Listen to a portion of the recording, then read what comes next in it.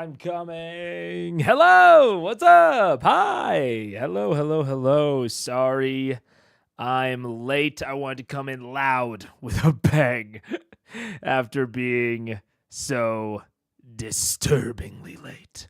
What's going on? Hello.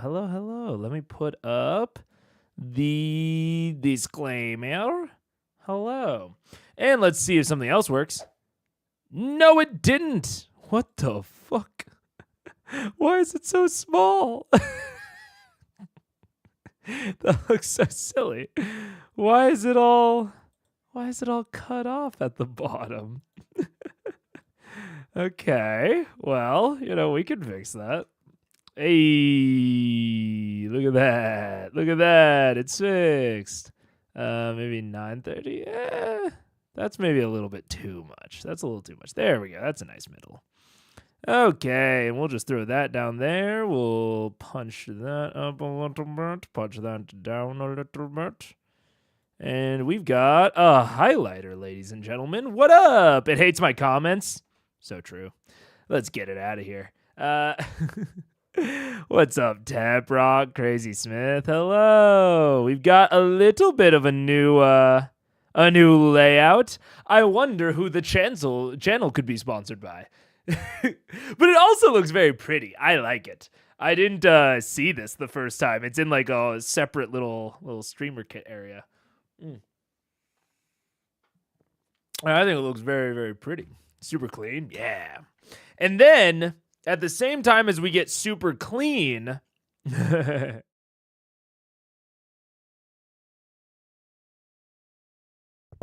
sorry about that. I forgot that clicking on that would take us there. My bad. I redid the main layout slightly. It's not too crazy redone. Also, let's check this. Okay, that's a little off. Why is it down there like that?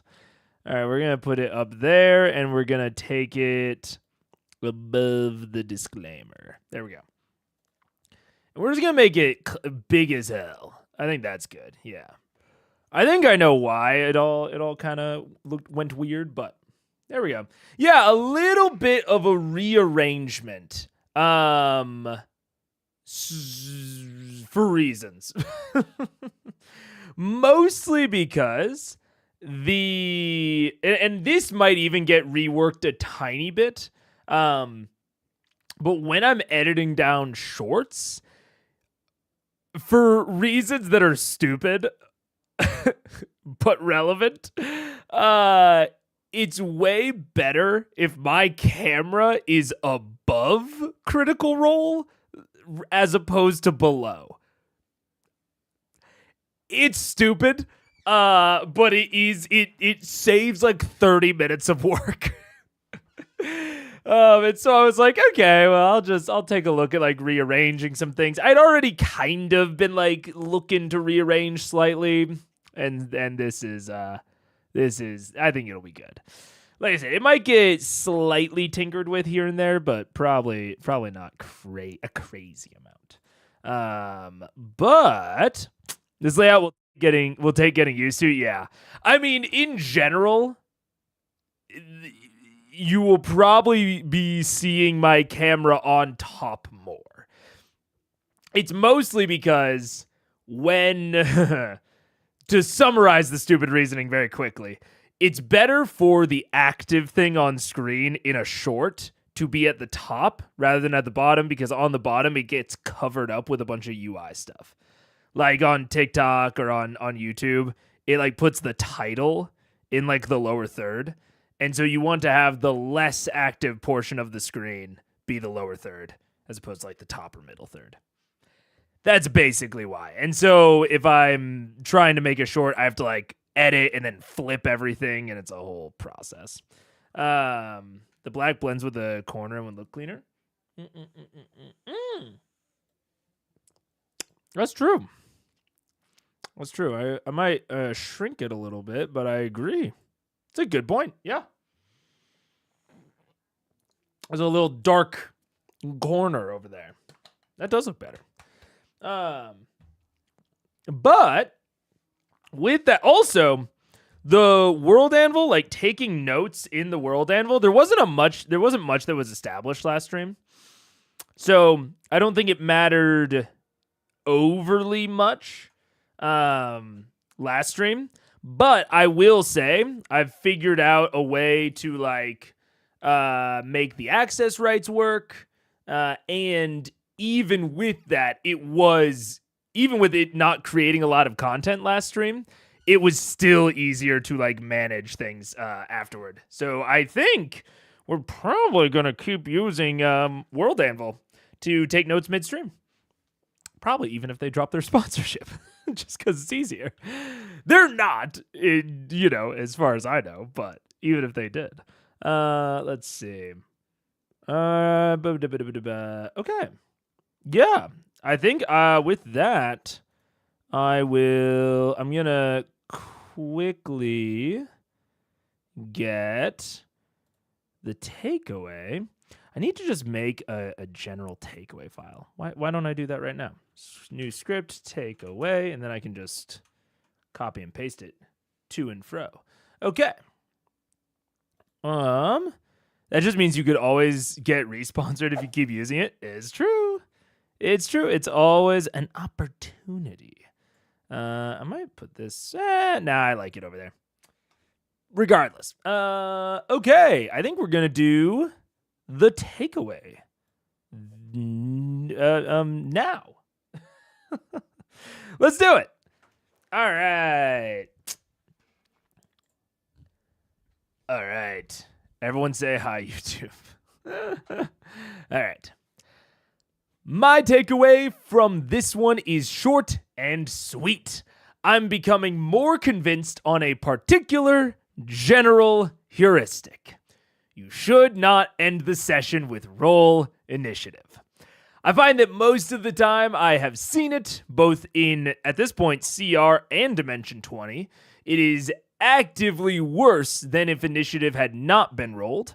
However, in a minority of cases, it's about equivalent.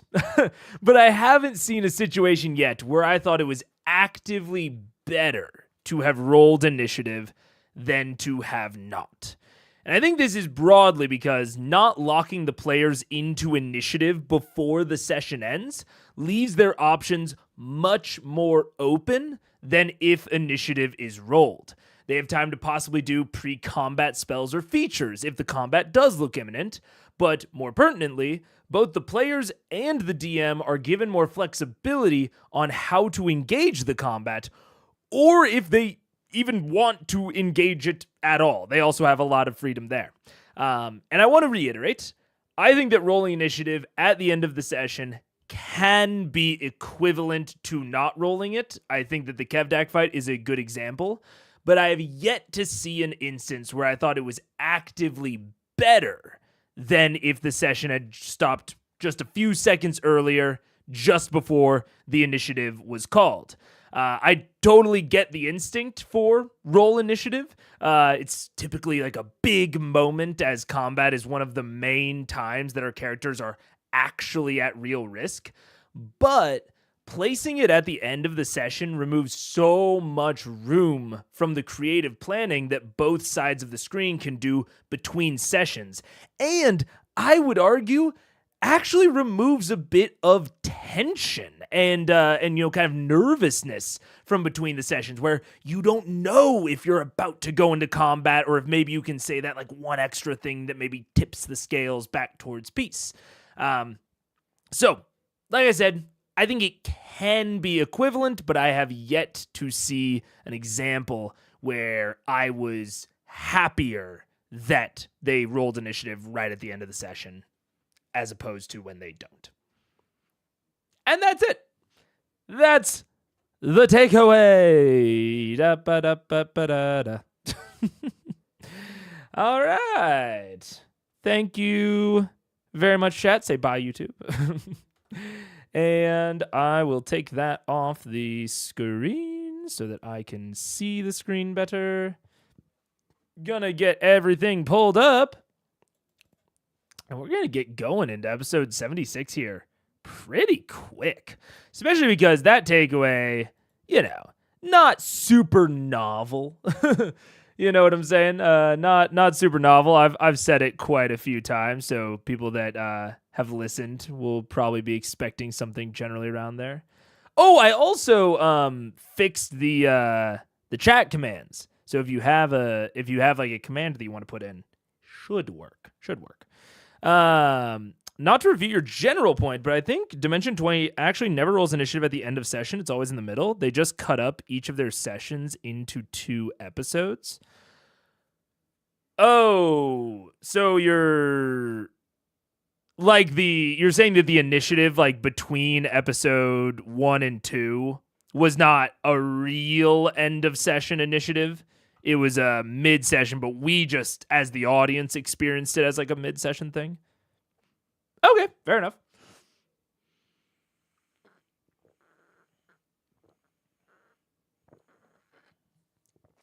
Does it say something about last episode that your major takeaway was from the last few seconds of the ep? Yeah, I didn't love it.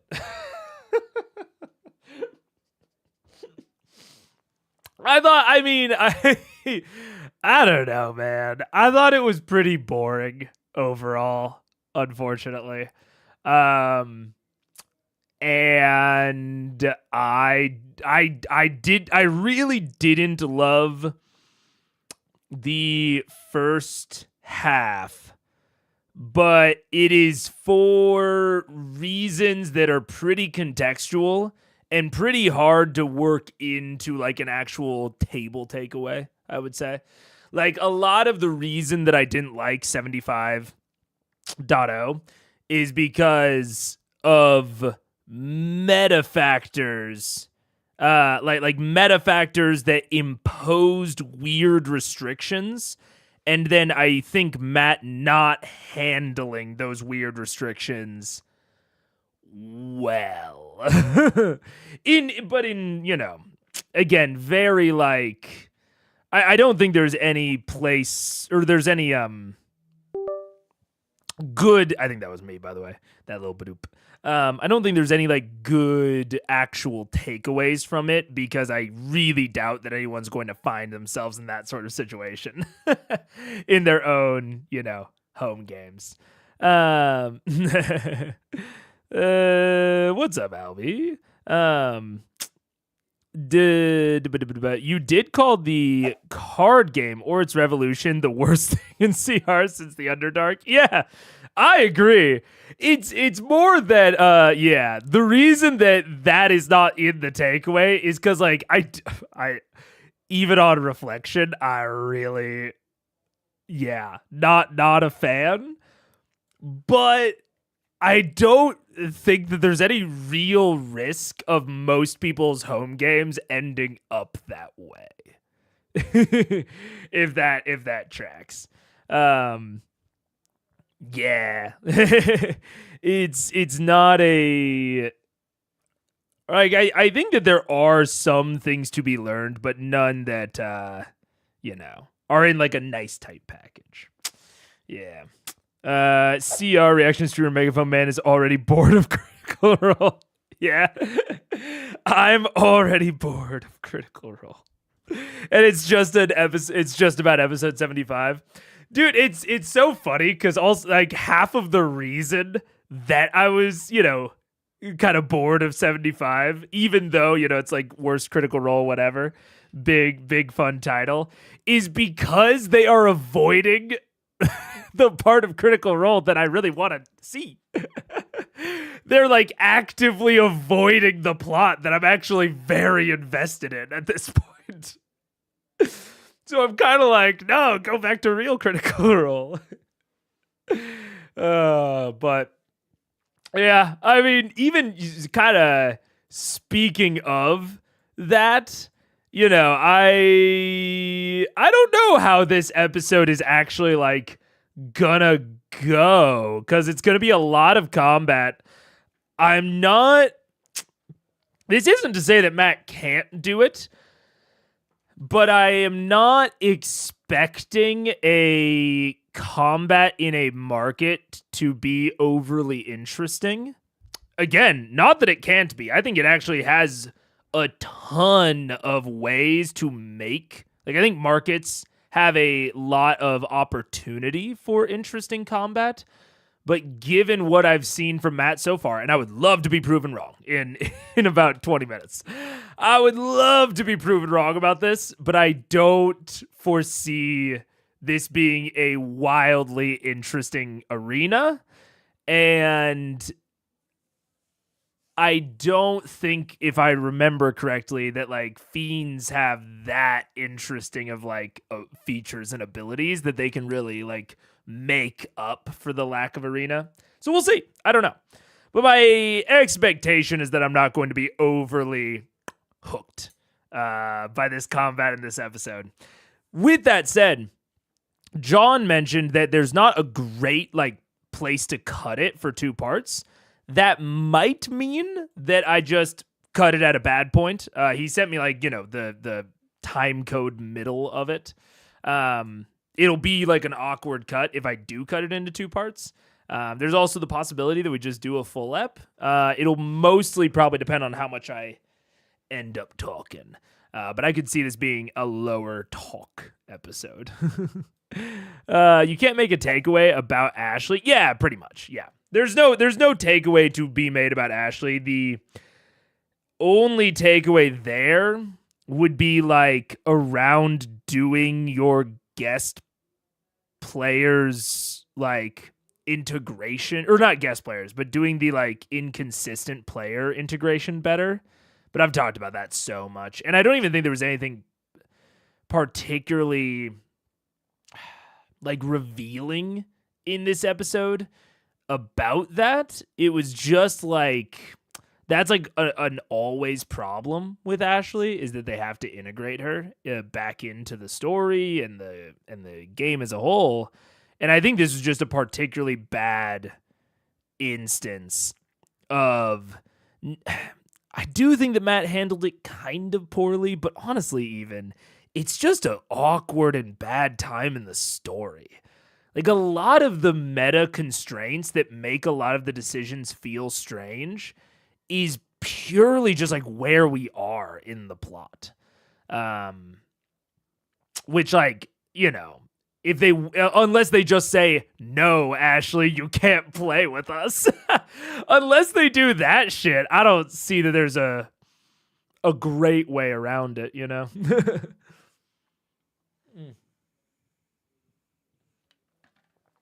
But I think with that, I think we're ready to go. I think, ba-da-bum, bum, bum, bum, bum. We're gonna watch some Critical Role. Quick. We're gonna watch we're not gonna talk for very long. No, thank you. No, thank you. I would never. Me? Talk for a super long time? No, sir. The only thing I'm going to check real fast. I used to have it like automatically pop up my Twitch dashboard. And then I disabled that for reasons. And now it's not automatic anymore. Hey, but Twitch is looking good. Actually upgrade from guest to inconsistent. Hell yeah. Yeah, I think this arc would have been better if it occurred before Vorugal. I agree. I mean, I think that the players would be acting more reasonably. I hazard a guess that Matt would be acting more reasonably. And so much of it would all, even if they did not change at all how they acted, I think that like them spending 2 days, to attack the pit fiend in the market, or a day, I guess in this case, like that it still feels a little strange, and like it made me question the pit fiend as a legitimate target. It also just constrained their thinking about it a lot. They didn't want to take a day or two to, wait for the fiend or to look into options that would have made this all easier. Like, every day that they took, and this is one of the, like, I don't want to say downsides, but it is like one of the effects of using timers is that like you start to not, and this is one of the problems with Ashley, I think, is like in a more reasonable situation, right? You've used this timer and the war has started with Thordak, and you have this like soft pressure from Thordak. And if the players just fucked off to a different plane, that should have consequences, like with everything that has been set up. But I would be incredibly reluctant to actually levy those consequences on my party if the only, or not the only, but the major reason that they're fucking off is because they want a session that is focused on their friend that can't be here all the time. So you've set up this like in fiction thing that feels as though consequences should be levied because of it. But then we wanted to do something that should trigger those consequences. But we're only doing that for out of game reasons. And I'm a firm believer in you don't give in-game consequences for actions taken out of game. You don't bring the outside world into the game. But that gets real complicated with something like Ashley.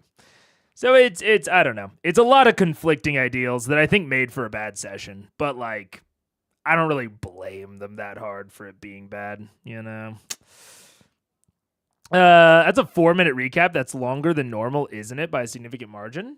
That was it? I don't know. You mean like the takeaway? Was it longer? I don't know. I don't keep the takeaways around. Well, actually, now I do. I guess this was a little bit longer. Not much though. I don't think it's a significant difference. The timestamps. That is a 4-minute recap. That is a little longer than normal. I think you're right. I think you are correct. Let me see. I won't be able to see all of them, but I'll be able to at least quickly pull up the most recent one. Edit report. Let's see. Oh, this is only for the second half. Damn it. So it doesn't have the recap, but I don't think I put 75 in here. Is this just a back button? What? Oh, I know why that did that. That's actually kind of interesting. Okay. Sorry, I just discovered something about the World Anvil interface just now. That's cool. Yeah, I don't have it in here for 75. But I do think your intuition is correct. I do think it is longer. Yeah. Okay. Well, with that, let's see. What happens if I use that for the time codes? I actually don't know. I put in a longer wait time. Episode of Critical Role, where a bunch of us nerdy-ass voice actors sit around. That didn't work at all. That didn't even come close to working. Fuck. God damn it. Oh, that's not going to work either. I already know. Is it? It did. Okay. Wait. Hold. Pause.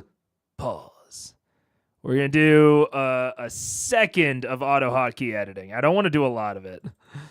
But we're just going to add even more wait. I think that there needs to be a longer wait timer between it going out of full screen. So here I check to see if the video is full screen. And if it is, I send an F. And then I sleep for sleep time. But I need to, I think, sleep for the longer sleep multiple as well. I think that's possibly what needs to happen because it looked like it wasn't like gathering the URL correctly. This isn't even checking to see if it's in full screen. I'm a professional. I'm a professional. Because it doesn't matter. We still need to check that. Let's see. So it's right after the big if check. And don't worry about why there are two. It doesn't matter. It doesn't matter. And I'm a professional. And you shouldn't be worried about it. We just need to include that up there. And we'll save that. And we'll save that. And we'll see if it works this time. Shabooey. Shabooey, booey, booey. It sucks that Ashley isn't actually a guest player because they could probably continue the story better and not derail the plot. I love Ashley, though. The whole situation just sucks. It does, because I also love Ashley. I like the few times that I feel like she has really like acted her heart out in the show. I feel like I've loved it. I keep saying I can't wait to see Ashley in the primetime slot. But I also and I don't blame them for refusing to not include her. You know what I'm saying? Like I appreciate their insistence on including her and like considering her one of the main cast. It's just that she imposes, or her situation, not her. Her situation imposes a lot of restrictions on them whenever they do include her. That are interesting, and like I think that there's sometimes some things that we can really take away from those and like how we can work things at our own tables. But other times it's just like, yeah, that's like a pretty unreasonable thing that we kind of just have to brush past because they want to play with their friend. Yeah. Anywho, what up, Mr. Steak? What's up?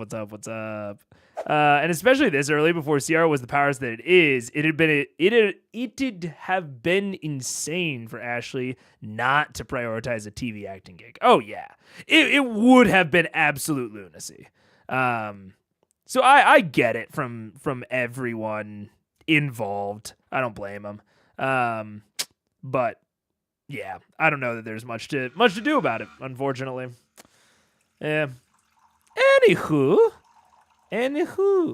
Like I said, the chat commands should be working. Don't quote me on that. Quote the bot, but the chat commands should be working. So things like the check playback speed. Here, let's see. Let's check it. Let's check to see if they're working with check playback speed.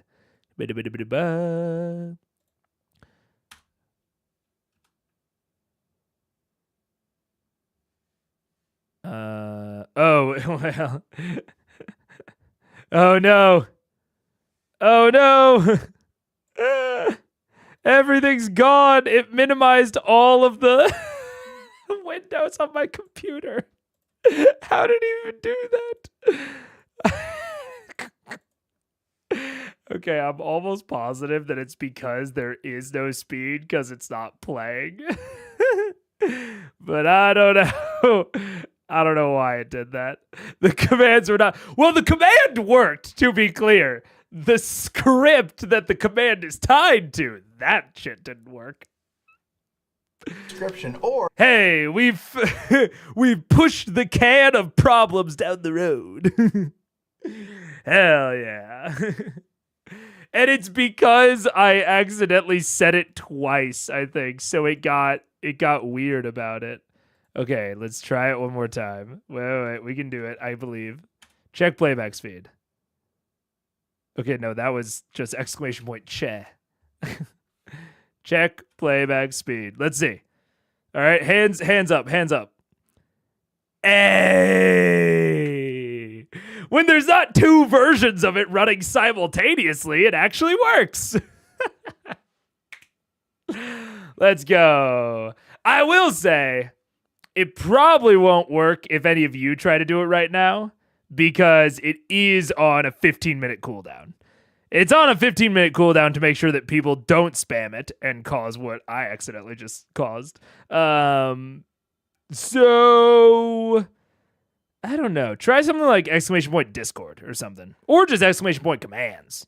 Because those should still work. But either way, they at least seem to be working.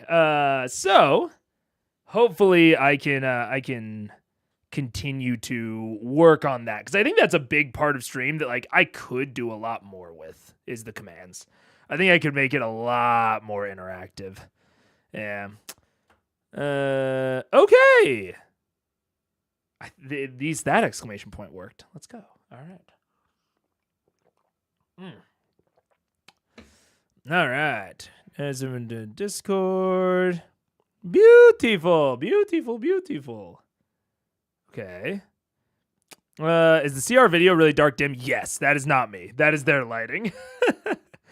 It does seem like the sort of thing that would be me. But that is CR. Let's see. Are these on any sort of delay? Oh, and also !commands also is on a short global cooldown. So I saw Albie, you try !commands and then it didn't work, but it is on a short global cooldown, so that is why. Megaphone really invading chat. I'm getting in there. I'm getting involved. Minimize all of Mega's windows. No! You cannot train an AI to do new commands. That's not allowed. That's not allowed. It is possible. It's not possible. But let's do it. Episode 76, Vox Machina, Brawl in the Arches. I don't know what that intro was. LootCrate.com/VivaThordak. Whoa. Enter promo code Sam reads these ahead of time. Just kidding. That doesn't exist. But that's what happens when I don't read the notes ahead of time. That was very funny, crew. That's very funny. The crew got me. I believe that was actually supplied by Loot Crate. No way. You got trolled by Loot Crate. That is amazing. I can confirm that is indeed. That's amazing. That's amazing. Oh, that's great. It got me. Well, that's fine. Do you want? I had prepared something. Should I do it anyway? Yes. Good. All right. I need a little slow my snap from goodness. everybody, because this is a beat poem. Oh, God. Hey, Daddy-O, can you get hip to some knowledge? Picked up from the school of hard knocks, not some stuck-up college. I know the man's gonna try to shut me down, lock me up, send me off to Vietnam. But I gotta speak the truth, little hep cats and kittens, cause that's who I am. See, right here, shit, it's gone, is a box of things that corporate America wants you to buy. Wants you to toe the party line, cut your hair, shave your goatee, and subscribe. But me and the Ginchi guys down at Vitamin Village say no, you dig? No to the fat cats, the stick suits, and the company pigs. Oh my God. We're dragging our cigs and take a swig of moonshine, dump this crate on the floor, and look at this so-called... Actually, it's really cool stuff. It's really awesome stuff. Doctor Strange, that cat is swell. Fantastic Beast, Beast looks crazy as hell. The box can fold out too, that's jazzy. Ignore what I said before, I was just spazzing. So yeah, Loot Crate, steal my soul. Give me a discount using Critical Role. That was ridiculous. Fire!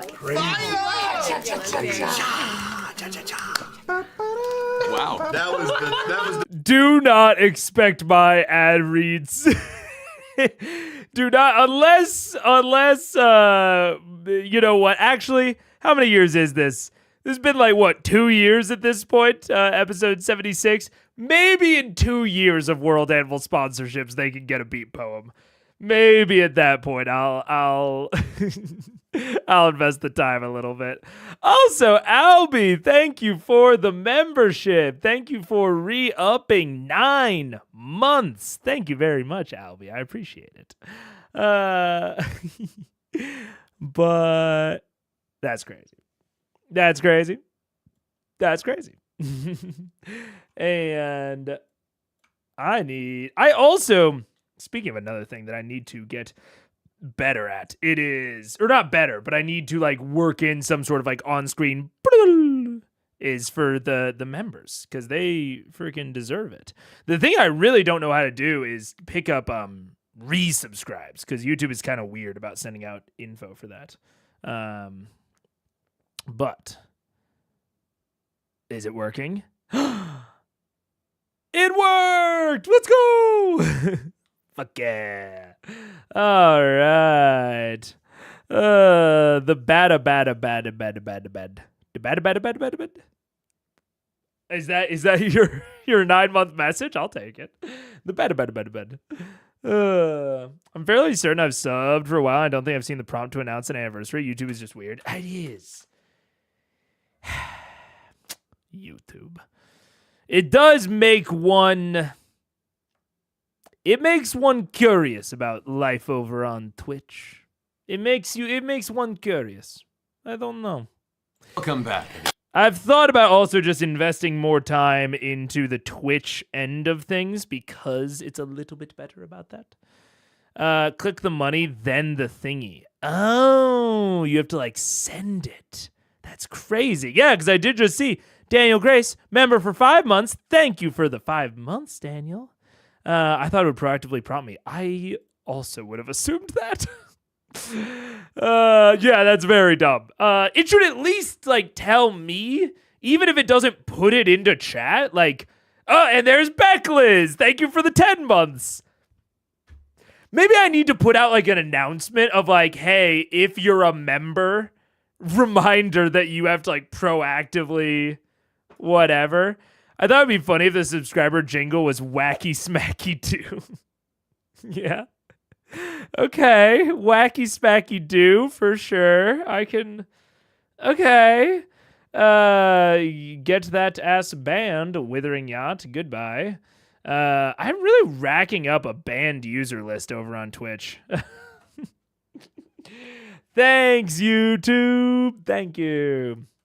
But I will say, the list that I get, I populate the break screen now with all of the member names. That is always accurate. I double, triple check at the beginning of every month. So I update the break screen once a month. So it's accurate. And I can give thank yous there. Sorry, Wackety Smackety Doo, to quote Brennan Lee Mulligan. I don't know what we're talking about. I'm gonna play Matt's recap. So, as we last left off, Vox Machina, in their trek to take down the Chroma Conclave, have been acquiring the vestiges of divergence, ancient artifacts from a long ago historical battle. They've gathered each and every one, with one final one remaining.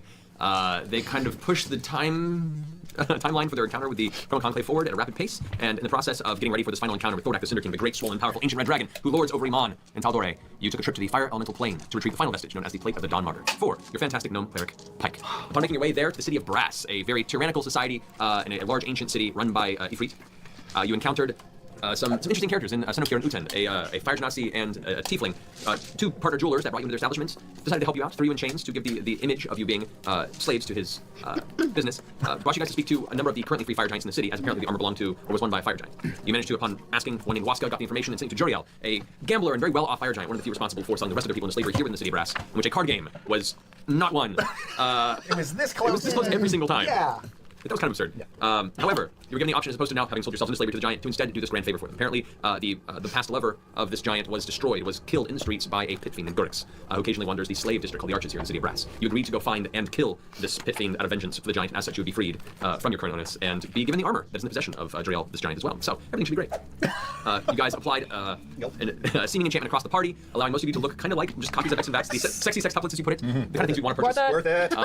Made your way to the slave market called the Arches with Scanlan Shorthalts, disguised as a flame-wreathed Ezer, sort of fire flame dwarf, and you proceeded to try and sell this party to the pit fiend Gurix as he walked through the area. After acquiring and purchasing two celestial-blooded boys who were on another slave block. Sweetlings. Older boys. Gross. Disgusting. Bait. And it was bait, and it's worked out well so far, as it got the attention of the pit fiend. The pit fiend then wandered to where you had set the entrance to your mansion, Scanlan, and upon some conversation, seemingly were unable to convince the pit fiend to suddenly step into this unsafe spectral doorway that you had attempts to coax him into. As many of you emerge into the street with still Pike and Percy hiding within the mansion itself. The rest of you kind of set the stage here at the mouth of this alleyway. The nearby bubbling of a lava stream just off to the right side of you. Keyleth, hidden in the back of the alleyway, decided that while this moment was still tense, to use the element of surprise, attempted to feeble-mind the pit fiend. Unfortunately, it was resisted by the creature, who then, as an instinct reaction, summoned a friend, as an Ernius tore its way from the Nine Hells to join Gurix at his side. And that is where we left off. So, I'm gonna go ahead and bring up some Vox music here. Oh boy. Props to that set, though. And we're gonna have to light some lights here. The set is amazing. Because seeing as how we're in the fire elemental plane, Oh no. I think it's important that we have some proper The fire sky is elemental on plane. fire. Get it on. Lighting. Oh god. I'd like to phone a friend. I got to put my Would you like to phone a friend? It's not Oh my gonna happen. god. Alright, so the blue thing is the magical door? Yeah. So give you guys some Whoa! Look at this! They've got the minis, they've got the terrain, they've got the lighting. Holy shit! Now, okay, this isn't giving market as much as I would have originally pictured it, but I will say this is already more than I thought there would be in terms of an arena. I will be interested to see maybe like a wider shot or like an aerial view, because I see the Pit Fiend and I see the Elatrix or whatever. I'll be interested to see the overall thing, because they've got these roofs as well. Interesting. There's some possibly some interesting stuff here. The Vox Machina buys slaves up. Yeah. That's Grog you're mousing over? Oh, that is Grog. Huh. Yeah, we'll have to see. The fire gutter in the back. The fire gutter. What's a fire gutter? Is that a thing? The fire guitar? I don't know what a fire gutter is. Is that a thing that I'm aware of? Okay. So this is the doorway, the entrance to Scanlan's mansion here. Okay. Okay, so there's the doorway. Lava stream. Oh!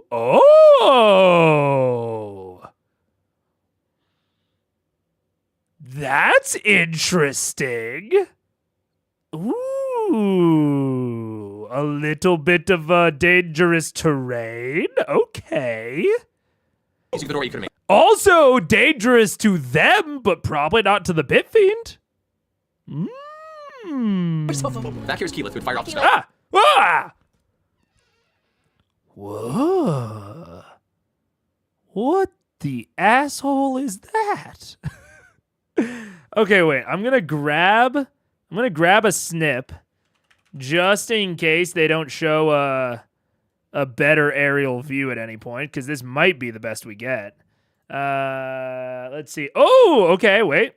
Also, good time to check, because I tested out World Anvil's whiteboards and actually found them to be broadly, I would say, useful. Like I think they were broadly usable, but I have not tried to paste in like an image. Does that work? Paste. I don't think that worked. Is there a different way I can do a sticky? No, not like that. Okay. I mean, it would be nice if there was a way. Wait, let's see. Can I edit? Oh, I can change background. Set background to an image. Ooh, so I'd have to upload the image to World Anvil. How easy is that? This is a legitimate, just outward question. I don't know how easy like that is off the top of my head. Let's see. Okay, so I'd have to open up the file explorer. Okay, so get a screenshot, drag it in there. I mean, I've used this for, I would say, okay. I've used it for more like normal stuff, but like on the fly whiteboarding, not as much. How userway works? What? I don't care. I don't care. Okay, so if I change background now to 2025 screenshot, Okay. Oh, it's like the whole. I see. Not that's not what I wanted. Okay. This is live. We're doing it live. Okay, that's just normal white. Interesting. He used terrain builds for the Kev deck. Yeah. Kev deck is the only one that I can remember at the moment. Mega just seems surprised. Yeah. I did, yeah. So I thought that this setup would be boring, and it's been quite a while since Matt has used terrain. Like, Matt has used terrain, but not often. So I'm a little surprised in that vein. Especially given, like, how do I say this? Especially given the relative unimportance of this fight. Like, given the kind of, like, whatever nature of this fight, I'm kind of like, really? This one? Like, I don't even think the Ripley fight had... I think the Ripley fight had, like, a printed thing, but it didn't have, like, full-on terrain, I don't think. It had, like, a really nice drawing that I think Matt did, but it didn't even have, like, full-out terrain. So I think that's where I'm mostly surprised of, like, it seems like a relatively minor fight to bring him up for. I guess Vorugal did as well, yeah. You know what? I can just draw on this. Maybe I'll do that. We'll see. I don't know. We'll see if I get a better angle of it. But right now, I mean, I love the little loop shape. I like the idea of the fire gutter if it is what I think it is. There's this little spot up above the fire gutter. That's kind of cool. I don't know what this is. This is kind of interesting. But I mean, if I'm just implying what's going on here, we've got a lot of nice separation. So I would say that these are kind of separated into there and there. And then there's all of these extra levels and layers to it. I might get rid of those two and just call this one large. Although that's not even fair because it does change height there, which is nice. And then it's like this one is kind of a single one. There's one up here. There's one up here. We can... Oh, man. Even that's tough to call a single one. Because you have this kind of interplay with this higher terrain spot here. This is a cool map. I like it. Yeah, I think I'd have to call those 3 separate zones. So then we have kind of a normal connection, dotted. And I'll explain this for the audience in a second. I'm just kind of going through my own thought process. But basically what I'm doing here is separating off the map into kind of discrete zones. And then looking at how those zones, how easy is it to travel between the zones? And do the zones themselves have anything like unique that they do? And I think that there's a lot of verticality, which I love. And these actually don't change height, but they kind of have to go down through there, I would say. And I mean, arguably, these could be difficult paths if you wanted them to be. I think it's arguable, it's debatable. Yeah, it looks something like this. I will say the only thing that I don't even know if I'm struggling with it. but there's a lot of nodal separation, right? There's a lot going on. This side of the map is very complicated. That's if I was looking at this for my own maps, that's the first thing that I would kind of notice is that this side of the map has a lot going on, and that can make it hard when it comes to evaluation. Oh, that one also. But that's more of a red line. That can make it hard when it comes to, or not even a red line, probably a, well, actually, these probably aren't reds. They're probably purples. 1 second. I will say the fact that this is harder for me to analyze and like takes a little bit more active thought is a good thing. That is a good thing for the map overall. Also, all of these dots should be white. None of them should be red. But I was just using the red pen when I started. Oh my god. Why am I having like the hiccups? But these are actually kind of purple paths because they have to interact with this like lava right here to get down to this. So this makes this area very safe from the ground level, which is very interesting. Or you can take this kind of longer, safer path. So there's a lot of safety to be gained up here, which is very cool. Or again, you can take the longer, safer paths. But to actually get up here, here can see down here. Here can see kind of everywhere because also they're one layer up, so they have easy vision on like these two and like down over here.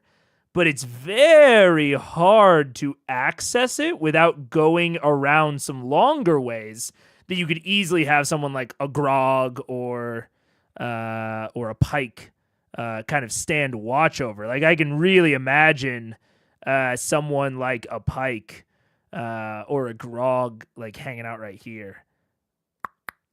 And then there's also this place that's a little isolated from the rest of the map. And then there's a lot of variety in here. Like the middle of the map has a lot going on with it. But I almost wonder if it's too much. I almost wonder because this being embedded right here creates this differentiation between these two buildings. Because this can't see or access down there. Which is interesting. I think I almost would have rather it been like the tower is over here, and instead of this wraparound sort of texture, it's just two buildings just to simplify it a little bit, and maybe give more of a reason to be over here. It blocks you more completely. Because right now, this is blocked kind of from only one side, and it's kind of open to either of these sides. But you could make more of a little pocket if you emptied out this house right here and moved that to the right and then had two houses right there. I don't know. Interesting map. Interesting map. I'd say, honestly, debatably as immediately visually interesting to me as the Kevdak map. I like this one a lot. A lot more than I was expecting to. Holy shit. A lot more than I was used to, yeah. I think at this time, Matt only has the urban set and is repurposing. That would make sense. Because again, I was picturing this like in a market. And there's a lot of interesting things you can do with a market because there's so many interesting people around and so many like interesting goods, you know, someone selling vats of acid or someone selling exotic animals like we saw last ep. There's a lot of cool stuff you can do in a market, but if you don't have the tile set for it, that can be a complicating factor. I think you paused in the middle of Matt explaining the area. Yeah, probably. I was mostly just going on like, okay, I can see an aerial shot. I want to just like if I'm looking at this as a player, say the DM doesn't go through explaining it at all, I think that's one of the power of terrain, as opposed to like whiteboarding or even paper. I think terrain is much more instantly like visibly understandable. And so there's also something to be said for if my assumption of what is going on here is wildly diverged from what Matt's ultimate explanation ends up being, that says something. that says something. So we'll see. Hopefully, I don't think it will though. I think it's pretty clear what's going on here. Matt did build the Vorgal battle area. Now the amusing stars point out this does kind of look like the Kevdak battle arena. It is. I would argue that it's maybe only to my eye, my critical eye, is it substantially different than the Kevdak arena, but I do find it substantially different.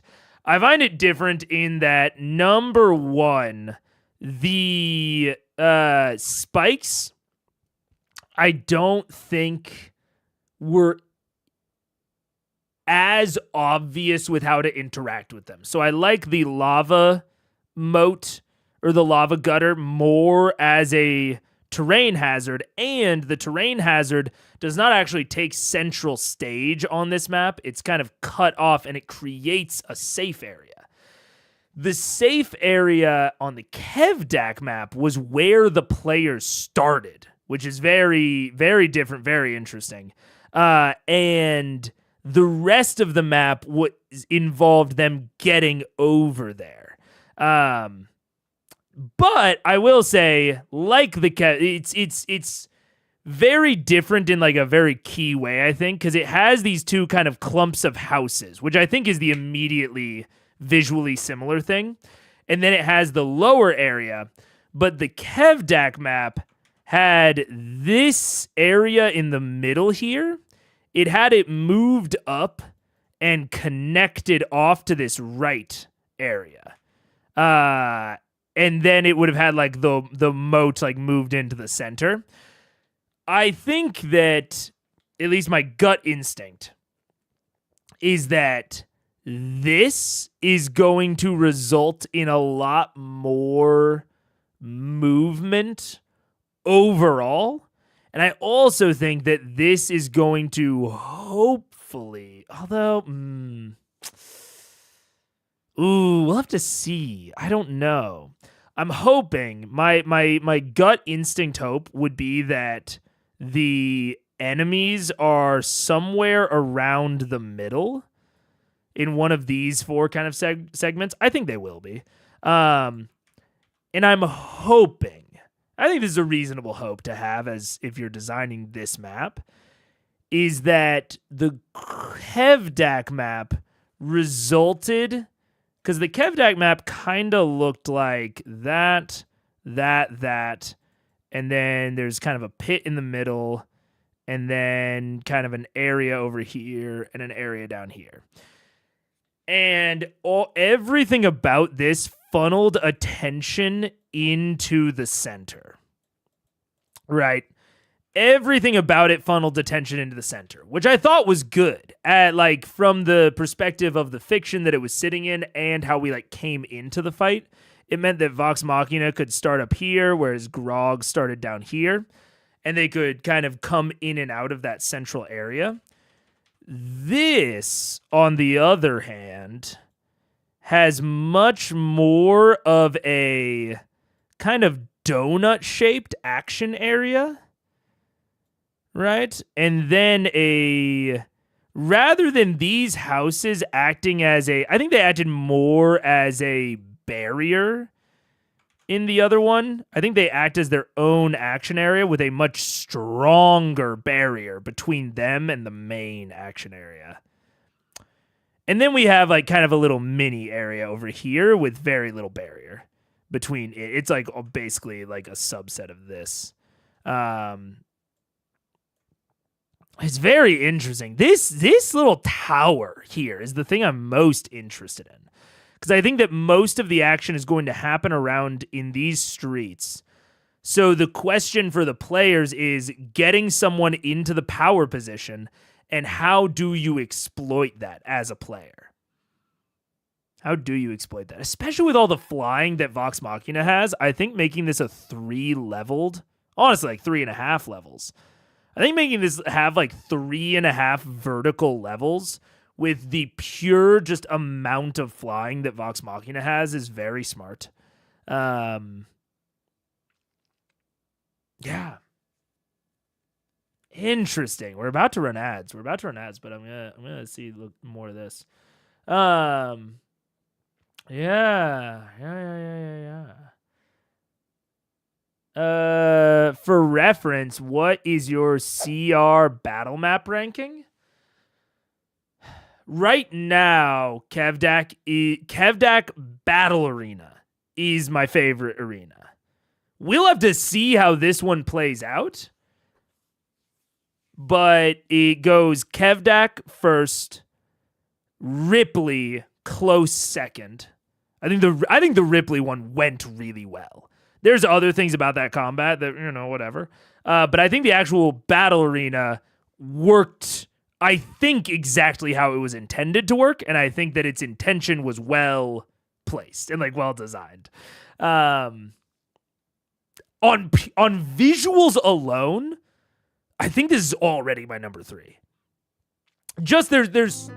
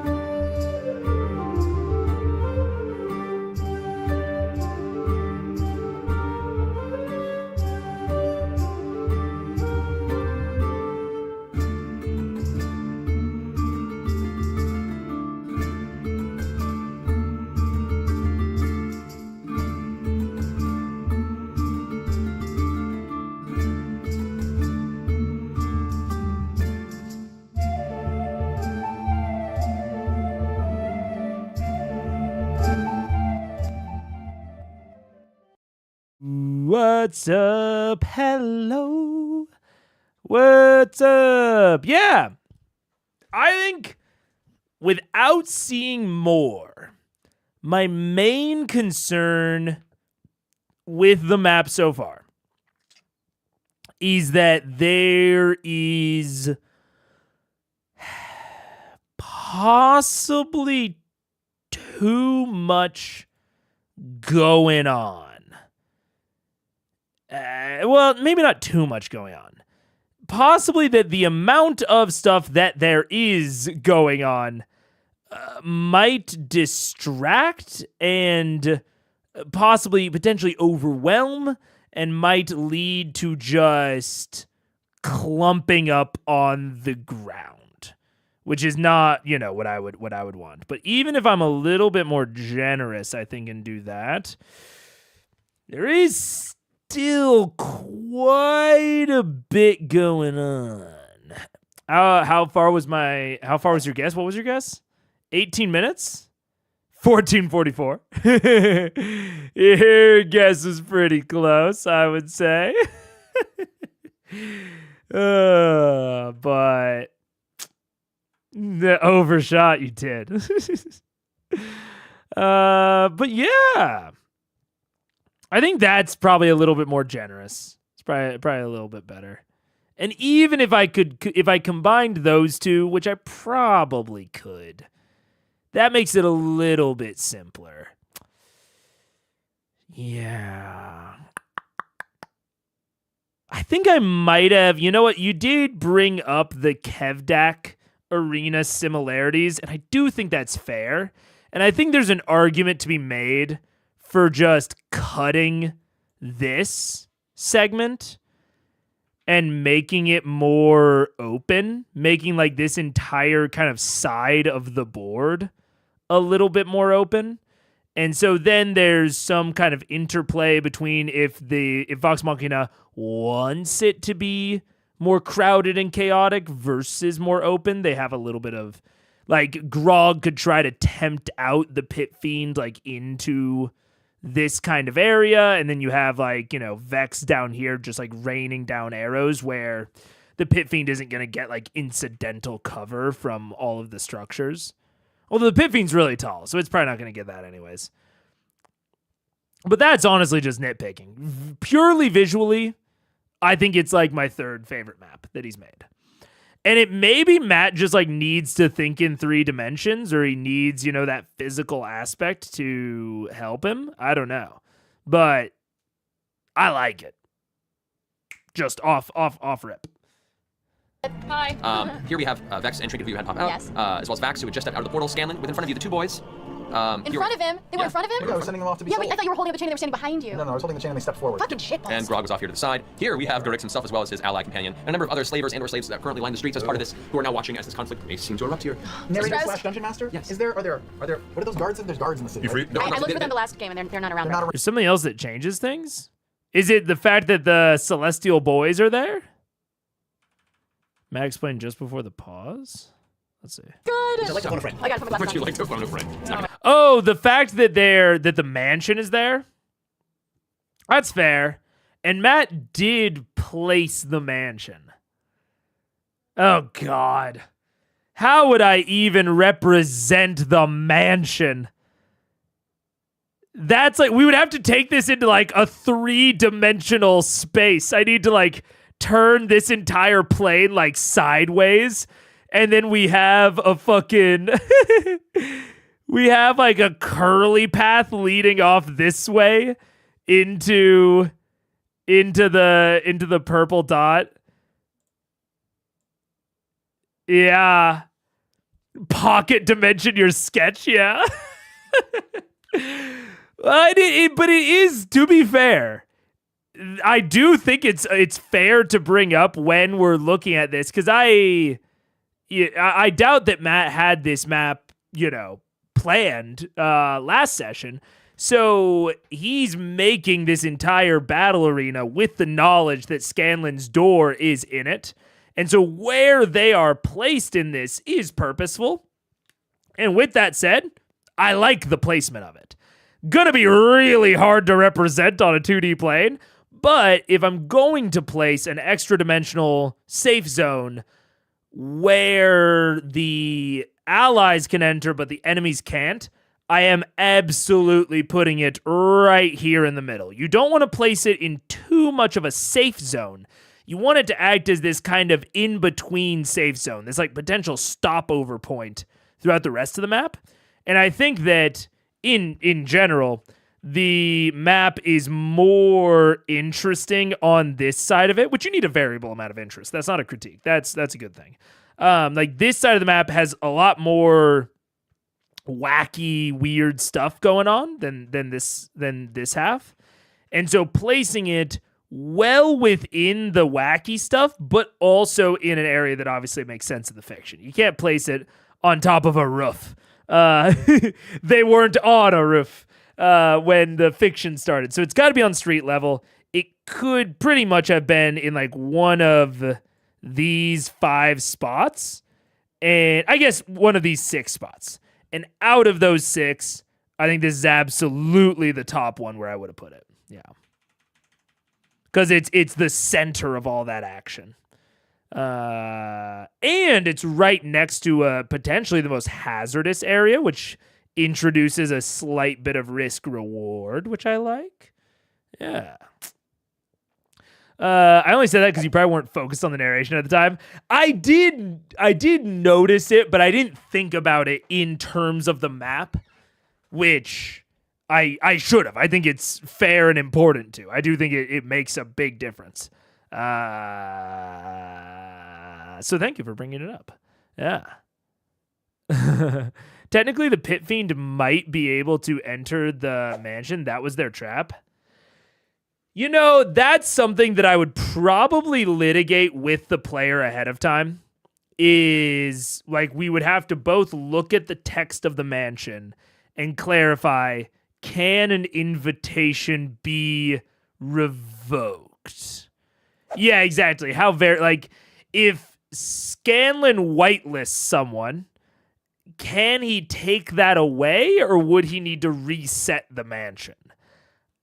I would argue, or my gut instinct would be that he can take it away. I'd say that it's like, especially with the way that they play it, they clarified at Fort Daxio that Scanlan has to actively be there to like facilitate the entry and exit. Like the way that Matt described it at Fort Daxio, Scanlan had to be manning the door. So within that, I would say that he has pretty active control over the entry and exit. So I'd say he can actively take it away if he'd like. But I do think that the spell is ambiguous enough that you could rule it otherwise. Not being able to take it away leads to a lot of interesting edge cases, but I'm not sure if it's fun interesting. I think maybe in like a political intrigue focused campaign. Like I think that not being able to revoke entry leads into a lot more like vampire type stuff, shape changer, political intrigue, traitors, backstabbers, double agents, what have you. I think if your game is focused on a lot of those things, like the entire campaign, I think it's interesting to have to like reset the mansion, essentially, like unsummon it, resummon it to like reset the whitelist. But if you're not in one of those campaign tones, I think I'd let him have more full control. Yeah. I'd rule as long as they've not entered the mansion, he can revoke the invitation. Yeah, I don't think he can revoke it once they're in there, but I think he can modify the doorway permissions at all times. But I also don't think it would prevent someone from like leaving. It's basically like if someone enters and then he doesn't want them to enter again, even if they're still in there, he could tell the door, don't let them enter again. And the door would still be able to let them exit, but then if they tried to turn around, they're blocked. That's probably the way I would rule it. I would rule that the rules only apply to entering, not to exiting, and that he can set them at any time, and then they are checked whenever someone tries to enter the door. I think that's what I would go with. I would think it could change with each casting, but not while it's up, but I guess up to DM. Exactly. I think it is very... I think it is very... I think it's very ambiguous, purposefully so. And I think it would definitely depend on the campaign tone as to what I would say. I think in my Ghost of Saltmarsh game, I don't know how I would rule it. It'll probably depend on what it looks like by the time they get there. But I could see Ghosts of Saltmarsh going in a more political intrigue direction where I might make it a, you decide the whitelist while it's being cast and that's it. I could see myself doing that. God. All right, so the blue thing is the magical door? Yeah. So to give you guys some context. Okay. So this is the doorway, the entrance to. Here we have Garrix himself as well as his ally companion, and a number of other slavers and/or slaves that currently line the streets as part of this, who are now watching as this conflict may seem to erupt here. Narrator / dungeon master? Yes. Are there, what are those guards? There's guards in the city. You right? free? I looked for them the last game, and they're not around. They're not right now. around. They are, you didn't see any around at the moment. No. They're called the Illuminated. Does his companion have a name like Carol or something? You don't know. Carol, it's definitely You can Carol. certainly ask. And what's behind the pit fiend where the map disappears? Is there a building there or what? There is an edge to a building there, and part of just a thoroughfare walkway. How many stories is the building lying How on? many? I'd say probably 2 stories. Is that building made of sharp spikes that if we destroyed the building, it would just kill the bad guys? Probably not. However, I would like to ask you all to roll initiative. Yes, there we go. A lot going on. Ceremonious. Okay. The dance of... Oh, natural 20! Nice. I don't know what to do with that in this situation. Alrighty. So looking at how things stand here currently, 25 to 20. Darn it. 22. 17 was 24. I rolled for Pike too. Is that right? Or should What spikes? Roll. she's gonna kill me? Sorry, Pike. And I do think like, speaking of like the whole roll initiative thing, I heavily prefer this way of like roll initiative right at the top of combat. Like in fiction, basically no time passed.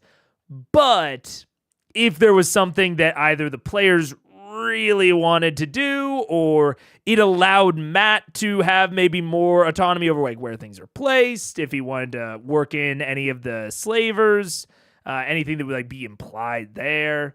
Yeah.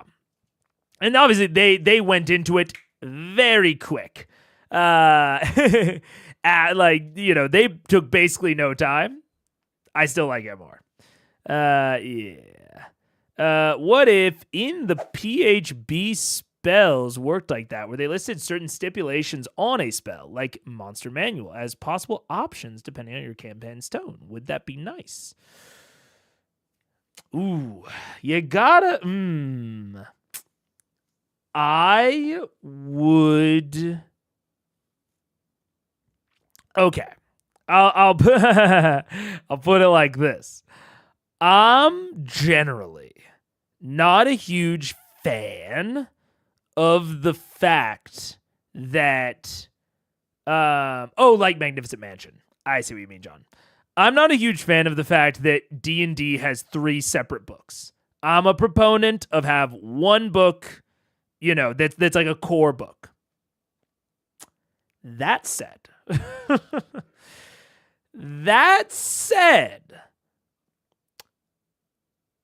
when it comes to optionals or variants, I do think that if you're going to have the 3 books set up, there are some advantages that gives you. I don't think I would put the spell optional stuff in the player's handbook, mostly because if we're going to have the 3 separate books, I would want the player's handbook to be as streamlined as it can be and as helpful to the players specifically as it can be. And then the DMG, I would rather have be much more expansive with a lot of options and what have you. So if there were going to be like the DMG already has like optional cover rules and flanking and all that sort of stuff. So if there were going to be optional spell variants, I would want it to be sort of categories that are then listed within the DMG. So it's like for this sort of tone or for this sort of thing, if you see a spell that has this sort of ambiguity, then maybe consider these things. Yeah, if we're going to have a Dungeon Master's Guide, that's where I would want a lot of that like advice-oriented stuff to be. So, yeah. It should have one required book. Things like setting books are fine. Yeah, I agree. I don't like that there are 3 considered 3 required books. That's the thing I don't like. For what it's worth, I don't think I'd want a 900-page book. Well, no, neither would I. I wouldn't. I'm not pitching just stacking the 3 together and go, and putting it into one book. I would want them to excise all of the required stuff from each and put it into one. So like I would say that like there you could have a lot more stat blocks in the PHB, for example. Not, a considerable amount more, but like right now in the PHB for the 5e, not 524. So take that with a grain of salt, I guess. So this is 316 pages, including all of the appendices, right? Currently, stat blocks take up 1, 2, 3, 4, 5, 6, 7, 8. Stat blocks take up 8 pages out of the 316. So I'd say maybe we could times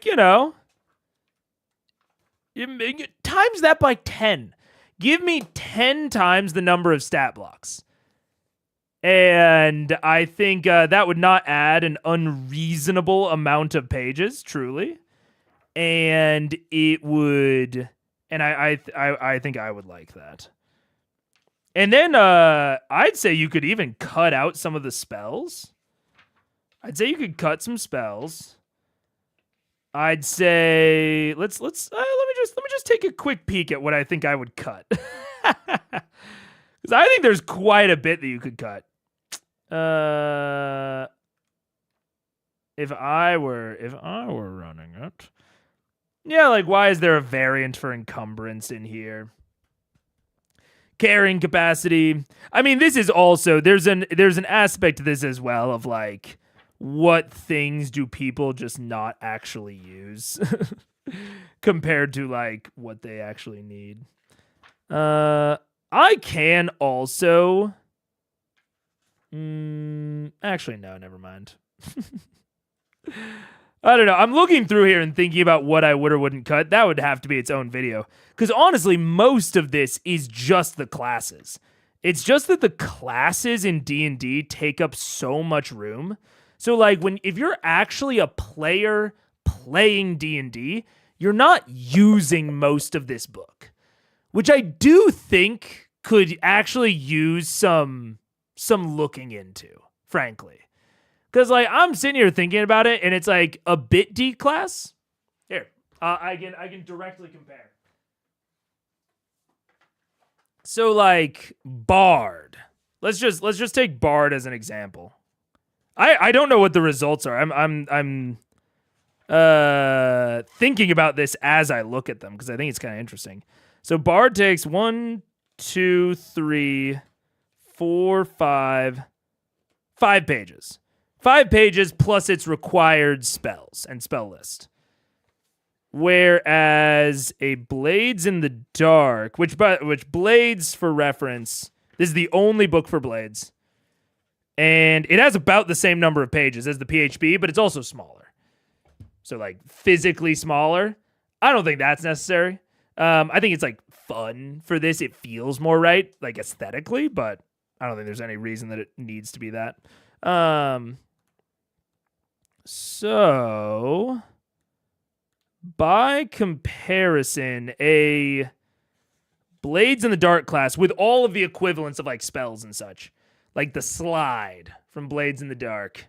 Slide takes 1, including the art page, takes 1, 2, 3, 4. So it takes a little. What was Bard 6? I think I might not have counted the art page for Bard. Wait, let's go back. I want to make sure I'm right. Bard. And some classes are going to be, shorter or longer than others. Like I think Cleric will be longer because it has more subclasses. So a Bard is 1, 2, 3, 4, 5. So they're actually very similar. I was honestly anticipating the PHB classes to take up more room. And so my thought process was kind of like, okay, well, If the Blades in the Dark classes take up less room, then that's, more of like usable book, I suppose.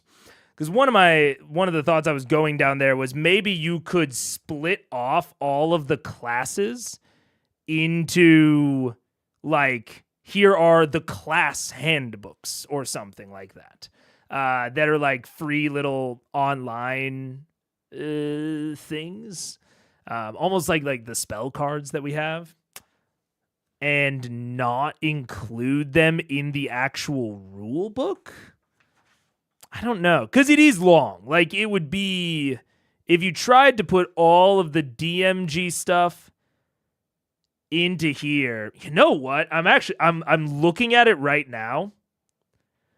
Holy fuck, do spells take up a lot of pages. I mean, fuck, man. Talk about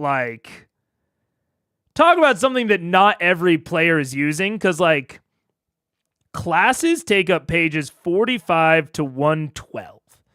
And you, as a player, are going to be using, depending on if you're multi-classing, you're probably going to be using anywhere from, like, 10 to 20% of those throughout a campaign.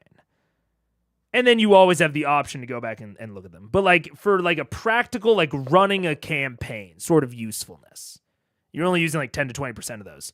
But if you're a martial class, you're not using any of the spells. So maybe I'm in favor of just splitting off spells. Is that crazy?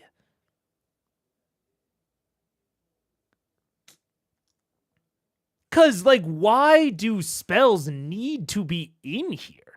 They're not available to, like, everyone unless you, like, go into, like, a separate feat.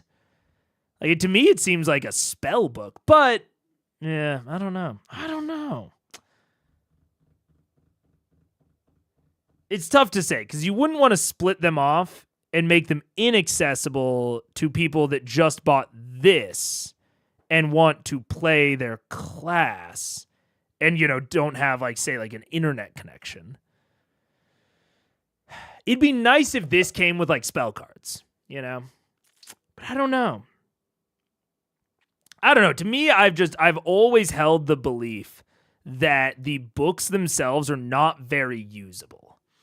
Like, as someone that used this almost like a lot when I was running Blades, and I think that this is like a pretty well written book, and like a very usable book, and I used like every inch of it consistently as a DM. I cannot remember the last time I got out the player's handbook for like a similar situation. I just Google it because it's easier to find answers via Google than it is to look in the rule book, which I think is a pretty big failing. And I think that part of that, one of the reasons that I support a single book is because part of, I think, the issue is that when I'm searching for something in the middle of running as a DM, I don't know whether or not to look in the DMG or the PHP. It's a giant amount of text to try and look through when these are not just, player options. There's also a bunch of DM stuff, I would say, put into here. Like all of the travel mechanics, like the adventuring mechanics in Chapter 8 of like time and movement and the environment. A lot of those are, I would say, more in the realm of the DM. So I don't know.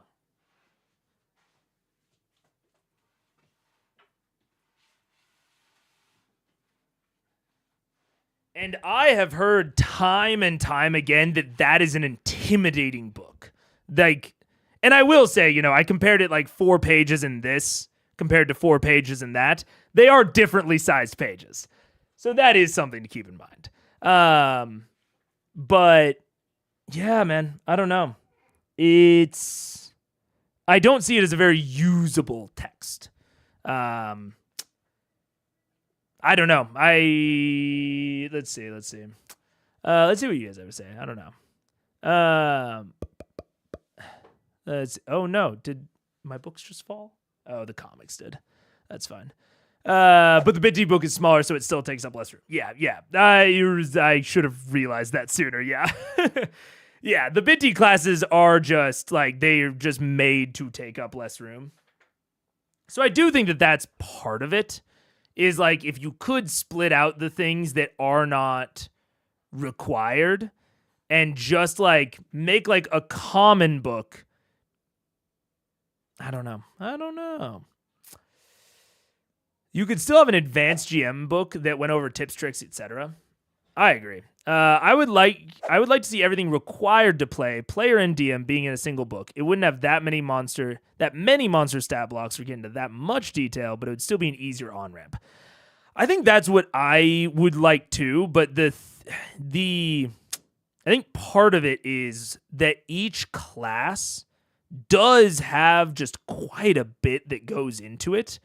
So it feels like to me that like including the classes and like building of a character in the book that explains all the rules and like what is required to play, it seems like a solvable problem. But I guess to that extent, you have it in a different chapter. You have it in a different chapter, and the book is organized to kind of take you through the steps of play. So I don't know. You include the word free there, which is an alien concept to WotC. That's fair. Yeah. There are a few monster stat blocks in the PHB and the DM guide, so it's not even the existing split is even clean. Yeah, yeah. But it's like for the PHB, I would like it if there were, we've talked about like vague stat blocks before that like GMs could adapt. So it's like have a generic fiend stat block. And then within the monster manual, maybe you give all of these subtypes of fiends. I would really like that. Something like criminal. And then in the PHB, then in the monster manual, you have pirate and bandit and highwayman or whatever. I would like a lot of those, like really, and the PHB has, I would say, fairly generic stat blocks. But I would like for the PHB ones to be like also like modifiable.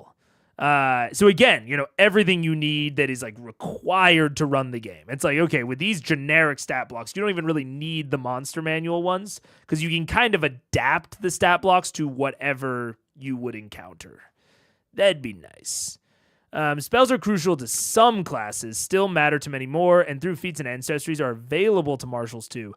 They are, which is I will say that is a very strange, I would argue, that's a very strange part of like D&D and Pathfinder's design, is that you need this giant area of your of your book for these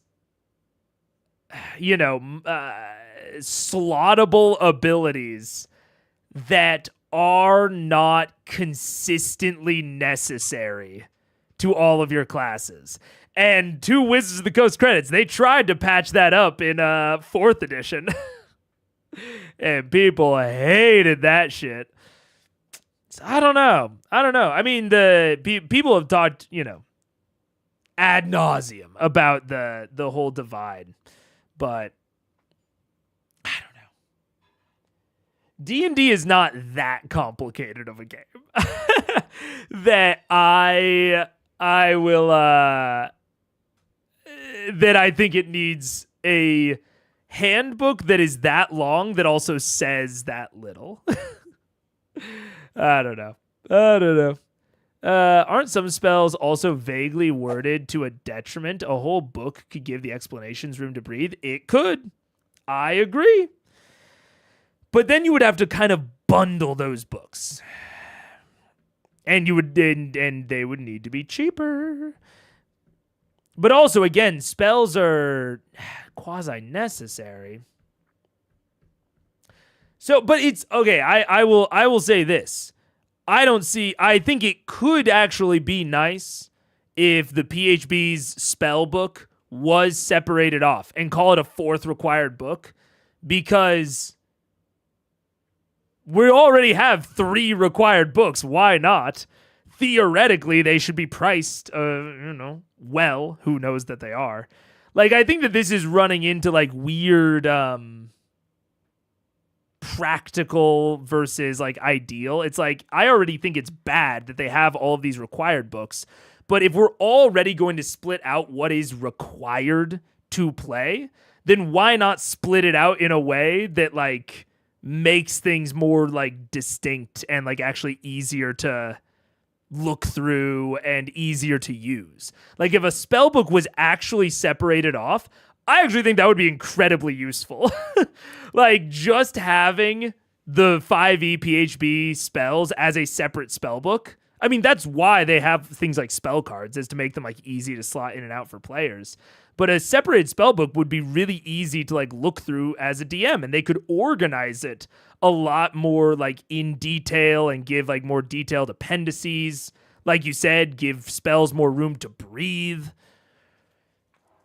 But that's weird because they're so required for certain classes. But also, again, the monster manual is required to play. Like,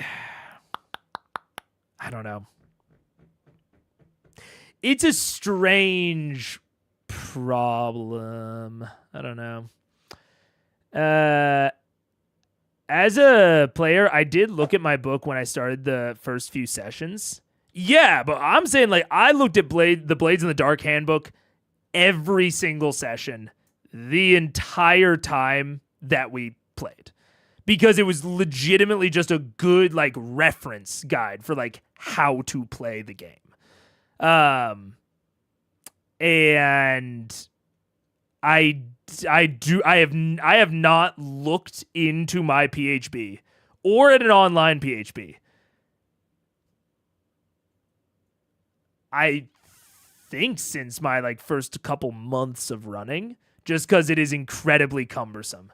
I just Google it. So I don't know. I think splitting them off is a bit crazy, but also the layout of each spell is very inefficient. It is, that's true. Oh no, I'm so far back. Very inefficient and focused on natural language further elongates each spell's text. Well, and I have a whole separate opinion on natural language. I'm glad that they are moving, it seems, more towards keywording. Now I Google because I just want to find a specific rule of spell, but that's the advantage of internet over any publication. I disagree, actually. I fully disagree. It is quicker and easier for me to find rules text in this than it is for me to Google it. Now, maybe there's some amount of argument about like the amount of like online support for this as compared to the online support for 5e, but I don't know. Maybe it's a testament to the design of the rules themselves, to the design of the layout of the book. I find it incredibly easy to flip to whatever I want to find in this. And I can only say that having directly experienced the difference. I would not have assumed that not having experienced the difference, but I can personally say it is easier for me to look it up than to Google it in that. Basic handbooks would be cool, but you'd have to cut stuff. Yeah. A quick book under 200 pages. That would be awesome. I truly think that the like required handbook, it would be awesome if you could buy one that is just all of the rules. None of the character customization stuff. None of that. It is just, I mean, I guess that's essentially what the SRD is. But something between the SRD and the PHP.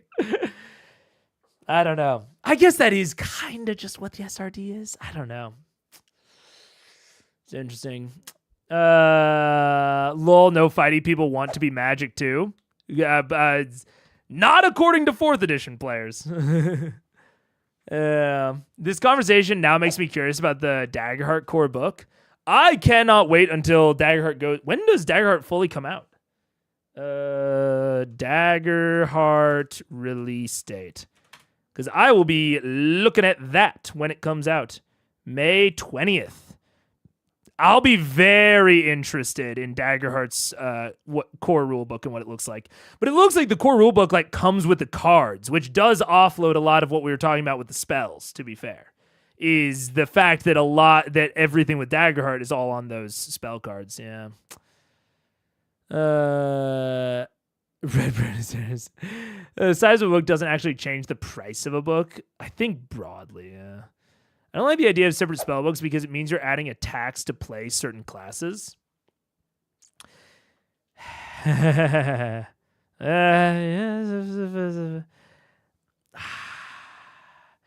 mean, that's what I would. I don't know. It's tough because that cost is either there or it's not. You know, like I can't.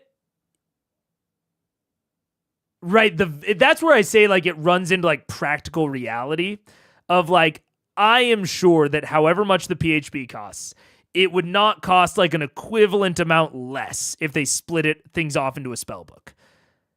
But ideally, theoretically, the marshals are already picking up the cost of the spells. You know what I'm saying? So essentially, you already have a tax for playing certain classes. It's just the marshals. Not the casters. Whereas if you split it off, you're splitting off that cost that only the casters now need to pay. It's weird to have any of them split off. I'm more of a proponent of combining it all. But it's like, what do you cut out in order to make it smaller is the question. And I mean, already you have other spells that get like added in other books and all of that. I don't know. Usually a PHP that includes a very fixed, limited number of default spells and then a 200 extra in another. I could see that as well, yeah. There's a limited amount of spells, like the limited amount of stat blocks, and then you have like a spell book like we have the Monster Manual. So you have like a much smaller, more condensed spell list in the PHB. And then you have a spell book that adds on some additional ones. Because we already have additional spells in like Tasha's and Xanathar's. I think that could work. I think that's a decent idea. The free rules do offer some spells. So arguably spellbook would maybe be justifiable. There's something to be said there. Yeah. I don't know. It's a weird thing to think about. I'm not like totally set into my opinion. Yeah. Yeah.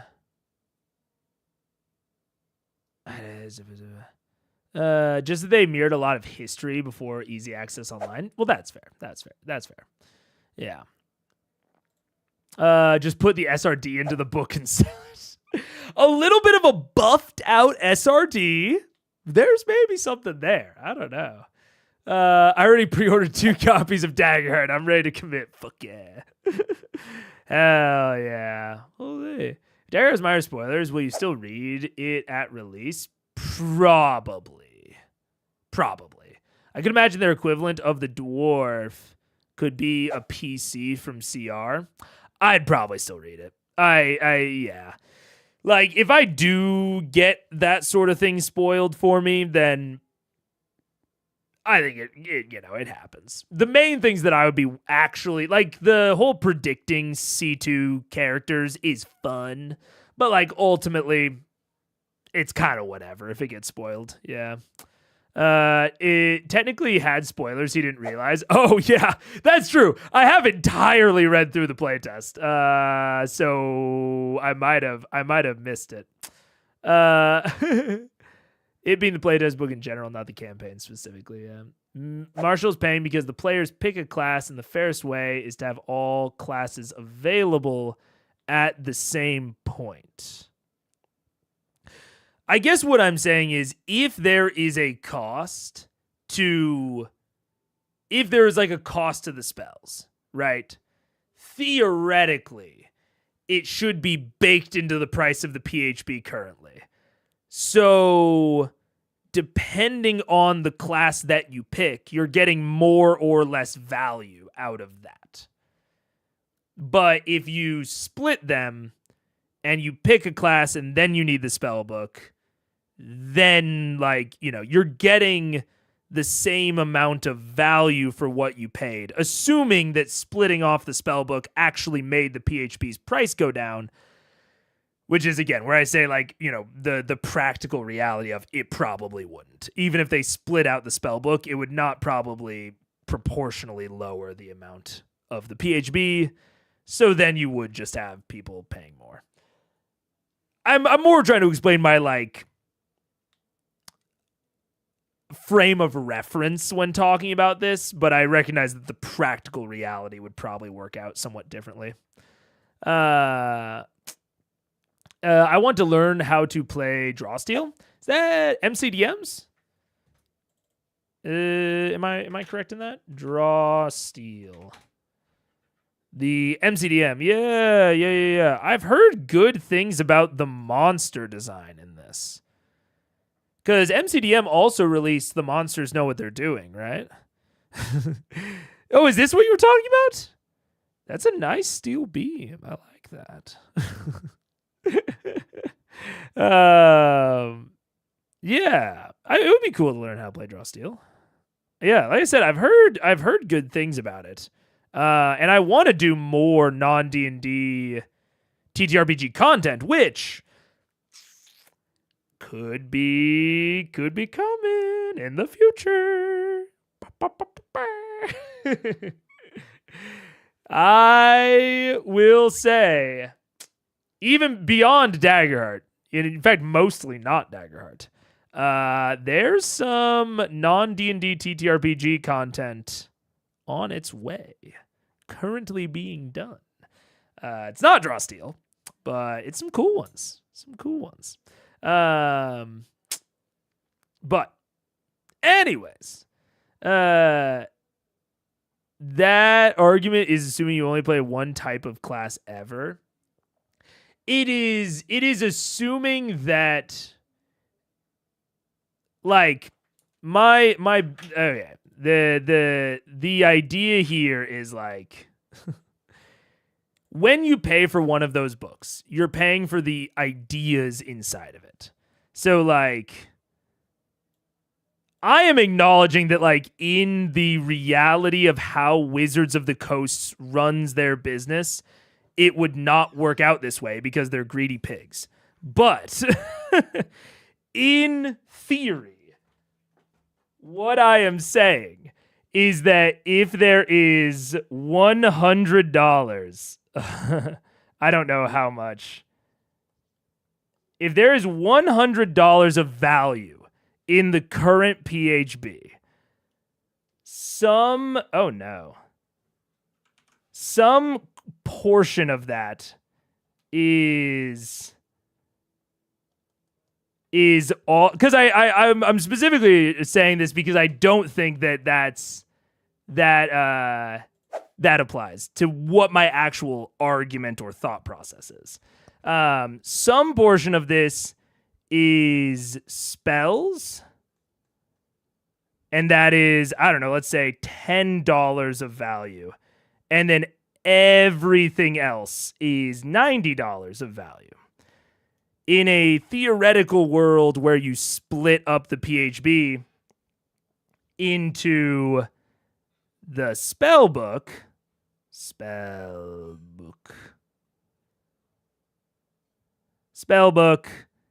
and PHB, and this one cost $90 and this one cost $10, then the people that don't need the spell book are just paying less than they would have before, and the people that do need the spell book are paying the same. That's what I'm saying.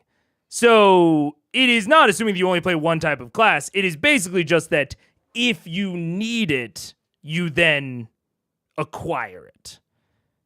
You know, so it at the very least would split out the cost so that, like, in your first campaign, you play a martial and then you don't have to buy the spell book until later, or you look up, like, the spells online or something like that if you don't want the actual book. Because I would bet decent money that people use Xanathar's or Tasha's spells without owning the book. Like, this is completely this is complete speculation, but I would almost guarantee that there is a substantial number of people that use Mold Earth. Is Mold Earth not from this? Oh no, I'm wrong. No. What's Mold Earth from? Oh no, it is. That use Mold Earth that do not own Xanathar's. You know what I'm saying? So there's also, it's more just that you need to have the spell book if you want the physical representation of it as well. Now, would the pricing actually work out this way? That's why I'm saying this is my like ideal, theoretical reason for wanting to split out the spell book, because it is not something that everyone needs to play, and I would rather the PHB have just what any given player needs in order to play. Like that, if you take a party, the PHB should only have the stuff that every single person at the table needs to play. That would be my ideal version of the PHB. And that all of the optional stuff that only some of them need to play are split out.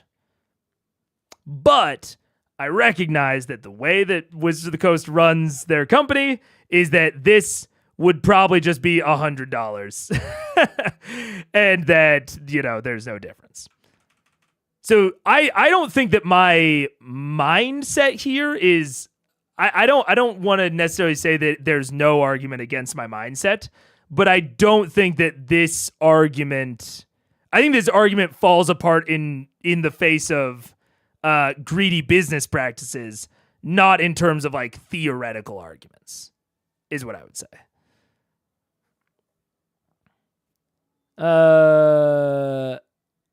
I fully believe you, Megaphone Man, would price it that way. I wouldn't trust Wizards to actually price it that way. Yeah, I agree. I think this idea discards human psychology a lot. Like, do you mean in separated, like you are saying that even in my idea this is still worse? Imagine that Wizards did price it like I would. Like that's what I'm talking about. You still think it disregards human psychology of like this splitting out of the price would like make the Magic users, it would like disincentivize the Magic users because they have to buy multiple things. I don't think I agree with that, if that's what you're saying. I don't know. But I don't think I would agree with that. But yeah. The players picking a class all the time. It also assumes that these books are easy to get a hold of, which depending on where you live might not be the case. That's true. I mean, this is a very again, I am saying that this does not work within our current world. That is just my mindset around wanting to split things off. And if there's another way that we can look at splitting things off, then I would want to do that. And it would be inconvenient. No, I argue the exact opposite. I think this would be much more convenient because then you don't have to get out the big ass PHB to find a spell. You just have your little spell like folio. I think that splitting it out makes it more convenient. That's half of the reason that I want to do it. Is because then it actually allows the spells to like have their own place where, again, we could like let them breathe more. It's easier to find them because they're just in the spell book, and the spell book can be arranged in such a way that like maybe doesn't work for the regular PHB, all that sort of stuff. So in terms of convenience, I don't think I agree. I can tell you there's at least one person who has used Xanathar's spells and doesn't know in the book. It's me. I'm that person. Which is why, like, again, for things that aren't consistent, I'm more in favor of splitting them out. The basis of having all the content in a handbook is assuming the players will play more than one game and therefore try more than one class. Yes, it is, but I think that there's I would actually argue the point further. Having it all in one handbook assumes that they will try all of the classes. Like the mandatory inclusion of all of them assumes that all of them are needed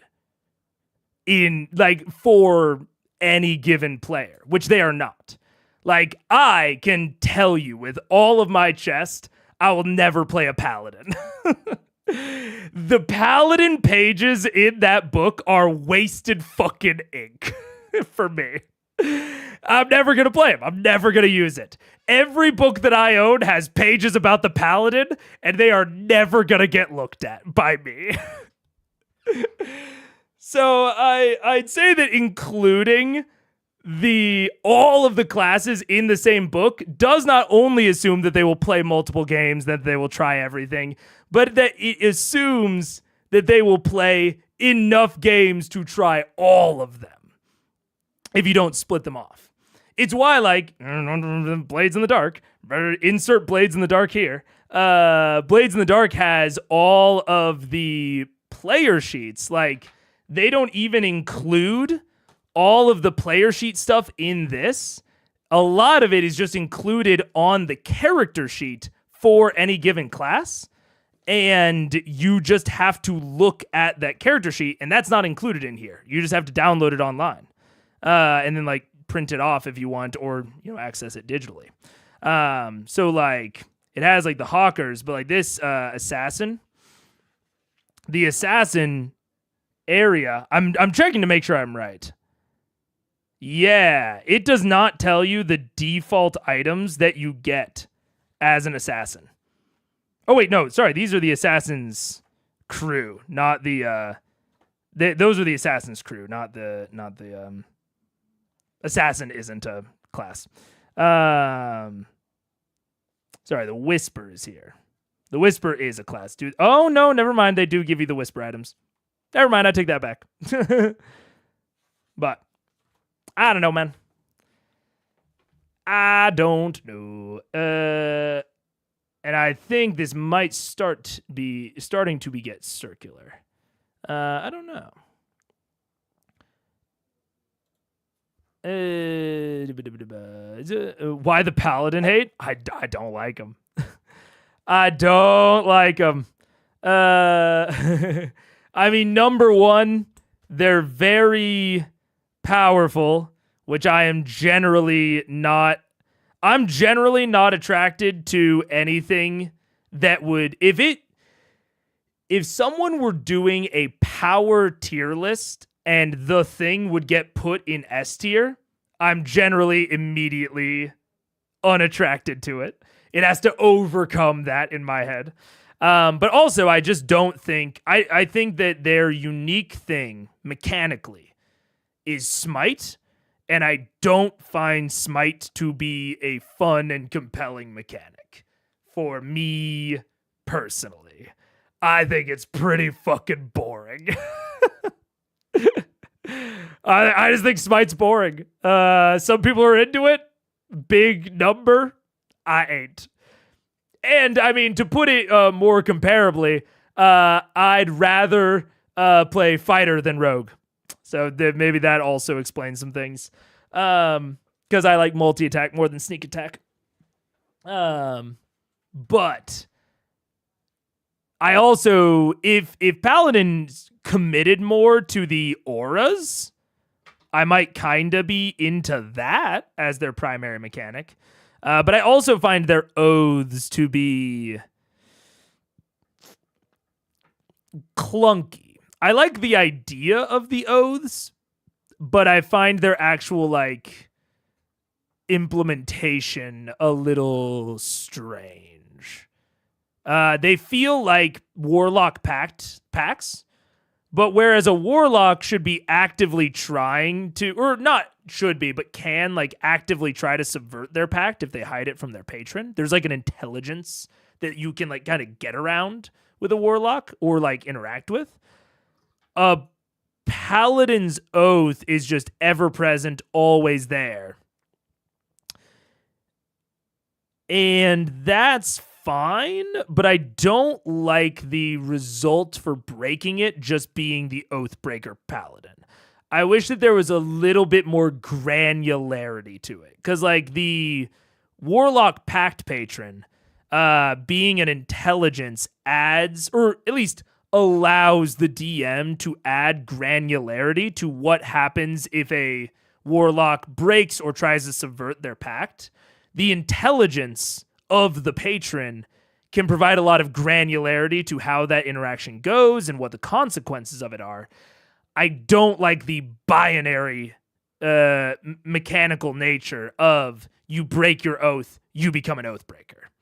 I would rather it be a little bit more of like a gradual push and pull. Because I don't mind the idea of like mechanically required role playing in concept. I don't mind that in concept, but I don't like the implementation of it in 5e.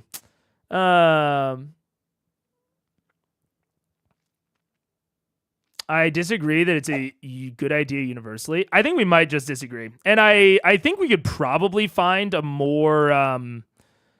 I think we could probably talk about it longer and find where the core disagreement is, because I don't know where it is yet. But that would probably take too long, because I disagree.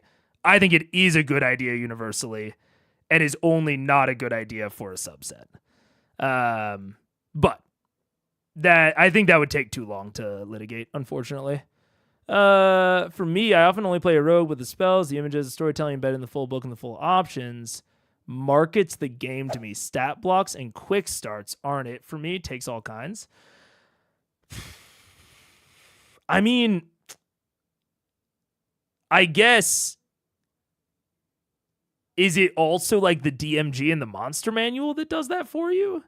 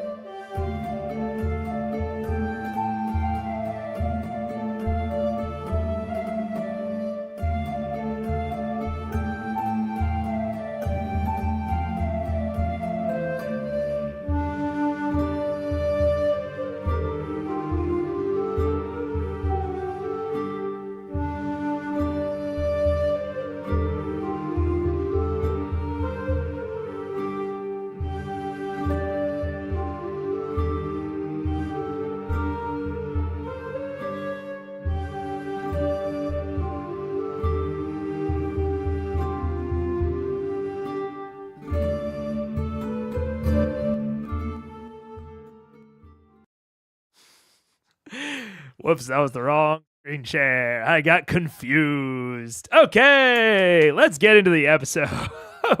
This is a CR stream, I forgot. Natural one. That's very That's so cool. Like, is that the We started the episode. We're 16 minutes in. Okay, I mean, at least you start. I thought you legitimately hadn't started. I mean, it also does start at 14 minutes.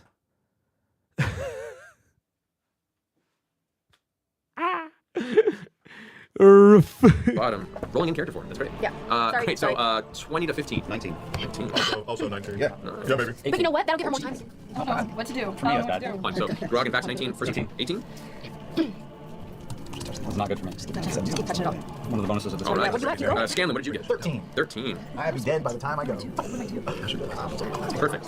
Given that standpoint, we are at the top of the combat round. Watch as the pit fiend's wings unfurled. The jaw clenches as the fangs now protruding from underneath its demonic visage. It looks past all of you into the alleyway, the source of the magic that seemed to affect it. Now its current intent. The demonic female, or the devilish female that stepped through the brief portal, her wings unfurled, kind of floating gently off the ground, holding the long sword in one hand, a longbow strewn over her shoulder, and some sort of strange wound rope or lasso on her belt side. Fully armored, now looking intently as to what her next target's going to be. Vex, you are at the top. I'm the top? You're the top. You're 24. 24, man. Oh, Jesus. Yes, you are. 22. Oh my god, oh my god. Okay. What are we doing? What are we doing? Okay, You are no, right there. Kill. Number one, I'm gonna yell at the boys to run back into the mansion. The boys. Okay. I hadn't like thought this much yet because I didn't know you were first. I'm gonna hunt first mark. Hunter's smart. The pit fiend. Alrighty. Gorix? Gorix. The Gorix, spirits. what are you? I'm gonna yeah. Useless. And okay, I have a question. Yes. If I do the bramble shot, does it do the damage straight up? And then if they do the strength save, then it doesn't. Then Correct. You still have to roll a hit, but then when it hits, it does the damage, and then the strength save is to see if it's restrained or not. okay, okay. So I'm going to Deal with your own tell Trinket to move up next to him. Trinket? 30 trinket. Why is he in this combat? Yeah, and then I'm gonna can I do bramble shot as one of my attacks and then I do another regular attack? Is that the way it works? What's the safety specifically? It just says bramble shot. So, yeah, so one of your attacks would be bramble shot. Okay, I'm gonna try to do the bramble shot. All right, go for it. Okay. Okay, that doesn't work. What'd you roll? A 1. A natural 1 again. 2 1s is like the first two. Where's your dice Where's the jail? jail, man? I don't know. The dice jail isn't still the thing. It's not here. Okay. Bramble shot goes wide, swooping past it, slamming into the building behind it. You watch as the arrow explodes, and a series of vines tangle outward and wrap around the side of the building. Cool. This is off to a really awesome start. Come on, Captain, let's go. I'm gonna This is just calamity. try to shoot him. Bounce back. All right. 25. All right. Yeah. Does that hit him? 25 hits, yeah. Okay, good. 15, 16, 18 plus 2d6 because Trinket's standing next to him. 25. 25. 25 damage. All right. And then, is... Trinket ran no, up he's to him, right but yeah, back. yeah, Yes, and you cannot. All right, do you wish to move? Yeah, yes. I want to back up into the alley. Okay. 15, 20. Full movement? Can I hide behind that building right there? Right there, Like in that little crevice? Alcove? Yeah, you can go ahead and dive in that little alcove there. Okay. I'll put you just slightly in there. And there you are. You're not Okay. quite hidden, but you're peeking around the side. Okay. All right. How many feet away am I from them? From Gurix? From Trinket. Oh, from Trinket, you are roughly 40... Okay. A little over 40 feet Okay. away. All right. Thank you. No. You know what? I'll say it out loud. I'll say it out loud so that I can clip it. Because I want to be clear. I don't think Paladins suck. I just think that if you play Paladin, you might like accounting as your profession. Does that make sense? Like, there's nothing wrong with it. We need accountants in the world. But I'm sorry that I don't find adding a pool of D6 to an attack to be a very interesting, core mechanic. It's fine. It's fine for the people that like it. I just think that they're probably a little boring. And that's fine. We need boring people in the world. But it seems like kind of a boring class for I just can never see myself playing it. I would need to have a more interesting class. I know accounting was not there. I did that didn't become accountant. I'm just saying. Rogue add D6, Paladin adds D4. Yeah. And at least the rogue gets cunning action, right? That's interesting. It's way more interesting than sneak attack. What do paladins get? Little passive auras. that they don't do anything with. It's just. But no, also, I don't love rogue sneak attack either. Fucking, caught. I also think sneak attack is kind of boring. Like, I'm not like a huge, just like, big number kind of guy. I like rogues for their cunning action. I think cunning action, super fun. Auras can be fun. They can be. But like, meh. They can be. Meh. And like the oaths, less interesting version of the packs. Or like druidic nature shit. So what you're saying is that you can't be interesting without the game helping you with it? Wait, is that you can't? Oh, I see. Oh, turning the tables on me? No. Look, what I'm saying is that I could eat Cheerios or I could eat Raisin Bran. And they're both healthy, weird cereals. But I'd rather have Raisin Bran because it's at least a little, there's a little bit of flavor on my tongue. It's not just shredded wheat porridge. I don't know. They just don't do it for me. They don't. I'm not into it. I kind of agree with what Daniel said. Is like any character concept I will also say it might have to do with the fact of how I make characters, which is almost always it's almost always character and then class. And any character I've ever come up with is not a paladin. They are always something else. Even if they have like an oath that they follow, I look at paladin and I'm like, I'd rather than be a cleric. Or a druid sometimes, or a fighter. I've never looked at one of the characters that I have and thought, paladin for you. Nah. I like gishy classes and multi-classes. Paladin, me, not you. Exactly. I love Eldritch Knight. Eldritch Knight is so cool because it has the fucking weapon bond where you like summon your weapon back to you. Oh, that's so cool. That's so fun. Oh, I love that shit. Paladin, what has it got? It's got lightning bolt. Who care? Not me. I no care from me. I don't know, man. This is a weak opinion of mine. I have such a soft spot for paladins due to Elizabeth Moon. I do not know who Elizabeth Moon is. I bet you're a big number kind of guy when it comes to Fireball doing big numbers. No, I hate Fireball. I've never taken Fireball on any caster ever. Because it annoys the shit out of me that Fireball is more powerful than other spells at its level. I would not use Fireball unless my DM allowed me to nerf it. Because I don't like that it's too powerful. And I know that it is purposefully too powerful. Like, that's like the whole thing, is that it's such a classic spell that Wizards of the Coast wants it to be more powerful. Boo! No thank you. Not for me, Chief. No thanks. All the controversial opinions. All of them. I saw someone say, yeah, a warlock is just a paladin with looser but still a binding oath for all their magic-y stuff. No. Invocations, baby. Invocations. I love invocations. Invocations are the equivalent of fucking auras, and the packed boon is the equivalent of smite. Ugh. It's so clearly more, I don't know. To me, which one I'm picking every time. The packed boon and invocations versus smites and auras, it's not even a contest for me. Not even a contest, personally. But I don't know. How would you build Inspiring Knight in Shining Armor? Either cleric or fighter. Samurai fighter is perfect for that. War cleric works. Forge cleric can put. Light cleric, classic. But I mean, cleric is so powerful and flexible in 5e.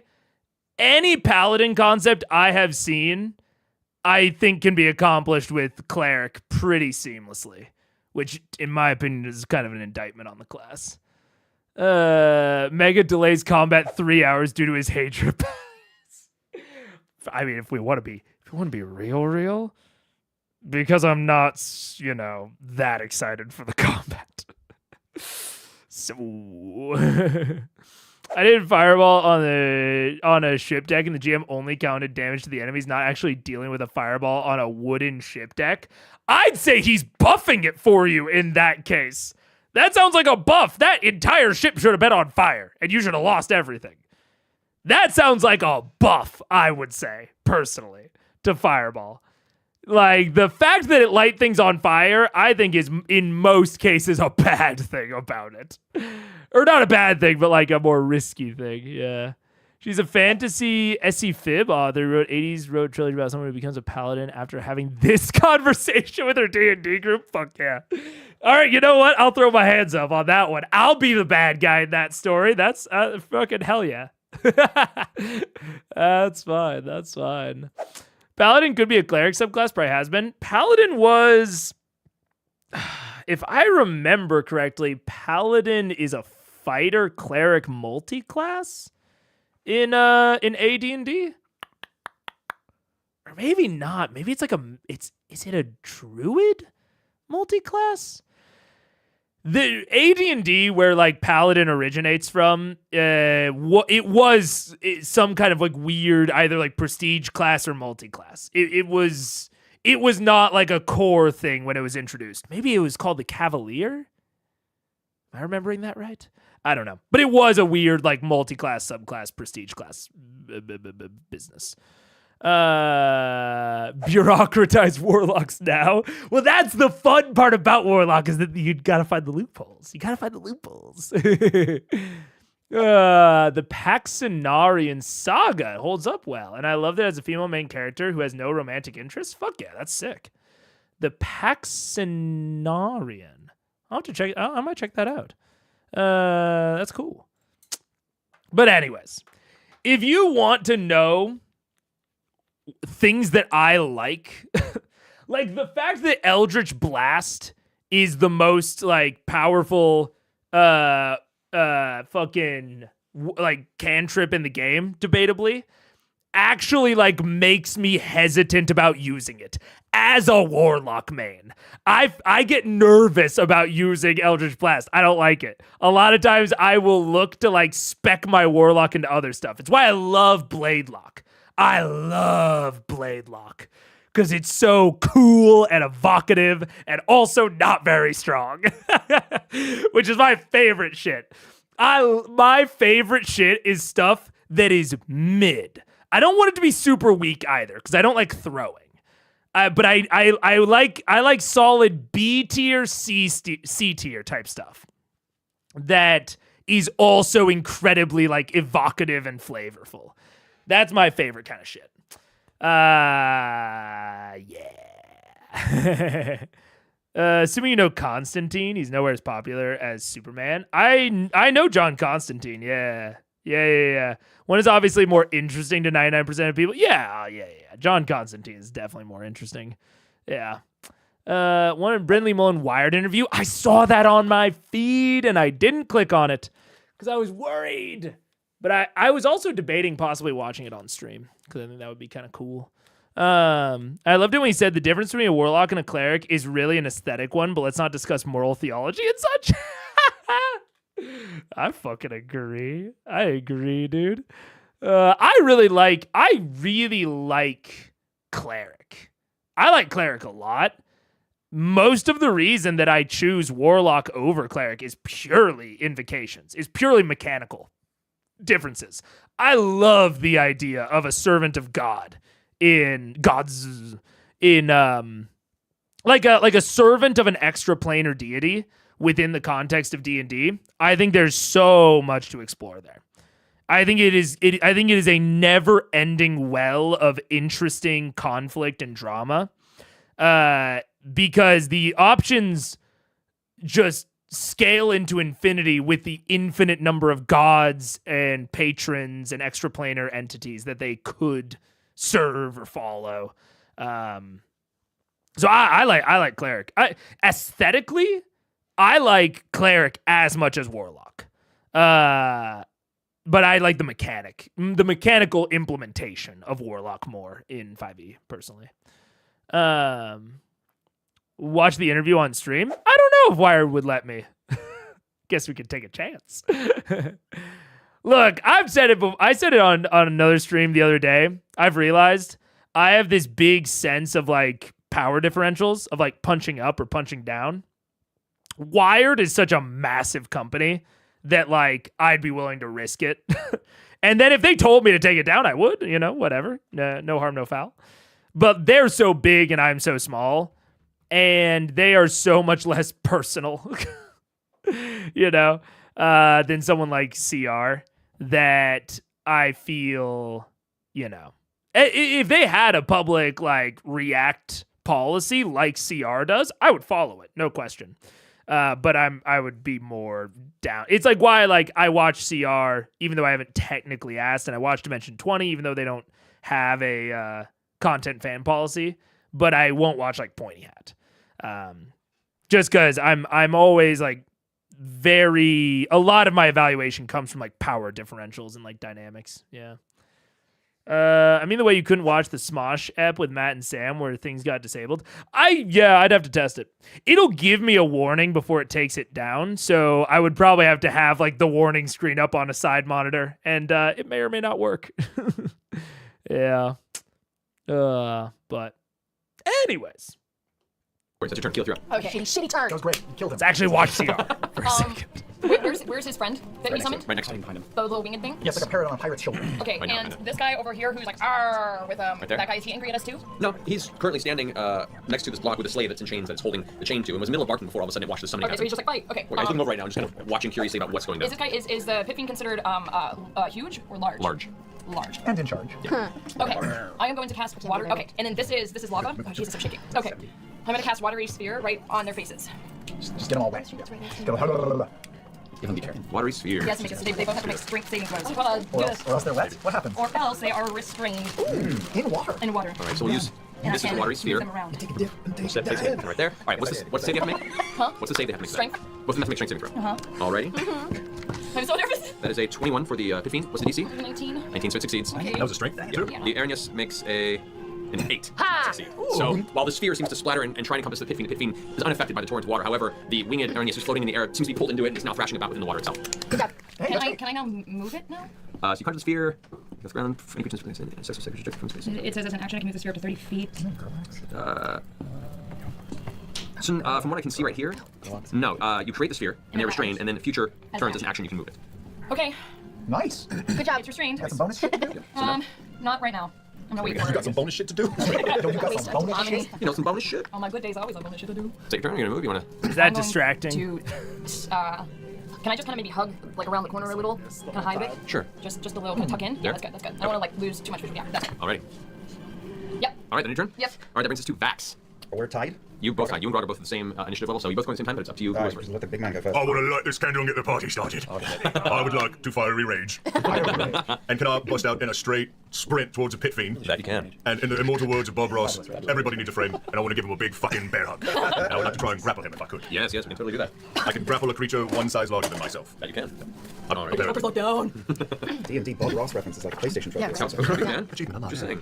Alright, so, yes, you can see your grapple can replace an attack, as we said before. So go ahead and make a strength athletics check. And I have advantage on these because I'm raging. Correct. 15. Get him. 23. 22. So, moving up, you have him currently grappled. Great. Great. Okay. They're both grappled. Let's all leave except for Grog. That replaces an attack. Your You have sacrifices your arm right. We'll tell your story. You know what? Just because we're Tell here, your story. can I like revisit the days of the Crucible, and can I try and Look, I'm not normally one to bring up donations or to beg for money, but I will do 1 burpee per dollar donated for, let's say, until the next ad break. And hey, I don't like doing burpees. I'm fine if $0 are donated, but I almost never do this sort of shit, and this sounds like a great excuse to do that. suplex this motherfucker onto his side? More weight. Sure. No, what Who lives, who I would dies? say just to get him thrown also. Yeah, currently I'd say for purposes of the grapples, it takes you all your strength, so you would not be able to attack your axe while you have Yeah, the no. grapple. I wouldn't function. So yeah, so you haven't grappled. Go ahead and go ahead and make another athletics check. Okay. Get it, girl, get it. 19. He rolled a 17 plus 8, so that is a 25. So no, as you attempt to lift, these giant devil claws just jam into the side of your shoulders, and as the pain hits, it just forces you down, and you can't get enough lift. His wings are just too big, it's too dense. Yeah, but I'm still giving him love, right? Yeah, you're still holding on.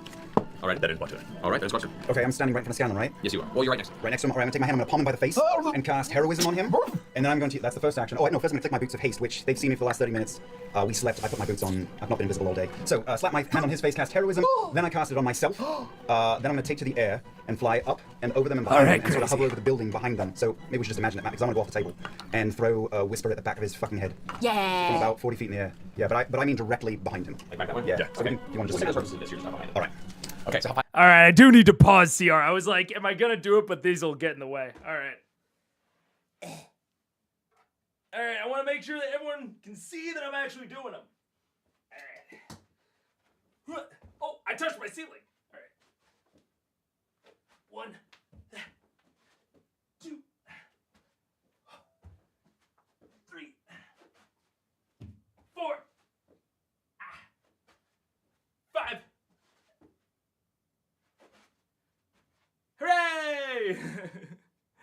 What's up? All right.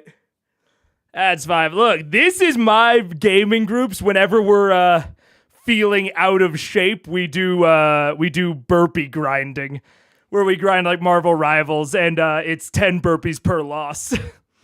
But I do hate burpees. Oy. Interview on Friday. Let's go, Daniel. Congratulations. Congrats. But thank you for the $5. Maybe I'll make this a consistent thing. Help me get in shape a little bit. I'll have donation things that you can make me do. I was paid $10, but I currently don't have a job. Thank you for the $5, and I do appreciate it, but only give what you can. Thank you, but do not put yourself out. Ooh, but I appreciate it. how far could you fly? I'm gonna do 50 feet. Alrighty, good enough. Above his head, back a little bit, right in his head. So that diagonal line is probably just the edge of 60. Okay. And since Grog is hugging him, it's a sneak attack, and he's grappled, which means I have advantage. So it is 25. Should hit, if I was paying attention to the ACs. 2 plus 8 is 10, plus the sneak attack damage is 15, 18, 22, 25, 28, 31, 35, plus the psychic damage, 35, plus I need an 8, somebody give me an 8. Where's an 8? Just roll like a 6 twice. But 38. 38, yes. Alrighty. I don't think that works. That ends your turn? I don't know, actually. No, then I'm gonna fly an additional, because I'm hasted, so I can go 120 feet, so I'm gonna go another 40 feet. No, let me stay where I am. Okay. Stay where I am. how have you? Am I heroic now? What does that mean? What do I do? Every round you get, because my charisma bonus is not that high, you get 2 hit points every round, and you Like have a I add minimum- 2 hit points Yeah, to you myself? get them back. Oh. Yeah, do they go up, or is it just I get 2 hit points back. temporary hit points? Yes. Yeah, so they go up. Ooh. Does it begin Nice. now, or does it start next round? Right? Hit Let points. me go look up your spell. Oh. The wording is unclear on my card. Equal to Okay, those creatures immune to being frightened against every equals to your spellcasting ability modifier at the start of Start your of its turn. So, So yeah, next- so at the start of your turn, you get 2, just 2 points. And I'm And you immune and I to are fright. fine with fear, yeah. That was for you, you know. Like always. Yeah, baby. Basically. Alrighty, so that ends your turn. Not to see you. Person, Close you're currently inside Scanlan's mansion. I'm Last thing you saw was Scanlan go, fucking Jenga! And then Okay, I'm gonna look out the door. okay. And what do I see when I look out the door? You look out the door, you see the 2 chained, just celestial-blooded twins, or voice standing there, looking confused and frightened. You see Scanlan holding their chain from behind, currently, glancing up as Vax has darted off winged, and has begun throwing daggers from the air 50 feet up and kind of behind where the pit fiend is. That's what you see. I'm just going to take some shots from inside the mansion at the pit fiend. Okay. And then I'm going to duck away from the door again. Okay, so It's the best place to be right now. out the doorway. I'm not going to step out of the doorway. I'm going to step. I'm in the doorway still, Sure, so your hand is out of the doorway. Go for it. and I'm going to be very specific about that. Yeah. Here we go. First shot. Oh, before I do anything, I'm going to I'm going to cast Hex on the pit demon. Okay. Giving him a strength disadvantage. Okay. Check ability. That's good. That's good. And here we go. Smart boy. First shot. Oh god, don't do anything stupid. Okay, that's fine. 22 to hit. 22 hits. And that's I'm not. I'm so not together. I think he hasn't even done anything. I mean, he's pretty weak. Just sitting there. That red light on Matt's face is just I know, so you're telling. so scary right now, Matt. Okay, and that's Don't work your eyebrows like that. Yeah, Don't do it. don't intentionally look scary. That's not bad. That's 15 points of damage, plus 6 points of psychic damage, plus 4 points of necrotic damage. Okay. 15 plus what plus 4? 15 plus 6 plus 4. 6 plus 4. Okay, good. Next shot. Let's go sharpshooter. See what happens. Yay. 26 to hit. 26 hits. Yep. So that's. I'm shaking more than normal. Yep. Oh, that's good. That's. Oh shit, that's really good. That's a Percy roll. Holy fuck, that's a Percy roll. That's 26 points of damage. Alrighty. 4 points of psychic damage and 6 points of necrotic damage. Yay. On top of that's stacking. I'm not breaking it up. All these are stacked. Alright. Good. Because I don't know if the necrotic and the psychic are doing full damage to him, so I'm trying to break them up for you. I'm gonna do that again. Magic guns are dangerous. And here we go for the final roll for this attack. Pew pew. Pew pew. And that's really good. That's 29 to hit. That hits. I do not do that crit thing, no. Not yet. Not yet. First round, go good for you guys. This is also good. It's 28 points of normal damage, 5 points of psychic damage, and 3 points of necrotic damage. So what's this? Once again, it was 20. 28 points of normal damage, Smirking as he gets ready to put 5 his points of guns psychic down. damage, Alright. 3 points of necrotic damage, Great, thank and now I'm going to hide behind, I'm going to like spin around and Inside the doorway. get inside the doorway and back the fuck off. Okay. He's doing that thing Ivan Drago did in Rocky 4 where he beat Apollo Creed. To the pit fiend. Oh no! Damn it. Let's see here. Let's see here, how can I kill them? Kill them all at once, kill them one at a time. Kill them in Stop. embarrassing way. So, Leave the book out. There's a rule that says you can't look at the book once your turn has started. Cut the feed! Frag video. grapple. Okay. Don't move. Can't see us if we don't move. Even with disadvantage, that is an athletics check of 25. I need you to make an athletics check. Oh, come Come on, girl. Fire. Philip. Thought you weren't afraid. Nope, 22. Two. It bursts out of your grasp and takes up in the air with its giant wings. You do get an attack of opportunity on it. As does Trinket, actually. I'm gonna make it. A reckless attack, great weapon master. Can you do that on a reaction? On any of them. Oh shit. Why is he coming from? That looks like that's what's happening. That's fucked up. Oh, you motherfucker. Where'd he go? Oh, You just kind of whoosh in the air. It's actually going to stay about. Yeah, he's coming for us. Why? I tried to make him stupid. I'm sure he realizes that. There we go. I was a threat. We'll say about 15 feet up out there. Fuck. So that's all you can do is turn into the. Okay. Trying to break out of the grapple. You have time to move? So how much damage was that? I didn't roll it. Okay. Great weapon master reckless. I waited to roll. Okay, go ahead. That's better. 32 minus 5 is 28. 27. Yeah, roll damage. Okay. No idea. 11. I'm a little nauseous. Trinket roll 21. 21 hits. Roll. Is that a bite or a claw? 26, 36 with the great weapon master. Nice. Is it a bite attack or a claw attack? Do I get to choose? Let's choose. It's a bite attack. This carefree manner worries me. Does he have my one? Is 13. 13. 13, alright. Trinket, as it bites upward, it doesn't do anywhere near the I think it would even for an solid bite. Seems to be resistant to the trinket save. The piercing damage? Alright. The bear damage? That is resistant. Half damage from bears. Was he resistant to my slashing damage? What? This must be piercing. Alright, that ends Grix's turn. Alright, that brings us now to the Ernest. The Ernest is going to attempt to escape from. Strength saving throw. Your Dumbledore off Aquasphere? I made it! That's why we're rolling better than this. Yeah, so 17 plus Come on. 4 is 21. So, breaks free the sphere. And then also, let's see. There's Aaron, yes, which can go 60 feet up. It's going to go ahead and fly up. We'll say onto the rooftop there. Magical sphere being one. They're on the ground. Yeah, I mean, I do think that, like, for streamed games, like actual plays, either doing it in a virtual tabletop where you can just, like, show everything a lot easier, or just having, like, a really good camera setup and, like, post-editing it, like Dimension 20. My thought was like because they have like producers. So my thought process was like have a set of producers that control an overlay where the producers are moving images in the overlay to track things around the screen. That'd be where my head would go with it. I don't know if I'd call that good, but I think the best way to go with it for like a live actual play is probably just better camera angles. Although I do know that they pre-record it now, so they could always do some post-editing there, but yeah. You can maybe have an overlay if someone was actively managing it. Yeah. They would have to be actively managing it. You think GNS is gonna put in that much effort? That's true. But yeah, I think it's kind of.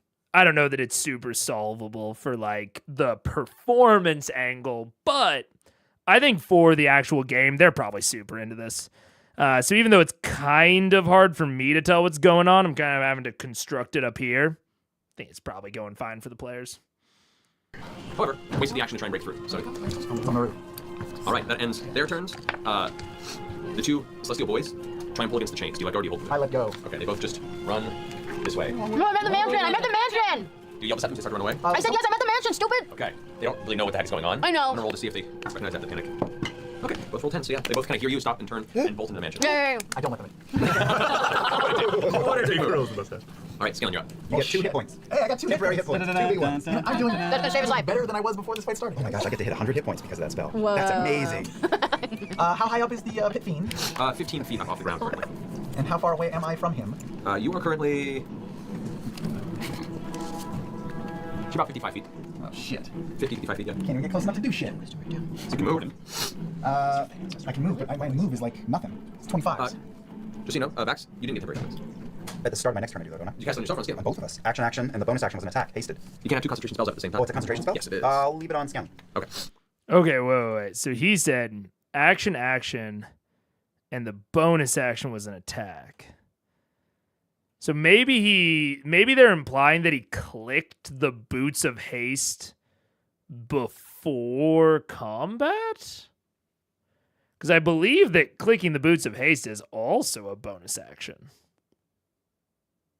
Action, and the bonus action was an attack. Hasted. You can have 2 concentration spells at the same time. Oh, it's a concentration spell? Yes, it is. I'll leave it on Scanlan. Okay. Can I take a secondary hit on him after the fact since I was unaware of the Sure, because you're not using I don't spells. want to You're give not you using spells. Sure, go ahead. I'll let you. Technically, I thought you couldn't cast. I thought it doesn't work with hate spells. I don't. What? I thought you couldn't Just leave it. cast 2 spells.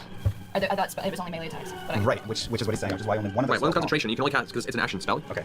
One action from your haste spell can only be used for weapon attack. Right, and we had a text conversation earlier today where I said, but if But Marisha's talking about a second rule where you can't cast 2 leveled spells in the same. if I don't hold an action, I do this, and this, so we just misunderstood each other. Probably. I would like to keep the other spell. Sorry, I misunderstood earlier. I thought you were just casting on Scanlan. No Okay, worries. so keep one on Scanlan. Okay, And I'm gonna roll. I will roll a secondary shitty attack on him for 22. Okay, that hits. Okay. And that is a massive 9 hit points of damage. I mean, Boom. Already. Done deal. Nobody worry. All right. Great. So now it is Pike's turn. No, Pike it's still goes my inside turn. the mansion. I haven't gone. Oh, sorry. Okay, I'm too far away to do anything. I don't really want to get any closer. So I'll get a little bit closer. So I'm in range to inspire Keyleth, Okay, so. oh, thanks, man. and I will inspire her with a randomly selected limerick from this disgusting book that Talkin gave me. throw it at me. Okay. Okay. But it'll say. Pick carefully. I mean, they're all horrible. They are. Pick carefully. Okay, ready? Nope, that's disgusting. Nope. Probably not. Wow. Okay, sure.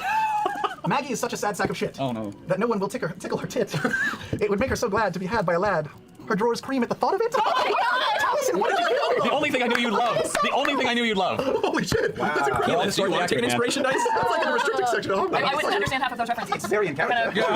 Keyleth be like, That's the filthiest look I know. I love with cream. It's great. Clotted cream is the best on a scone. There you go. So take your inspiration dice and misunderstanding Scanlan's extremely gross You're limerick. hitting that on me. You fucking dare. Okay. Just bonus action, movement. It's a D12, right? yeah. And this is why we play the game. And that was definitely a nice one that you found. They get way worse. And, yeah. Wow. I will cast Bit of Hand and make it an interposing hand between Keyleth and the Pit Fiend. Thanks, Scanlan. Alrighty. So now he'll just attack me instead. So, interposing hand. You choose to target for half cover. So you have half cover, Keyleth. As Bigby's hand is potentially preventing you from being, it's giving you some sort of armor bonus. Does it stop him from moving towards her? Is that how it happens? It gives her half cover. It's like a wall. I will say, despite the fact that there was confusion and miscommunication, the fact that they did have the opportunity to plan, I think, is a positive of the way that things, kind of went down. Tough that there was miscommunication, though. The target can't move through the hand space if strength score is less than equal to the hand strength score. Oh shit, it's probably super strong. The hand strength score is 26. It is equal. So what does that mean? Is it roll? So it can move through the hand. Oh, well shit. Well, that didn't do much. Hold on. Oh, it's less or equal to. So no, it cannot move through the Oh, hand. good. Okay. Sorry, I misread it. So yeah, currently, if it tries to force its way through the hand, it's going to hold it in place. Talk to the hand. Yes. There we go. All right, so that finished your turn? Yes. All right. Top of the Now it's Pike's turn. Oh, okay. I'm controlling Pike right Yes, you now. are, for the time being. Okay. Pike is inside the mansion right now. She's watched Percy step into the door frame, fire a few shots out, and then duck right behind it again. Okay, so she's looking through the door, and what can she see? Right now, all she sees is Grog and Trinket. We're attacking the Pithing as it flew off, and that's all she sees now. Grog and Trinket by themselves outside on the street. Okay. And his watery sphere that's just kind of floating in space. Okay, she's gonna step out of the door, Alrighty. and she's gonna cast a spiritual weapon Okay, where's she gonna cast at 4th level. She's gonna cast it. I want to make it. If she makes it an anvil, can she knock him down to the ground?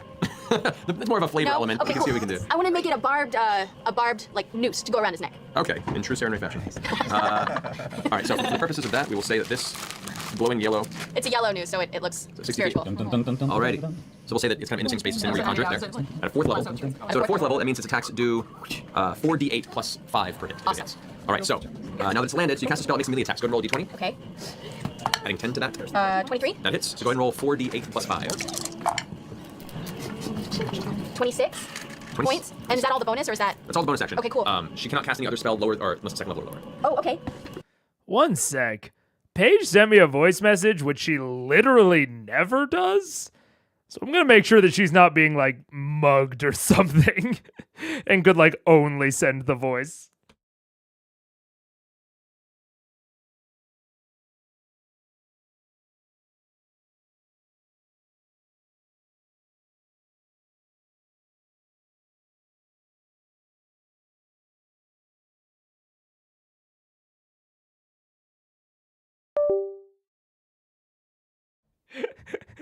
Okay.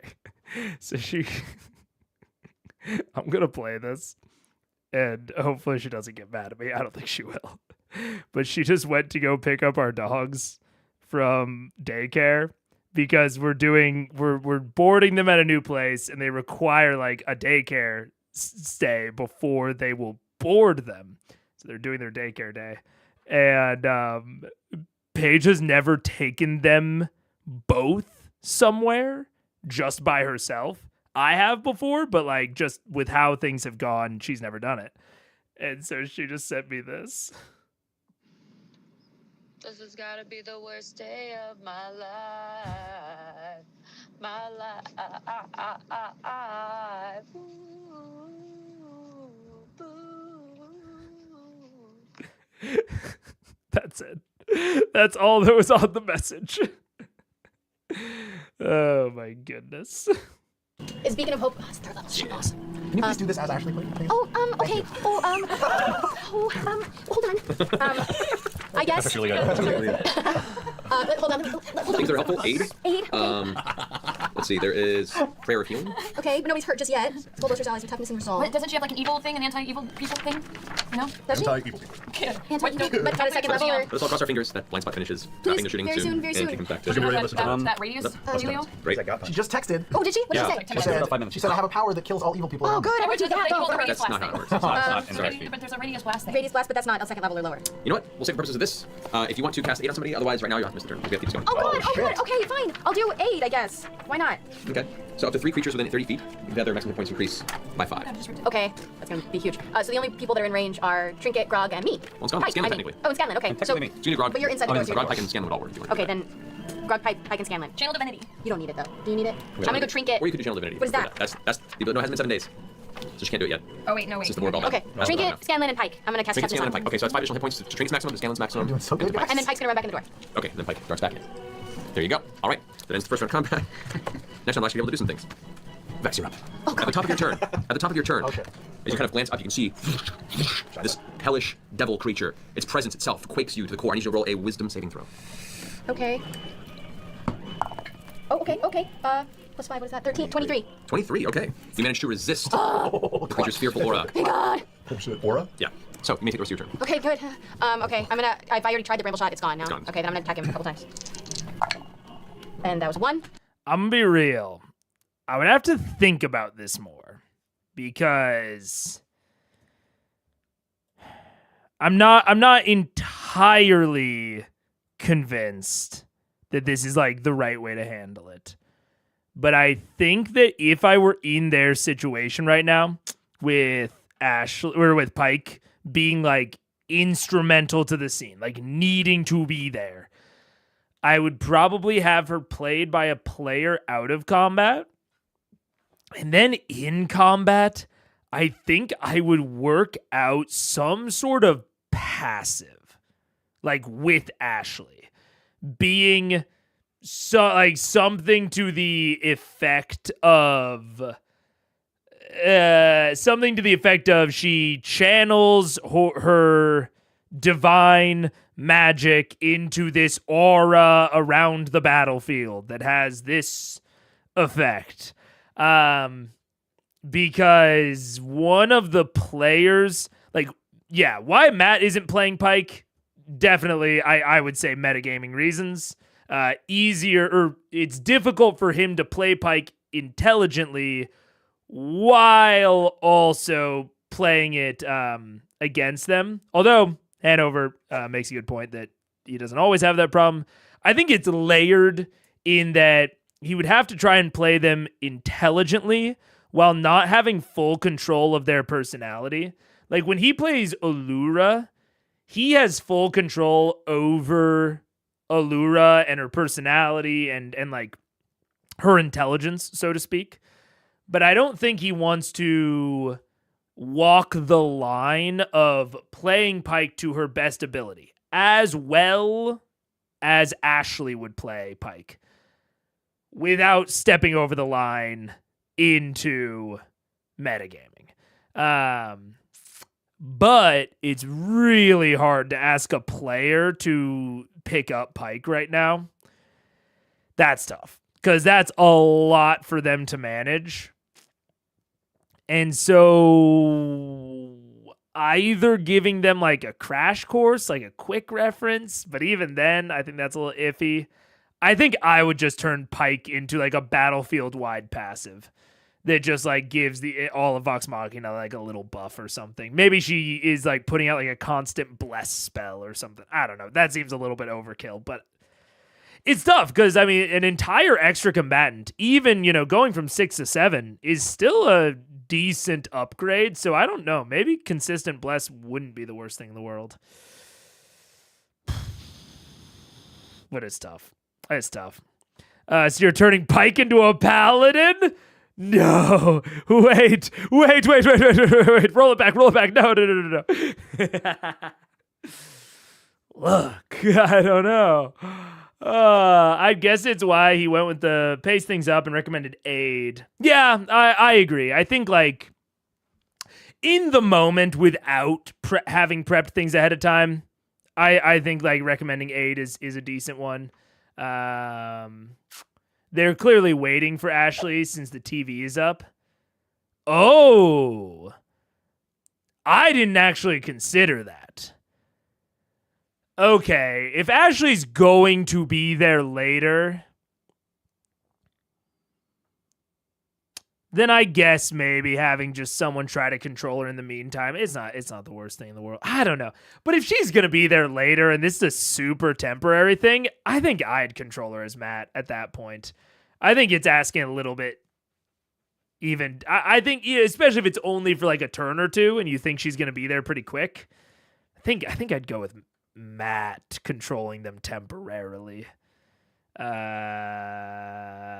don't know. Yeah, I'm not even going to dive too much into it. It's the classic, like, if you have a guest player at home, you're probably handling things substantially differently than CR is handling it with Ashley because there's so much weirdness to it. Yeah. Suggest something like protect. No. I don't think it's metagaming for him to suggest something. I think the worry would be him playing her consistently, like him playing her throughout the entire battle. I think would be the tougher part. A turn or two, I think he should just full on play her if it's only until she shows up. And he can absolutely suggest stuff to her. I truly think like between the two at this high of level, I think any metagaming concerns are mitigated by how hard another PC is to play for like a PC that's not going to for a PC that's not used to like playing a cleric. I think it's a lot to ask them to like play them. And I think that like there's still the aspect of like, oh, this player's now like risking that other player's character. So I think there's always kind of a concern, no matter who's playing them, of them like playing them right, you know, or faithfully, I suppose. But yeah, I think this is how I'll put it. If it was a home game, like Pharaoh said, if it was a home game, you might just wait until she got there. But say it's a home game, they don't know when you're going to be there, and you really want to get started. I think I would go with the DM doing it, just because it's so much to put on another player. Unless it's like a really experienced player that like knows cleric well, or you know is very broadly experienced. Yeah, I don't know. It's hard. They also just said, let's hope blind spot. Yeah, I mean, they're all clearly feeling the they're all feeling the meta nature of this and how like awkward it is. Like, I don't think any of them is like in love with this situation. But it's tough. It's tough. I wonder if people online would have gotten mad if Matt played Pike. Maybe. They might have. I honestly can't say. I don't know. But I think for my rec, I think in this case, I would say that the DM should play her. But it's certainly possible that maybe the internet would have not agreed with me at the time. Or just have her locked away in the mansion until she arrives and ignore the slight narrative dissonance of it. Yeah, also that. That's I think, especially if you think she's going to be there within like a turn or two of combat, fuck, maybe give her haste on her first turn, or, you know, give her some thing on her first turn to like make up for the lack or something. Say that she's preparing in the mansion. And then give her a little bit if you think she's gonna show up soon. But yeah, it's weird. I'm not gonna talk about it too much more because it's strange. And a 30. 30 hits. Good roll. Man, your jail is full tonight. The jail is full. I'm like out of dice. I have to like go through my bag again.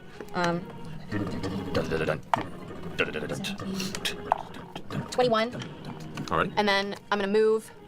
I'm gonna move into the mansion. No. Yes, I'm gonna move into the mansion. All right. You move. No. Okay. Oh my god. Yeah, I'm gonna move into the mansion. Okay. What? He's whispering at me. Just finish inside the mission. All right. And trinket. Lick Scrug. And that's it. Not now, although there's always double here. All right. Then it's your turn. Keyleth. Oh, geez, it's me. Okay, at the top of your turn, even with the hand there, the creature's size is so large and volume is in comparison to it, and you see it's still trained on you. You need you to make a wisdom saving throw. Take a sad arrow. Oh, that's not bad. 21? 21?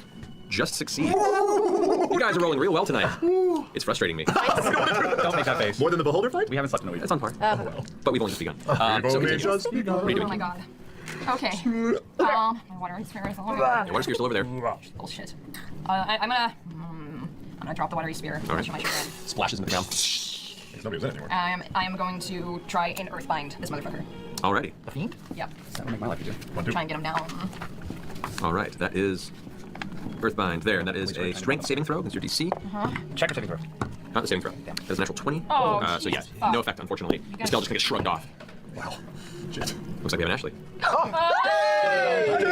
Actually, I'm texting you right now to tell you what. I'm texting you to tell you what you did. Okay. Nothing. She's still in set makeup. I've been here half the way home. You look so pretty. Keyleth. Oh, it's because I did my makeup and hair. Fuck, that's like it. He blew my action. Can I try and back away from his crazy presence? I can't see exactly where I am. You can back away if you want to. You're right behind here.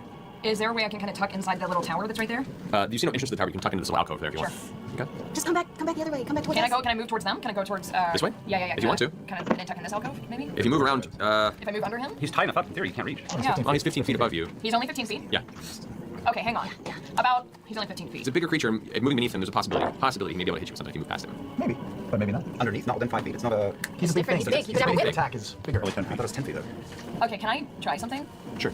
Would you? He's kind of hovering above this. Oh, I'll scooch. Can I cast as a bonus action? Cast Grasping Vine, like right, like over here. And Over there? No, sorry, over here-ish. I don't think you can't see it. Against the south wall of that little building. And I want to try and Grasping Vine and drag his ass into the lava. Into the lava. Okay. So there's a grasping vine over here. Yeah, that works. All right. It lashes out towards it 30 feet. It has to make a dexterity saving throw at a 26. Man, he's rolling good too. Yeah. The vine reaches out towards him and he just kind of out of the way and it whips into the air and withdraws back. This isn't going well. All right, whatever. I'm gonna move around, still try and dodge him and tuck in this way. I'm gonna try and Tuck in there? Yeah.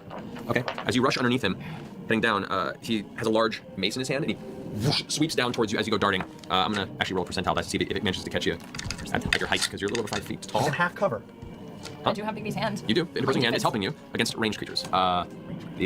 The cover doesn't really. Oh, let me check just to be sure. No, that's fine. All sorts So many books? So many things, Too many guys. books. Guys, Dungeons and Many Dragons. books. Too many books. Too many books. Doesn't have a side None cover. of So, those so it's a plus 2 to your AC. What? Plus 2 to your AC. Plus 2 to my AC. Yeah, Okay. as it charges underneath. And it would catch you as you run past. That is a 26 to hit. Yeah. Yeah. So as you go. That's... So does the Pit Fiend have a plus 10 reach? Is that... I'm trying to figure out what parts of this are Matt's ad hoc rulings and what are real rulings. The mace is reach 10 feet. Okay. So that, if he's 15 feet up, that... Does that make sense? It's 15 feet from the square that they occupy. So yeah, that would make... No, well... 55... I'm having to like picture this in my brain, which I think that the players were also doing. I think it makes sense. But then he brought in a percentile die, and I was like, what? The percentile die? What are we doing here? It's the percentile die is an interesting way to just say, like, this is a weird situation. I want to bring some ambiguity into it. I personally call those luck rolls, and they're just like a D20 roll with no modifiers from one of my players. But the percentile is weird. It's interesting. Meg agrees with too many books, yeah. But then I thought he was also right at first. Does cover apply to melee? I guess there's no reason it wouldn't. Does it apply to melee? Cover provides a degree of protect. I guess it would. It would if the thing has reach. Because that's normally the thing with covers, that it doesn't matter because melee's like right there. Yeah, so I guess why not? I guess there's no reason it wouldn't. Okay, interesting. That was a lot of very quick rulings that I had to think through, and I think Matt did a good job of like deciding on something and rolling with it. Yeah. And I think this is a good example of like, later, if I'm him, I'm going and looking all those up because I wasn't too sure about them when I heard them from him, but I liked his decisiveness on it, even if he had been wrong. I like that he only very briefly looked something up and then pretty quickly went with everything else. Rushing underneath him, scooting behind him. This wide arc, he swoops downward with a mace, and it clocks you in the side of the head. As a burst of flame comes bursting out from the side of it. You can go. As you continue to run, you can already feel the blood pouring down the front of your face. God. You take Oh God. In the immortal words of Laura Bailey, you mother bitch. 18 points of bludgeoning damage, Okay. It could be worse things. And plus Plus stuff. 29 points of fire damage to the head. Whack! okay, that gotta go. All right, that hurts. Fire damage? The mace bursts into flame as soon as it begins to arc towards her. As it hits her in the side, you watch her stumble into the side of the alleyway. The blood pouring from her face. The flame's going to burn the edges of her hair. Oh, no. The mace is now alight angrily. My antlers and my hair. Right. Then your turn, Keyleth. It is on fire! Keyleth, you done? Yeah. All right, Max, you're up. Still, even though we established Grog first? Actually, first. no, we'll go out first. You guys kind of decided to do that, so I'll just put you in the order here. All right. So Grog first. Could I ask the roof that is Oh, wait, one underneath second. She Devil Underwood? Yeah. How high is it? Like how? Sorry. 1 second. I want to pull something up, but I don't know if it'll be... I was going to pull something for Discord up. Okay, what was the midpoint? 153 plus or minus 10 minutes. Okay. We're because I think I've talked way too much for this to not be a a half ep. So we'll end at 153 plus or minus 10 minutes. There we go. How high would it be for Grog to have to jump using his amazing leaping things? His boots? Yeah, The boots? The boots. The boots. Just 10. What was the boots? It is a bonus action to jump 15 feet, but it's a better leaping. DC of 15 feet straight in the air. You could get up onto the roof. Is about where she is. She's about 25 feet up.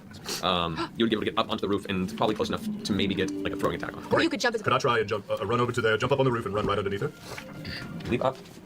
We'll see if the purpose I is love these cool. things. Yeah. Whoa. man. Right? It's so fancy. Awesome. Can I attach the chain of returning to the blood axe, and I'm gonna take You could off? probably, you might be able to actually do melee on this, looking at where she is. She wasn't quite that high, so you could actually make melee. Really? Yeah. I was looking at her stand as for height, but that's just her. Can I make both my attacks reckless, great weapon master? You can, yes. 17, that's probably gonna hit. That is the 30 on the first one. No, 25. 25 on the first 25 one. hits. Okay. Oh, tower. And that's a 27 minus 5. It's 22. Both hit. Nice. That's gonna be nasty. Actually, hold on, was 22 hits? Yeah, 22 is the second one. Still, yeah, it's not gonna matter. Okay, yeah, so still hits. Go for it. Okay, cool. 23. That's the wrong dice. 28. Plus 10 is 38 for the first one. Alrighty. And the second one is 9. Ooh, 6. 27, 37 for the second one. 37. Not enlarged. Alrighty. So 2 heavy hits as you rush up, using the boots. You leap onto the rooftop, coming down with your axe, and 2 giant swings across the armored lady. Each hits her, and you see sparks fly, and a bit of blood beginning to seep from some of the wounds. Definitely taking a nice little chunk out of her. I want to ask She what her angrily name hisses. is. I want to ask her name, but I don't. Okay. And you don't have time to really ask if she either hisses in your face. I'm allergic to cats. Alright, is that your turn? Yeah, it's my turn. Alright. He's got within 5 feet now. Is he right up against her? Correct. Okay, so what I want to do, hasted, I can go 120 feet. So what I want to do is arc.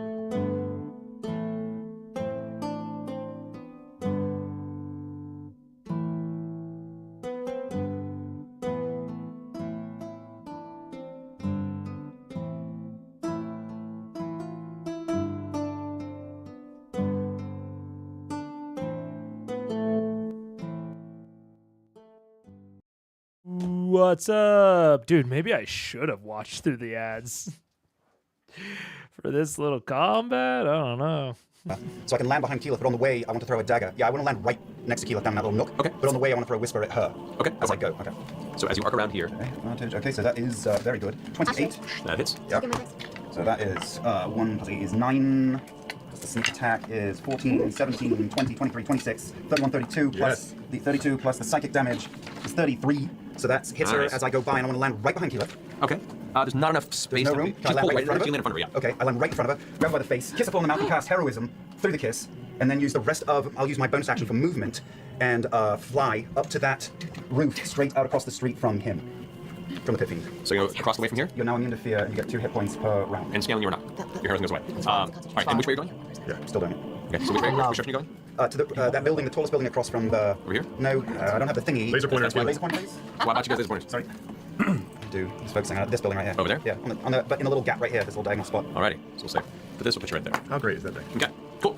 So that I'm like this. So just Right. my little head is peeking out. Okay. Your little itty bitty head. 3/4 cover. All right, that ends your turn. Percy. Oh boy. Okay. There we go. Okay, fine. I didn't know. He passes. Yeah.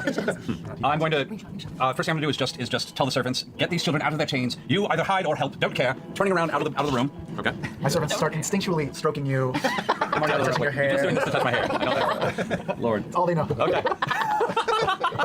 So I'm going to come out of the door, take a look around, see him, and I'm taking a shot at. Okay, so you step out of the doorway and look around. Currently, if you just poke out, all you see is the street. Yeah, no, I'm curling around so you the have to door, like step yeah. out of the door, Stepping and out of the door, take a look take a around. Okay. So you step out of the doorway, look off to the side. You have a view of him. Yeah, I see him. I'm going to take a shot to try and drop him. I'm going to do a wing shot. Yes. Okay. So burning grit. Burning down the grip. Burning great. Normal shot. Big giant cash on.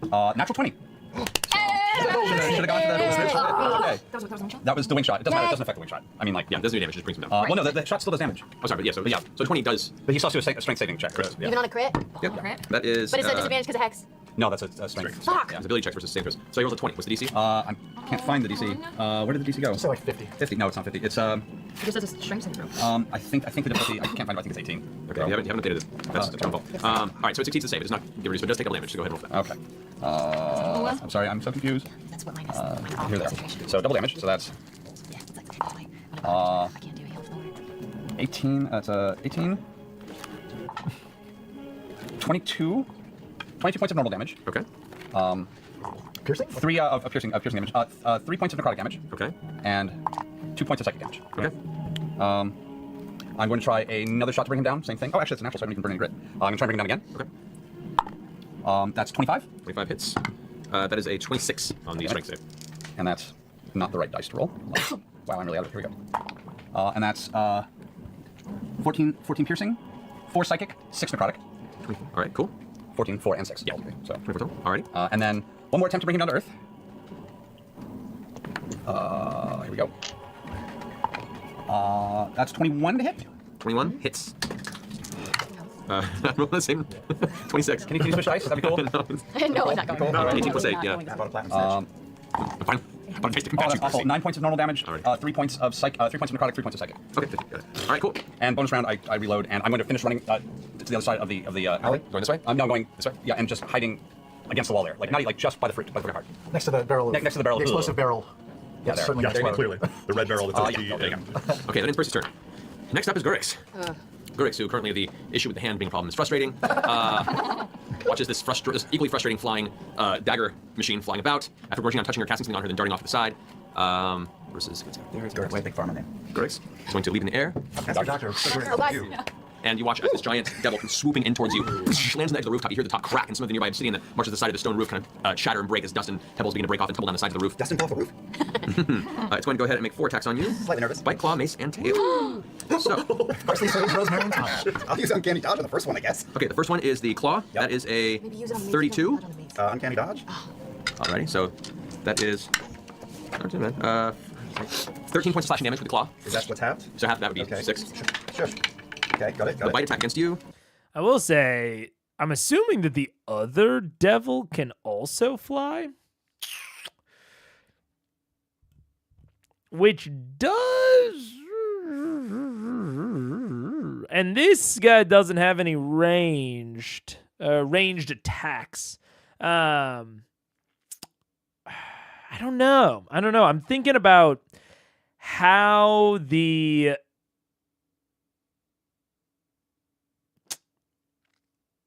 I'm trying to think about what the other devil I would have introduced would have been. Because the Pit Fiend, that's a static part of this, right?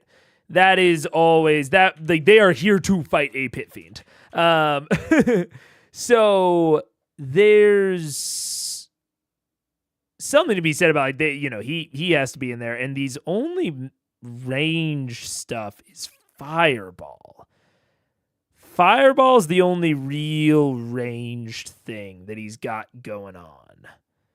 Also, at will Fireball. I didn't realize that. That's crazy.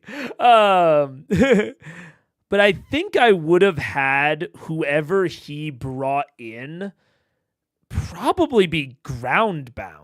In fact, if they hadn't just used one, a Garistro's probably a good pick. A Garistro could have been kind of interesting with the Pit Fiend. of not having, one of those ranged options. I don't know if maybe like a chain devil, because I think a chain devil has like a grapple, if I remember right, which that could have been really interesting. The unnerving mask, animated chains, the grapple ends. The chain could have been cool. And it's got reach 10 feet, but it doesn't have any flight. I think I would have put in a chain devil. I would need to see what this is. But either way. Because the only thing I'm debating is this map is very cool, but I think its main thing that it's really good at is highlighting this kind of inner donut and allowing the superior numbers of Vox Machina to kind of spread out across the arena, use a lot of their range, while the melee members, I guess, actually contest the ground-bound people. Now, the Pit Fiend flying is not a problem, because he can only go after one person at a time, and they can do a lot to try and inhibit his movement. Or at least that, that's something that they can at least try to do. Like they did with the Grasping Vine and the Hand. So I don't mind the Pit Fiend, but I don't think I would have the other one also be flying. Only because the verticality of the arena matters a lot less if both of the enemy combatants can fly. It starts to become more just aesthetic as to how high you are, you know what I'm saying? And it becomes more just about cover, which I still think, even in this situation, the cover of all of the different verticality layers does really help provide a lot of interest, even with what's going on here, because this person, he does have Fireball, though it spreads around corners. But she has a longbow. The other devil has a longbow, or the other fiend. So the range and the verticality still matters, especially in terms of cover, but I think that it matters less like overall than it could if the other devil was a melee, which I know that people talked about like, oh, you don't want to like surprise them too much and, like ruin their planning, but I do think it is it is I don't want to say a defense, but it is an aspect of this that would have made saving the reveal of whoever is coming through the rift, this other devil, until this session, you could have worked in their dynamic a little bit more fluidly into the map, I think. But new viewer of the channel. What's up, Alti? I love Lovum. I've never actually watched the campaigns properly outside of some stray episodes. Hell yeah. Watching stuff with you has been generally entertaining. I enjoy the analysis from an outsider force. Yeah, hell yeah, Alti. I'm glad. I'm really, really glad. Are the episodes with Orion Tiberius tough? I need to watch your video too. CR is such an interesting show to dissect. I agree. I would not be here 130 episodes later if I did not agree that it's interesting to dissect. I love it. I love thinking about it in distinct detail. It's a lot of fun for me. But yeah, the Orion Tibs, they're tough. I remember it was something we debated on early of like me knowing if he leaves or not. And I'm glad that people told me he did, because it would have been an evaluation on me continuing it or not if I hadn't known that he was temporary. If I had been worried about Orion still being here this late, that would have been tough. The only technical issue with that is devil versus demon of using Garistro with a Pit Fiend. Oh, because Garistro's a demon. That's right. I forget about the distinctions between demons and devils in D&D. It's not my... that, like, lore distinction is not my what would I say, expertise, I suppose. But sub in any melee focused devil. I think the chain devil would have been a good issue, or would have been a good option. What if Matt planned this quest out a while ago when making the vestiges, but the enemy to kill was Yank, and he had to quickly change it to a pit fiend? Yank was in the abyss. I mean, to be fair, I don't know exactly how, structured the abyss is. My understanding is that the abyss is like the chaotic evil kind of domain, and that the Nine Hells is more of like the lawful evil side of things. So I don't know that the abyss would sport like an embassy to the City of Brass, but maybe it was originally supposed to be an embassy to the abyss, and so then you could have had Yank involved. Or potentially, it's a more demon-oriented thing, and Yank would get summoned. Maybe? I mean, it would kind of track with how Matt handled having Cabal's Ruin and Whisper so close together, with, Ripley's party, carrying Whisper, and then being involved in Ank'Harel with Cabal's Ruin. I could see some kind of combining of things with all of this. But it did say that Yank was in the abyss. But there's always a possibility that he showed up through some magic and means. It's always possible. I think it's hard for me to watch Orion.exe episodes during my first game ever as a player, and I got kicked out. Damn. Hey, but hopefully you learned. Hard lesson to learn, but a very much needed one. That's good.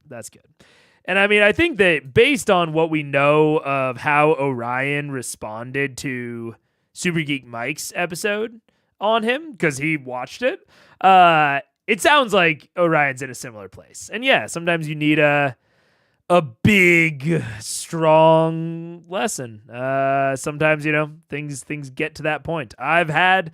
not in D&D terms, but I've had that sort of big lesson with like friends and like me like being a dick. And now my friendships are much better for that. So yeah. I've improved, thankfully. Hell yeah. I'm in another game now, and much to my surprise, everyone was happy with my performance. Fuck yeah. It seems funny because it seems Tiberius was among your favorites, at least in the first 3 episodes. I really did like how creative Tiberius was with his casting. I thought that he had sometimes a bad attitude about it, and to be fair, sometimes Matt had a slightly bad attitude in responding, but there was clearly behind the scenes shit. But I did think that in that era, Scanlan really got on my nerves. And so I think I was less generous to him with his casting. I think that Marisha hadn't quite shown me a lot of like heavy creativity with her casting yet. And so in that era, he definitely... I think he was probably the most creative, and I really liked that out of the casting. He was up there. He very steadily ticked down. It was like each thing just kind of wore away at me of like, okay, man, don't put it like that. Ooh, don't do that. What are you doing there? And it's just like each like tick, tick. Whereas like someone like Travis, almost exact opposite. I came in not really fucking with like Travis / Grog. Like not fucking, but like, a barbarian, big dumb barbarian is not one of my favorite archetypes in the world. But Travis was almost the exact opposite of Orion, of like slowly building my opinion out of the pit to where now I'm willing to give him all sorts of benefit of the doubt. And Sam had a much longer road with Scanlan, but post not Kiki, what's his daughter's name? post his daughter reveal, Sam has really turned Scanlan around for me. So my opinions of all the characters have changed quite a bit. Quite a bit, I'd say. Yeah. What do you mean? Grog was very creative with his casting of Fizz. Yeah, you're so right. You're so right.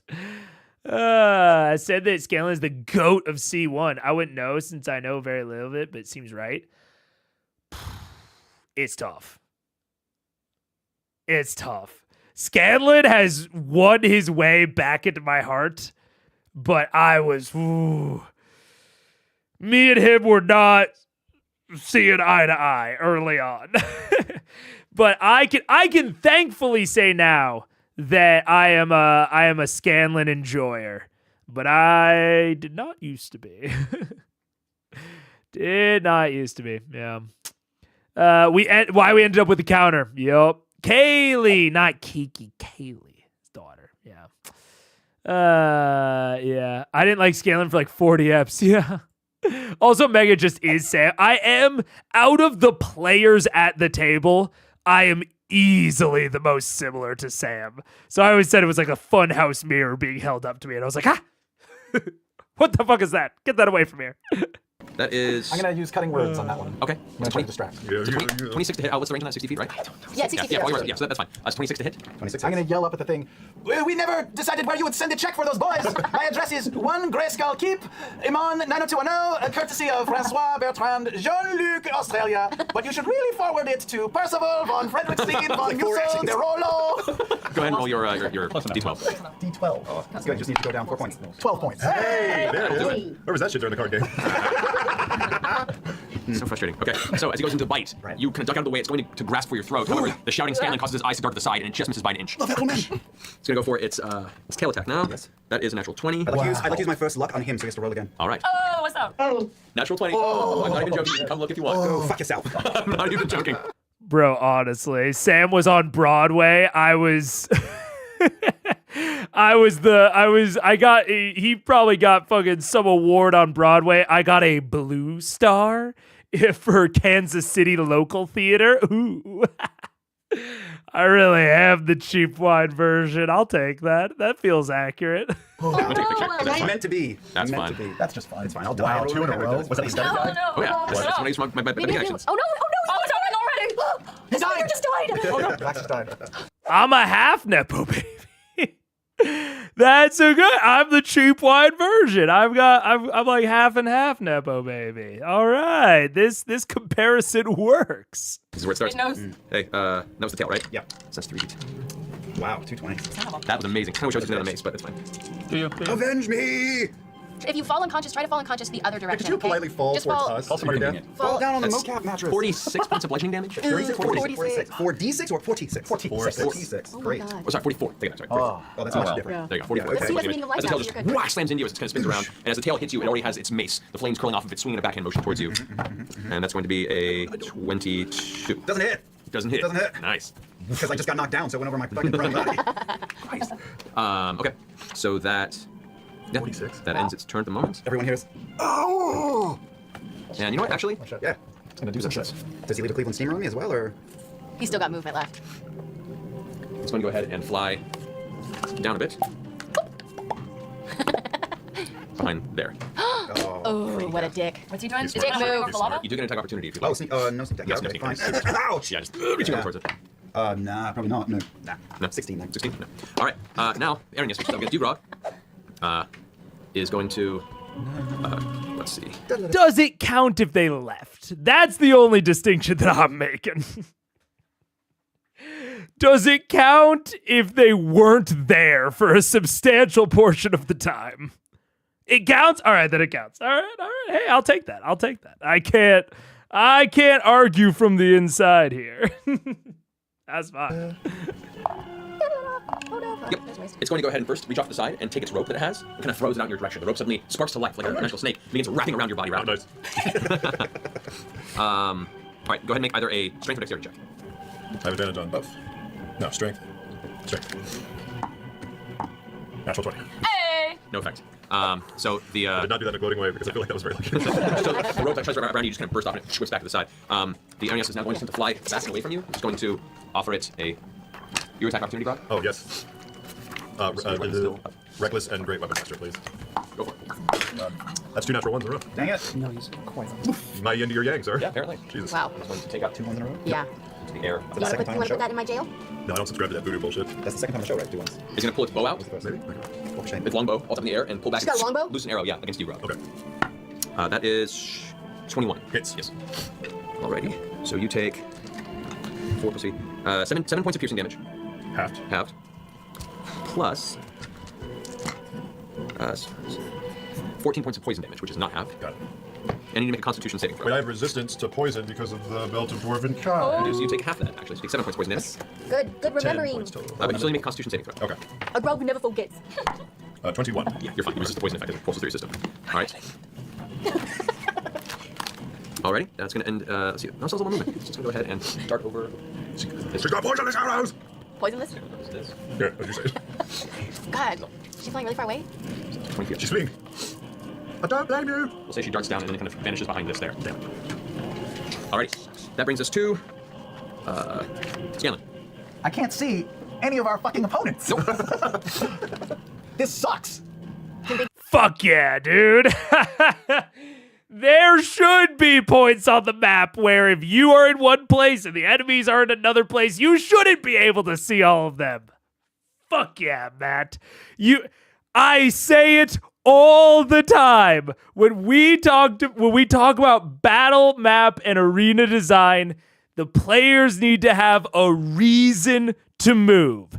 Now, not being able to hit literally anything, that's maybe on the weaker sides of reasons to move. Out of all of the possible reasons, that's maybe on the weaker side, but it's still a reason. And I love it. And big thumbs up. Big thumbs up. Anything C2 or C3? 0. 0 of C2 or C3. I don't know what we're going to do after C1. I've debated the order in which I'm going to proceed through things. I've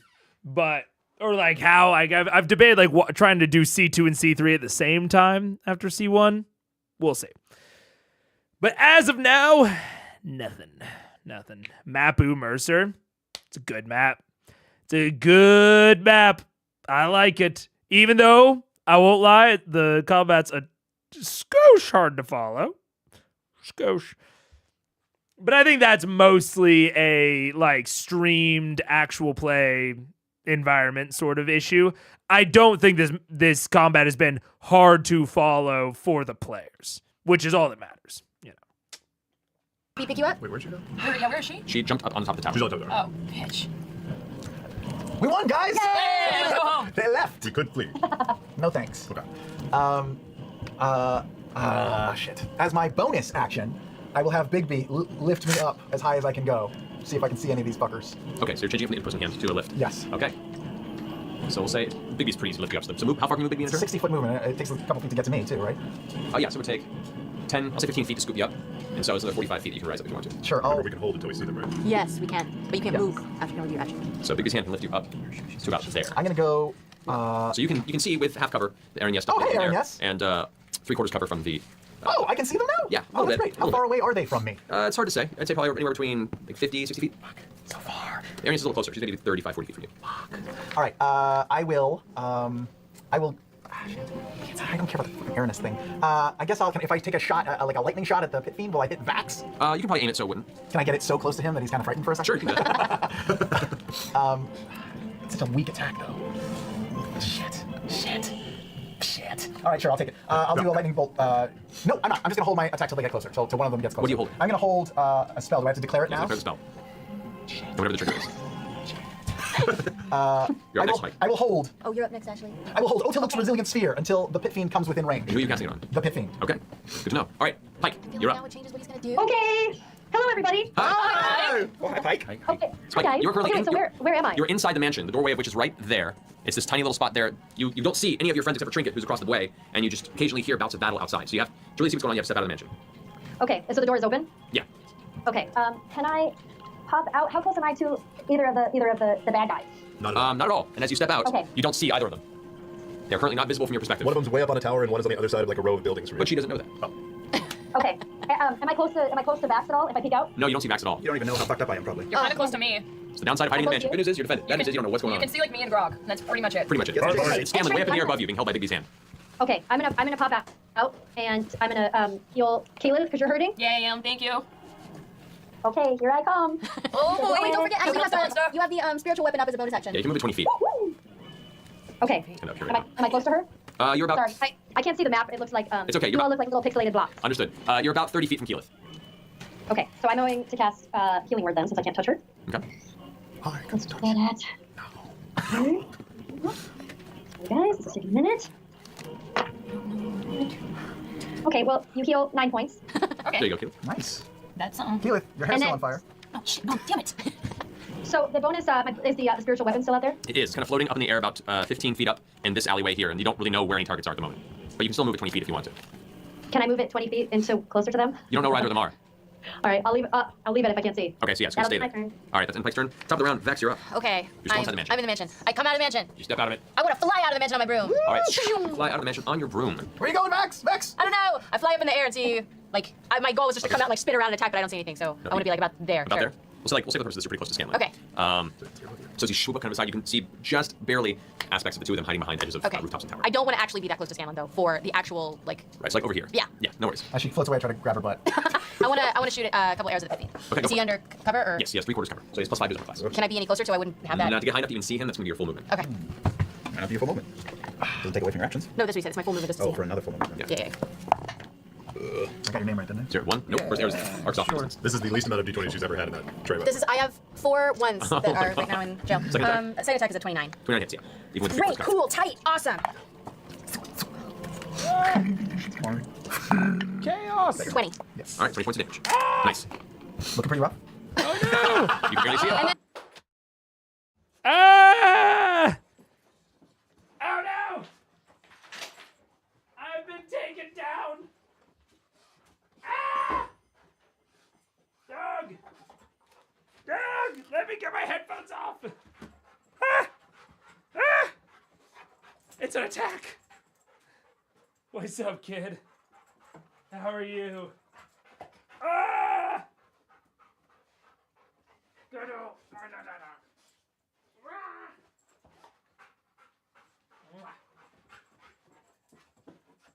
no. Okay. Give me one moment. Ow. Oh, she gets bitey when she's excited. Puppy.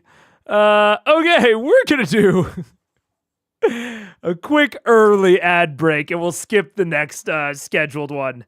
Because I'm gonna go deal with the dogs. Give me 1 second.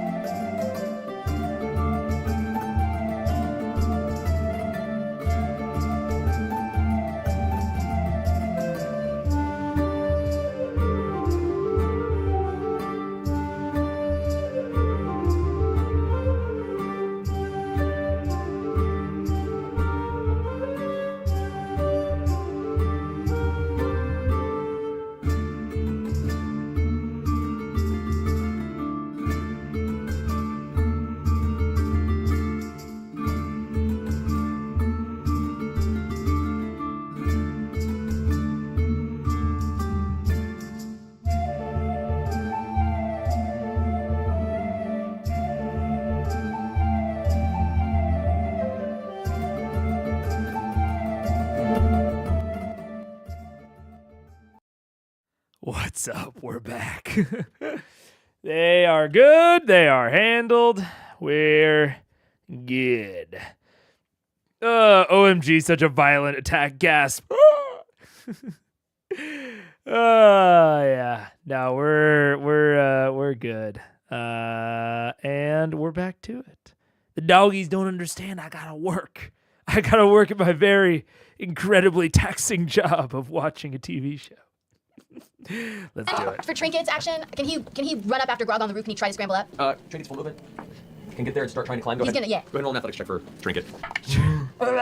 He a sun bear? What is that, to strength?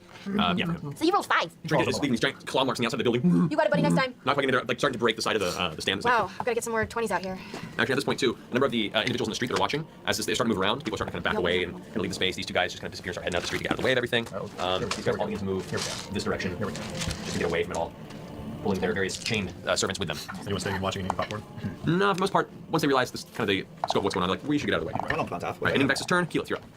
Okay, do I have any view on the pharma here? Big pharma? No, you have no visual on either of them. Okay. Is he kind of peeking off to, like, if I shift it around, would I be able to see You can try. him a little? You saw him disappear behind the roof, but you don't see him. I don't see him. I'm gonna try and shift towards you to see if I can kind of see him around the lava bend. Around this way or this? Yeah, that way. Okay, get your full movement there. These? Oh yeah. I mean, I guess I'll say it now. I haven't like directly explained it in a while, so it doesn't hurt. At a certain point within the watch through, God, I don't even know when. I think maybe in like the 20s or 30s, maybe even later, maybe like the 50s. I started taking notes on screen. For a while, I was doing it in Obsidian, and that's where most of it is still currently. I'm still moving a lot of it into World Anvil. But I have now, it's nowhere near the level of like the actual wiki, but it might be one of the more detailed Critical Role notes repositories besides the wiki. I started having to take a lot of notes to keep track of everything, to keep track of my wild and wacky theories. I think my favorite personal theory that I don't even think is true anymore, but my favorite personal theory, because I still bring it up, is Weekend at Thordax. Weekend at Thordax is, I think, makes a killer alternate universe plotline to how Critical Role could have unfolded. And who knows? It still has the possibility to be correct, but it's probably not. But I know I had the notes sometime within the Briarwood arc. But I know it definitely wasn't until after the Underdark. It was definitely after the Underdark. Actually, I know what prompted it. It was the Rakshasa investigation in Vasselheim. Prompted me, but I don't know if I started taking notes in earnest until somewhere during the Briarwood arc. Yeah. And now, I mean, the notes are... I'd say the notes are as big of a part of the series as I am at this point. So that's half of the reason I'm moving them all into World Anvil, is so that theoretically people can come to the World Anvil eventually and look through all of them. So it's like, I also redid some of the categories. So now it's figures of authority, people of power, adventurers of the realm, and family of protagonists. Sad Queen. Sad Queen is another, I think, pretty killer theory. I think Sad Queen goes kind of hard. Oh, man, I should really compile all the theories at a certain point. Well, I mean, I guess that's what World Anvil is going to be. Moon Tree, still the best AU plot idea. Okay, that's fair. I also did really love the Moon Tree. And I still question if the Moon Tree was the intended plot and it just like didn't come up within the show. Because the title of that episode is still so strange, given that the Moon Tree theory was not correct. It's crazy. Anyways, all that is to say, Alti, there's a lot of Critical Eyes lore still left to discover and experience. It's a little bit. Honestly, you're getting spoiled right now. You're getting Megaphone Man spoilers. That's crazy. Oh, man. And because you are sponsored. To be fair, the sponsorship is very new. I was moving things into World Anvil before I was sponsored. And literally during maybe at some point they'll let me leak I guess I could ask them. I haven't asked them. It'd be hilarious to leak my original email to them. Because in it, I mention how I'm moving things from Obsidian to World Anvil, and how I'm like, oh, that'd be such a great natural sponsorship, World Anvil. Teehee. Please sponsor me. And then they did. Former co-host of Obsidian, new co-host World Anvil. Exactly. Get it in our hearts. We barely scratched the surface. That's so true.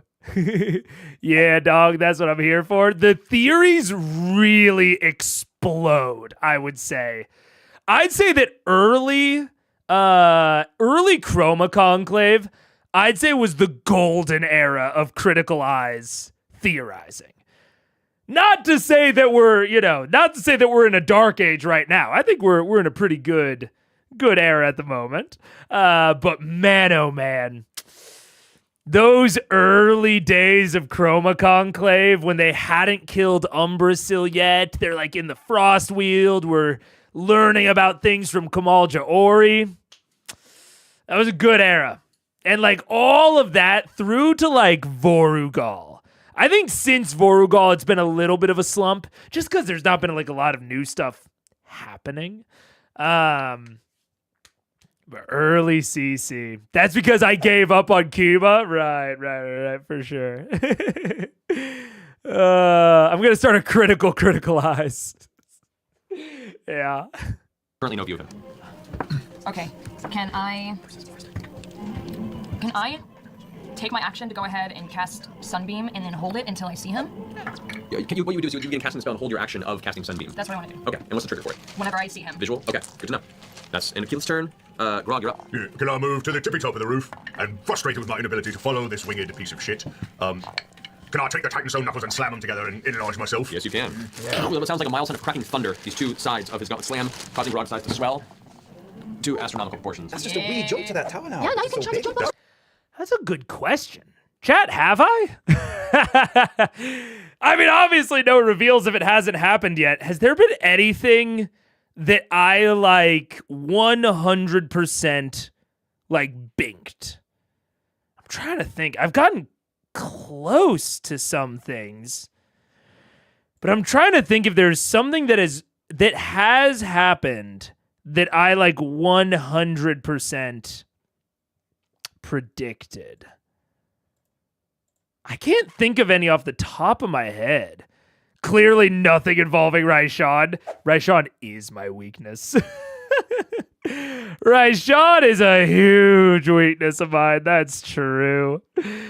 That's very true. I think I predicted that maybe, I would say that this is a relatively obvious prediction, but I did predict that Cassandra was alive. I don't even know if that counts, because I feel like that's like the easiest, like, level 1 off-screen death. She's gonna come back sort of shit. But I don't know if it counts with your initial reaction to hearing Keela's backstory. Ooh, what did I say? I don't remember what I said then. I'm pretty sure you've been very close or close enough, but I don't know about dead on. Yeah, I can remember several things that I did recognize that something was fucky with Assume, because I picked up that that there was no teleportation circle in Amon. I think that's the biggest one that I truly nailed. I just couldn't figure out what the fuck was going on with him. I was like, something is up with this dude. There's no teleportation circle in Iman. He's lying. Or not in Iman, in Whitestone. I was like, assume is lying about the teleportation circle, but I could not figure out why. I couldn't figure out why for the life of me. Assume is right, Sean, but you kind of walked it back last. I did a little bit, yeah. He's either very spot on or widely not at all. Did you catch that Ripley was an illusion? I think I might have like thrown it out there, but I don't remember being super confident in it. But I've gotten close on several things, yeah. You did get that, but Raishan and the polymorphing dragons still dude, the polymorphing dragons, man. I can't remember it for some reason. I had such an incorrect view of how the polymorphing worked on dragons. I thought they had like a unique version of polymorph. They don't. They just have polymorph. And I still can't remember it. In my head, every dragon has like a human alias, and they can only polymorph into that form. Not true. So I still get fucked with. I just can't like bake it into my brain. Yeah. New layout. Mailer said I could see Percy dying right before Ripley killed Percy. I guess that's true. I got that. That was a little bit of a bink, yeah. Senokira's Thordak. Oh no. Anyways, yeah. So I think the answer is, you know what? I did guess that there was a mech, a Gundam hidden underneath Whitestone, and that came to pass. It didn't. But I still think that my Gundam theory I think it had legs. I don't know. And Taliesin was kind of on board with me later. Taliesin talked about building a railgun underneath Whitestone. So I think that kind of counts as having predicted something. Right, that's what I was hoping for, but we'll see. But I'll have to ask. So, like, that ornamental thing that's above the doorway of the tower. Yes. Does it look like something I might be able to make a leap with my boots of fur leaping and, like, start a very rudimentary climbing up the side of the tower, King Kong style? If I wanted to try and get up to where she is, or would I be better suited jumping down and going to the door? What are the limitations on the boots? It says 15 feet straight up or 20 feet horizontal. Right, there's no limitation to the number of times it can be used. Bonus action, that's it. Okay. If I fail the DC, I'm fall prone. Right, gotcha. Okay. Cool. So you can attempt to do it. Cool. Well, go big or go home. I'm going to try and jump towards the tower and grab onto that ornamental fixture that's just above the doorway. Okay, so as you jump and leap, I need you to make an athletics check. Okay. I know, I feel like you can make it to the top edge. It doesn't seem that. Let him do his parkour, people. Yeah. Well, yeah, Person. in essence, I would like to jump towards the tower. If it goes better than I thought, then awesome. 13, 21. Okay, so you leap across the way and catch onto the side of the building there. Your feet are sticking to the stone, right? Titan stone gauntlets. So that's your bonus action. You're now holding onto the side of the building. Could I use my movement to crossfit my way up this? As you climb over the side, you do manage to get right over. Right down, you see the air, and you just kind of duck down with the longbow, drawn with the arrow, looks up and sees your much larger now face grinning over the side as you grin back, and then land on the opposite. Hold on, I need a breather. I'm talking about, you're dead. Love that. Okay, you know what? I slightly take back what I said about, using a chain devil instead of this. In my head, I was seeing this as a nest for, Vexalia. But this is a really cool method of utilizing it where Matt pre-plans this as a sniper nest for the thing that can easily fly up there. And then he allows Grog to feel very cool rushing up there at the ranged combatant, as he should, as a barbarian. Perfect use of his skills. And now he gets to feel so cool, being able to easily, climb because he's a barbarian, great athletics, jump, get up there and evict this this devil. Because even the other people that could easily get up there, a la Vex, Vax, maybe Keyleth, will have a harder time physically removing the devil from that spot. And they're less comfortable in like a 1v1 situation. So like if Vex goes up there, for example, her and I can't remember the devil's name. The ranged devil, I'm going to call it. Her and the ranged devil maybe are sparring off, but it's a little risky for her. It's not like the safest situation for Vex. But Grog it's great for Grog. It's perfect for a barbarian to be locking down a single adversary and making sure that they can do nothing besides look at you and attack you, because, you know, you're imposing disadvantage on all of their ranged attacks. Against you, at least. And ideally, he might even be able to, like, shove her off of it or something. Make her more vulnerable. So I think there's a lot of good aspects to the Arenas that I maybe didn't clock at first when I was talking about replacing it with like a melee combatant. I think there's still something to what I was saying. It would be a very different kind of combat. I was definitely taking it from the perspective of Vox takes, you know, the safe high ground, but there is something to be said for, you know, the Grog evicting someone from the high ground as like a fun little interaction. And I think it could really depend on your table's comp. Like if you have a monk, I think that this choice of adversary, peak, if you have a monk. Because the only person that wants to be doing what Grog is currently doing more than a barbarian is a monk. They're the only other person that wants this as much as the barbarian does. So if you have a monk, I think this is definitely a good adversary choice for this battle arena. If you don't have a monk and maybe you have a fighter instead of a barbarian, maybe they're a little bit more like, you know, Dexy, a little bit more DPS-y, maybe going with more of the melee. Or if you personally have more range in your PCs, you have less of like this mix, then maybe there's something to that. Although they have a lot of range, so it's hard to say.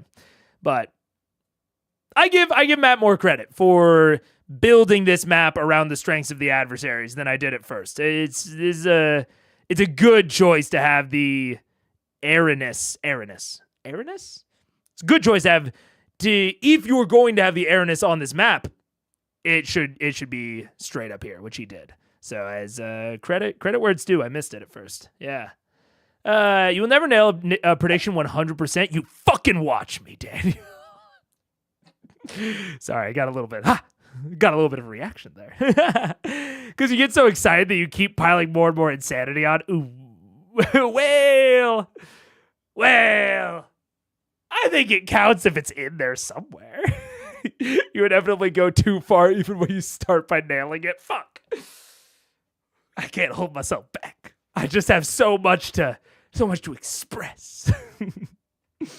I'd like to make, can I go into a frenzy? No, that was my bonus action, so I get 2. Can I do Reckless Great Weapon Master 2 attacks on She-Ra? Yes, you may. She's not as cool as She-Ra. 21. 21 does hit. However, she's going to use her reaction parry. So as you do that, she releases the tension when the arrow pulls her longsword out and just parries the blade to the side. As for her AC, you miss by 1, and the axe just slides off and slams into the stonework next to her as she begins to step away from you. Whoa, do I know if she can do that again? You don't know. Right. Kitten's got claws. I'll make the second one Reckless, but not Great Weapon Master. Okay. I already said it was. So Yeah, just do it. All right, fine. She probably can't do it again. 31. Minus 5, 27. 26. That hits. Go ahead and roll damage. Hey, she didn't do it again. Yahtzee. 25. 26. 1 point of necrotic, 26 plus 10 is 36. 36. Woo. Alrighty. Then your turn. Yeah, I'm a little attracted to the fact that she parried my first one. I'm kind of confused. Plus, you know, we're up high in the air and the city's on fire. It's very romantic. Perfect. That's it. That's my turn. Alrighty, then your turn. That brings us to Vax. All right, I'm gonna use a bonus action to At the take. beginning of your turn, as you come on the edge of the roof, you see the beings right there looming, like just out of your arm's reach, and you should make a wisdom saving throw. Yes, but I'm half elf, so I get advantage. So let's see how I do. Pretty good. Okay, 18. 18. The sheer presence of this entity shakes you to the core. You are considered frightened right now. Okay, so I can't go towards him, right? Huh? I can't go towards him. You cannot go towards him, and while he's in the line of sight to you, your attacks and ability checks have disadvantage. On him or everything? As long as he's within your line of sight, you have disadvantage on all your attacks and ability That's checks. why I don't do fuck all with him. Does So he have to run for away? my bonus action, I'm plugging my single potion of greater healing into my mouth. Okay. To start. So that's 44 plus 4, right? Mm-hmm. 4. Okay, 10 total, 12, 16. Okay, I'll figure that in a second. Then I want to use my first action to he's right up on me. I'm going to use my first action to disengage.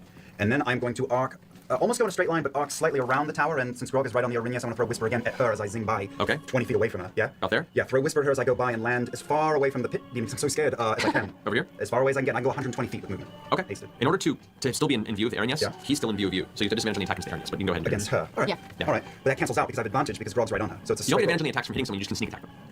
You're right. Yes, that's right. Thank you. No worries. So disadvantage on the attack. Disadvantage on the attack. Okay. Balls. Oh, one. God. One. Just shoots off and returns to your side. What are you gonna do? And you're landing over here, you said? Yeah, as far as I can get, 120 feet. Yeah, you can 120 feet. And if there's a movement, nook, you can you'll scoot behind in the corner. Okay, you can probably scoot behind that way. All right, I can't see it. Alrighty.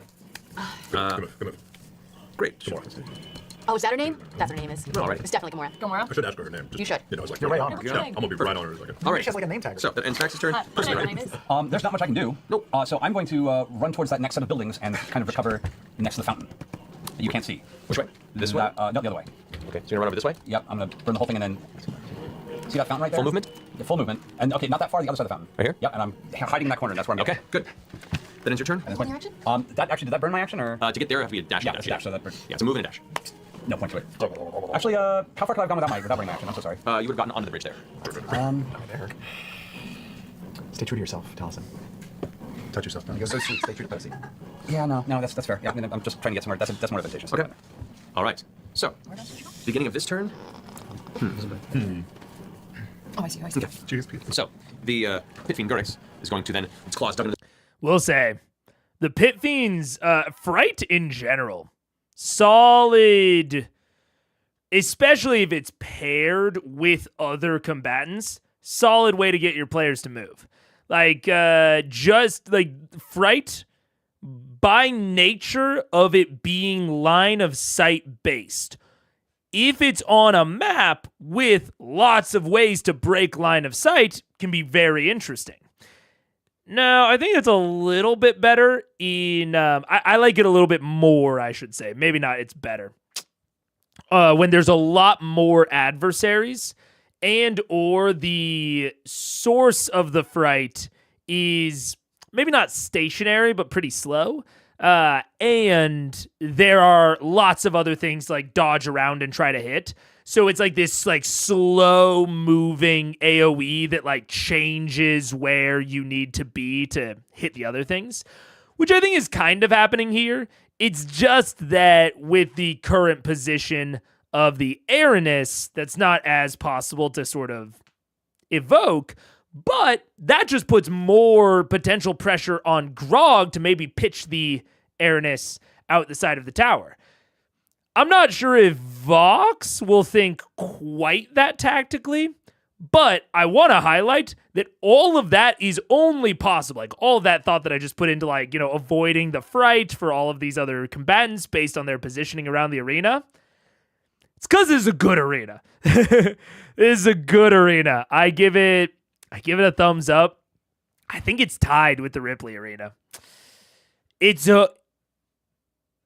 hard to say because I was a big fan of the Ripley arena. But the actual encounter built around the Ripley arena was a little tough. I don't know.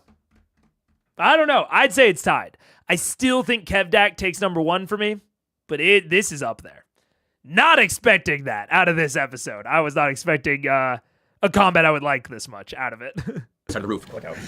And dart upward, wings out, an upward arc towards Scanlan and Vex. Remember, I'm not directly next to him. That's why I said I I'm wasn't. moving this way. Scanlan and then Sunbeam. I know. There we go. Let the man fly. So, He's gonna fly right into technically, the spells. Scanlan is there, and you're back up because you went straight up out of the entranceway, right? Sure. Magical duet. Right there. Takes up. You go ahead and get a sunbeam. No, mine's first. And you do, yes. So, what do you, no, mine's first. No, mine's first. Ladies first. No. So, as soon as it appears up on the side there. So, you're doing Luke's Resilience Sphere. Hand cone up, yes. Alrighty. Kindergarten. Okay. Go to Luke's Resilience Sphere. That is a large creature. Dexterity saving throw. No. Can my Sunbeam go through the sphere? That is a no. Can I please Sunbeam first? It's already Please. happened. Sorry. God damn it, Scanlan. It's okay. That is a 24. What was the lower of those two rolls? Because I have advantage. Lower that was 21. That's my DC. So he makes it. Although technically, because he has advantage on the saving throw, and you get disadvantage, would have been in the first roll. Yeah. So yeah, it would have been 24. Sorry. So as the sphere begins to condense around him, he shatters it. However, your sunbeam does still. Yeah, he's probably gonna save from that too. Just try it, man. Just try it. It's a So as you watch him appear in the air, you finish the spell and release the beam, kind of arcing past like a laser across the sky. it's a Constitution saving throw. A Constitution saving throw. Take a look. That is 19. That's my DC. So he saves it. God! Wait. No, it's a +2 to spell attack rolls. Oh, yeah. I can't use my. Okay, it still hits. He just takes That's true. It does still hit. Takes half damage and isn't blinded. And it's radiant damage. Correct. And he's not blinded, which would have been so cool. And he's so prideful, so he's probably a little embarrassed. I know. So go to roll your damage. Does he take extra because it's radiant? Nope. Is he flying towards Leaps me? over and basically just like flies up right between the two of you, or kind of hovering up like this bright beacon in the sky. Except I'm falling because that was a concentration spell. Bigby's gone. Oh, that's right. That is actually gonna help you, dude. Alrighty, so you go ahead and wow. Damage. Hit the ground. You're not over the lava. did you make your concentration save? Hit against that? My concentration save? All Tux was correct. Yes. So yeah. I'm falling. So you're falling. He takes 9 points of damage, by the way. Take 9 points of damage. 9 points. That's it? Yeah, Keyleth. Oh, Jesus, we're all gonna die. All right. You're doing so good. 40. So you take Scanlan. Any kind of athletic move? Now 14 points of bludgeoning damage, and Am I in the lava? you are about to stumble into it. Great. The heat is so extreme at that point that so you take 14 points of bludgeoning damage plus an additional 10 points of just fire damage due to just proximity to heat. The lava's right at the heel of your boots right now. Okay. All right. So as it lands next to you, It'd be better for him though than getting these hits. it's going to go ahead and unleash a full series of attacks against you. Instead of shared, great. I'll take lava. Bye. That's a 28. Of course. The claw attack. So you You suffer better use cutting words on him for one of these things. Oh, the lava. I can't concentrate. 10 plus 18 points of slashing damage. Okay. Such a troll. Such a troll tonight.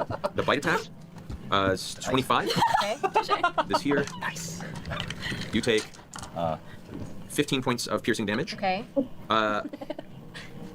you not have? Sorry, 15 plus 8. So 23 points of piercing damage total. Okay. And I need you to make a Constitution saving throw. Tight. Cool. That is 4. Okay. So you are now poisoned, as the fangs poison your body. You feel it pulsing through yourself. Okay. No. And you suffer I gotta get my calculator out to find out if I'm about to die. 25 points of poison damage. Cool, tight, With any tight. save. Matthew, Yeah? would I have the wherewithal to see what's going on and try to... You see white right now as you slam onto your back and like the ringing in your ears as this is happening. Okay. Yeah. The tail attack is a 29 to hit. Okay. I think that misses. Yeah, no, that one doesn't hit, but the rest of them. All right. That is some bad rolls actually. Oh. Plus 8. 16 points of bludgeoning damage. That's enough. And the mace. 25 to hit on the mace. Amy. Okay, yeah, cool, cool, tight. So you suffer 18 points of bludgeoning damage. Yeah, yeah. So mark that. Oh, I thought that's what I just did. That was. Well, you took another 18 from the mace hitting you. You got 4 attacks, right? Yeah, this is the last attack. Okay. Yeah, so 18 plus. Oh. Right? That was already 18, or was it? Well, some of the attacks No, you make no, add more 6 poison to it. Added to an attack. Oh, yeah, Jesus. Okay. Yeah, sorry. So you took 18 bludgeoning damage plus an additional 15 points of fire damage. Cool. Oh. I'm unconscious. And falling. With that, all of a sudden you watch the mace slams Vex in the side. Her form goes limp, arcing through the air, the broom kind of spinning off and scattering across the... No, it's attached to me. It's attached to It's you. attached. The tether. It is attached. Surfing So tether. it's spinning and scattering behind you as you arc over Ragdolling. at the impact that way. Right by me. I'm gonna go ahead and roll a scatter die on this. A scatter die. See if I fall in the lava. What is that? I could be dead. No. It's a 3. You arc this way. So you Oh, Jesus, come on. fall and land onto the stonework there. Right next to Pike. You want What I'm implying from what he just said with the I've never heard of a scatter die. I don't know if that's a thing from like older editions. It sounds like the die that you roll in the infestation cantrip to like determine the way that they move. D8 for direction is what I assumed. Yeah.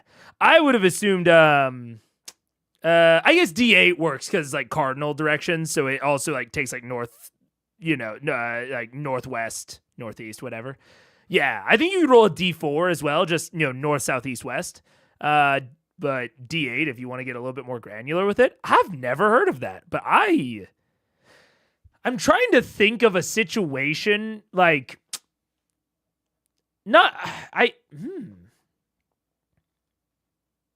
I'm gonna have to be thinking about that because, like, I can't think of a situation in which I would have used that. But also, that doesn't seem like the type of thing I would remember, even if I did, encounter a use case for that sort of thing. That's interesting. I'm gonna keep that in mind, even possibly for like it's kind of similar to sometimes if I am really torn on who a monster should attack, I'll roll like a die to determine it. Gives me a similar feel to that. I might just be able to roll like a scatter die. That like a D4 or D8, have the enemy move in that direction and just attack whatever is nearest it in that direction, if all else is equal, because I talk about target priority I guess I haven't talked about it in a little bit, but I really try to take a lot of conscious thought with my target priority, but sometimes it is random. Like sometimes an NPC really doesn't care in terms of target priority, or there's, some amount of randomness to it. And having the direction be randomized could be interesting in certain cases. I'm gonna have to think about that on Friday. I got D&D on Friday. I'll have to think about it. Because I've never thought about that. I think it might be a Warhammer thing. Oh, God, I want to play Warhammer. I don't got the money. I want to play I want to meet someone locally. Ideally, someone that doesn't know I'm an influencer. I need to like go to like a local game store when I feel like Warhammer, you can't just like hop in and play. Maybe you can. Maybe I need to go and ask my local game store because I'd love to play Warhammer. It seems like so much fun, but it's such a different type of game than I've ever played. I've never played something that like granular as Warhammer. Seems like a ton of fun. The confusion spell has that mechanic. That's right. Yes, confusion. Yeah. Characters blinded and disoriented. They choose a random direction to run. Roll a d8. Yeah. Interesting. 2024 5e uses d4 for direction, but 2014 uses a d8. Interesting. I mean, I'd assume it's the same thing. It's just if you're including the combo directions, like the diagonals, right? Most LGSs do have hop-in days, specifically as well as normally. Ooh. Maybe I'll go into a hop-in. That's a good video idea. Not everything has to be content, obviously. But like a, fucking D&D guy plays Warhammer for the first time, goes to LGS hop-in. That could be fun. That could be a fun little like vlog about my experience. I might do that. That sounds fun. At least in the UK, you have Warhammer shops everywhere, and I've been to multiple sample sessions. We don't have, at least that I'm aware of, we don't have like Warhammer shops, but I do know of some game stores that do Warhammer nights. I just figured you had to have minis. I didn't figure you needed like terrain, but I kind of figured you had to have minis in order to play.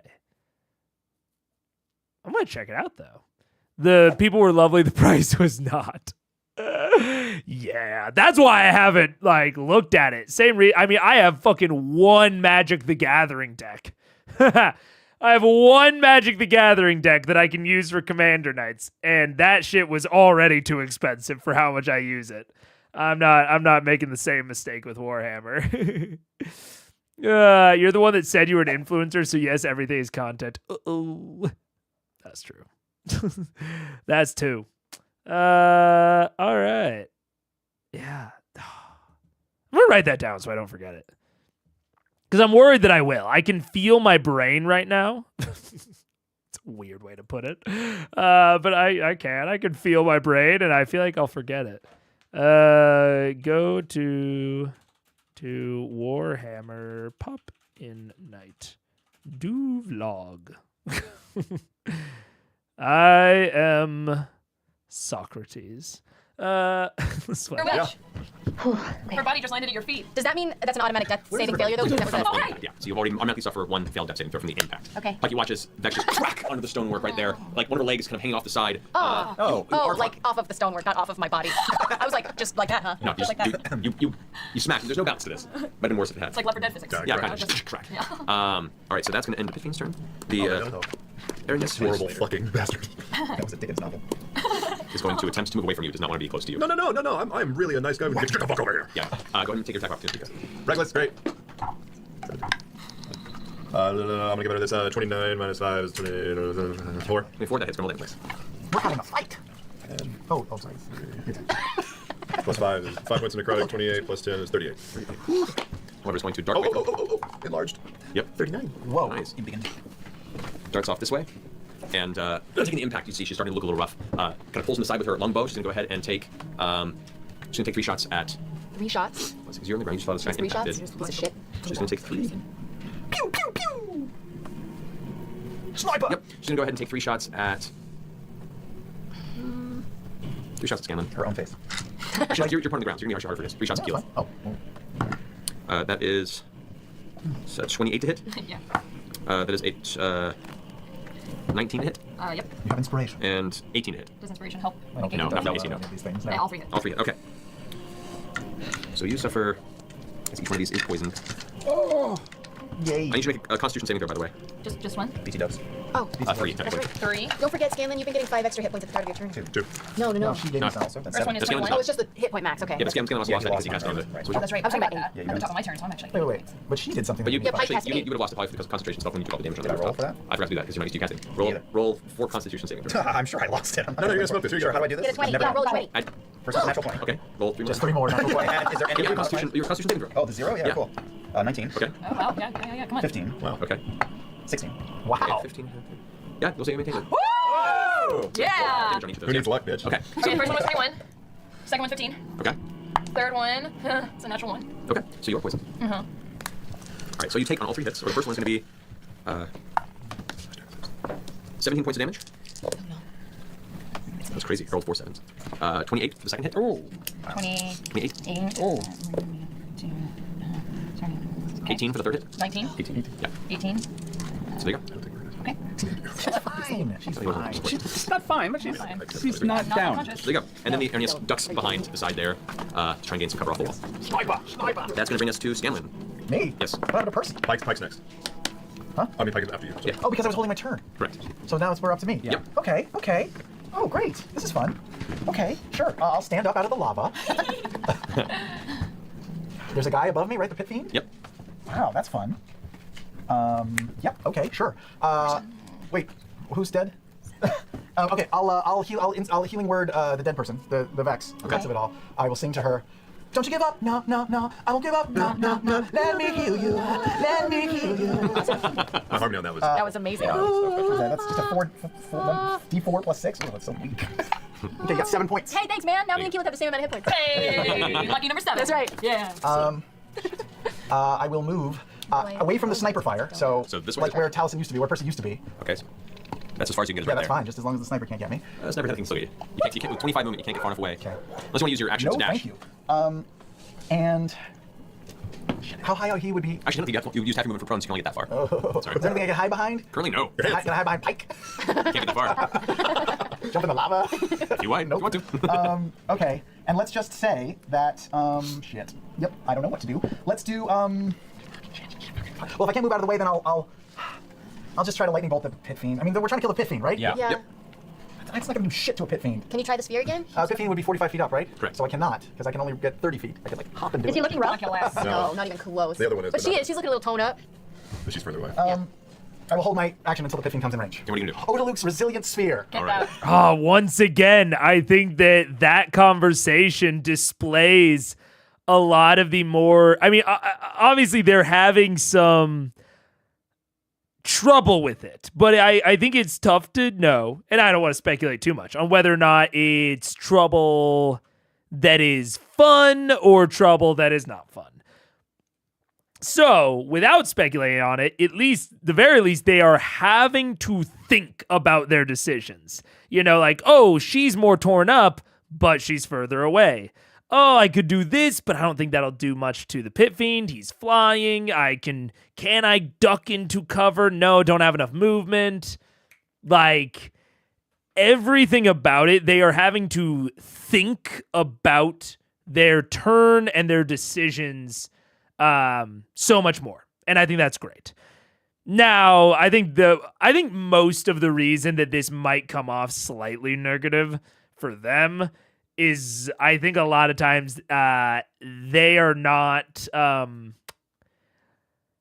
think because of how they came into D&D and like at such a high level, they don't have the like intuitive knowledge of their sheets, especially the spellcasters or the people with a lot of magic items.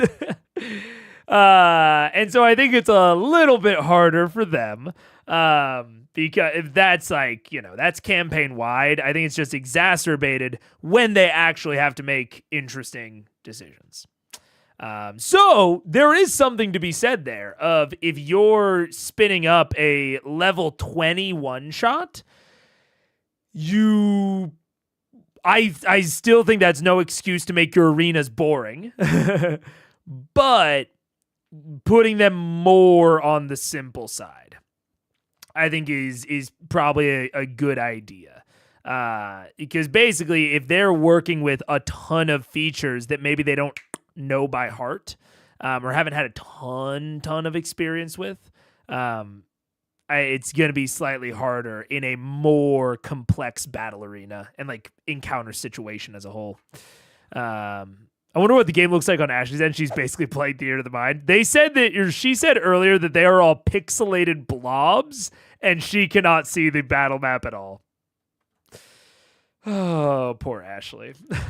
That's a great idea. Oh, look! If at first you don't succeed, Give up and run away. All right. Yeah, oh my god, this is a serious thing, though. Okay, so, Scans one turn. Pike, what are you doing? Okay, am I even near Keyleth at all or no? No. You're about roughly 60, or I'd say about 50 feet from her. So if I kind of go in the middle, can I do a mass cure wounds? You could, yeah. Okay, I'm gonna do that. Yeah, you do that. What's the range on Master Wounds? And, Master Wounds range of 60 60 feet. 60 feet. Oh, she's up to a 30-foot radius, so you have to move. You can get about there, move around Scanlan, and you can get both, get Scanlan, Vex, and Keyleth if you Oh, want good. Fantastic. to. Alrighty. Big money, big money. No whammies. No whammies. Okay, so I'm gonna do it at 6th level. Alright, so that's 4d8 plus 5. Nice. Plus my spell cast. Well, that's the plus 5. That's the plus 5. Yeah. Okay, so 48. 4d8. It's like 45 feet. Which leads. D8's very exciting. Apparently. Am I affected by this? Yes. You are, yes. I'm gonna get help. Heal, some you get healed. Have you been hit? Yeah? Well, I hit myself by falling out Right. of the sky. Yes. That was really quick. Okay, 31. Yay! Okay, so 31 hit points healed to Scanlan, Keyleth, and Vex. Do I get the temporary hit points that Pike had granted me 2 turns ago? The aid ones? The 8-1, yeah, you still have that. Anyway. Okay, so that's she Five. gave me 5. Okay, great. Okay, good. And then as my bonus action, where's the? Can I move the spiritual weapon any closer to the pit fiend? Do I see him now? You can. It won't get close enough to fight, but it does move a little closer. It'll be Just to about, taunt him a little. Sure, it'll be about there, Just technically, like we'll say. wave it around like woo. Yeah, we'll say it's a little ways back, but it needs to move a little closer. Alright, that ends your turn? Yes. Okay. At this point in time, as you're paying attention, Percy, as you're kind of around the corner, looking up and seeing the fiend right there, you glance over to the right at the top of the round as you watch one of the Dang it. illuminated begin making its way that way. He's that close already? It starts coasting up the side. Its bottom currently.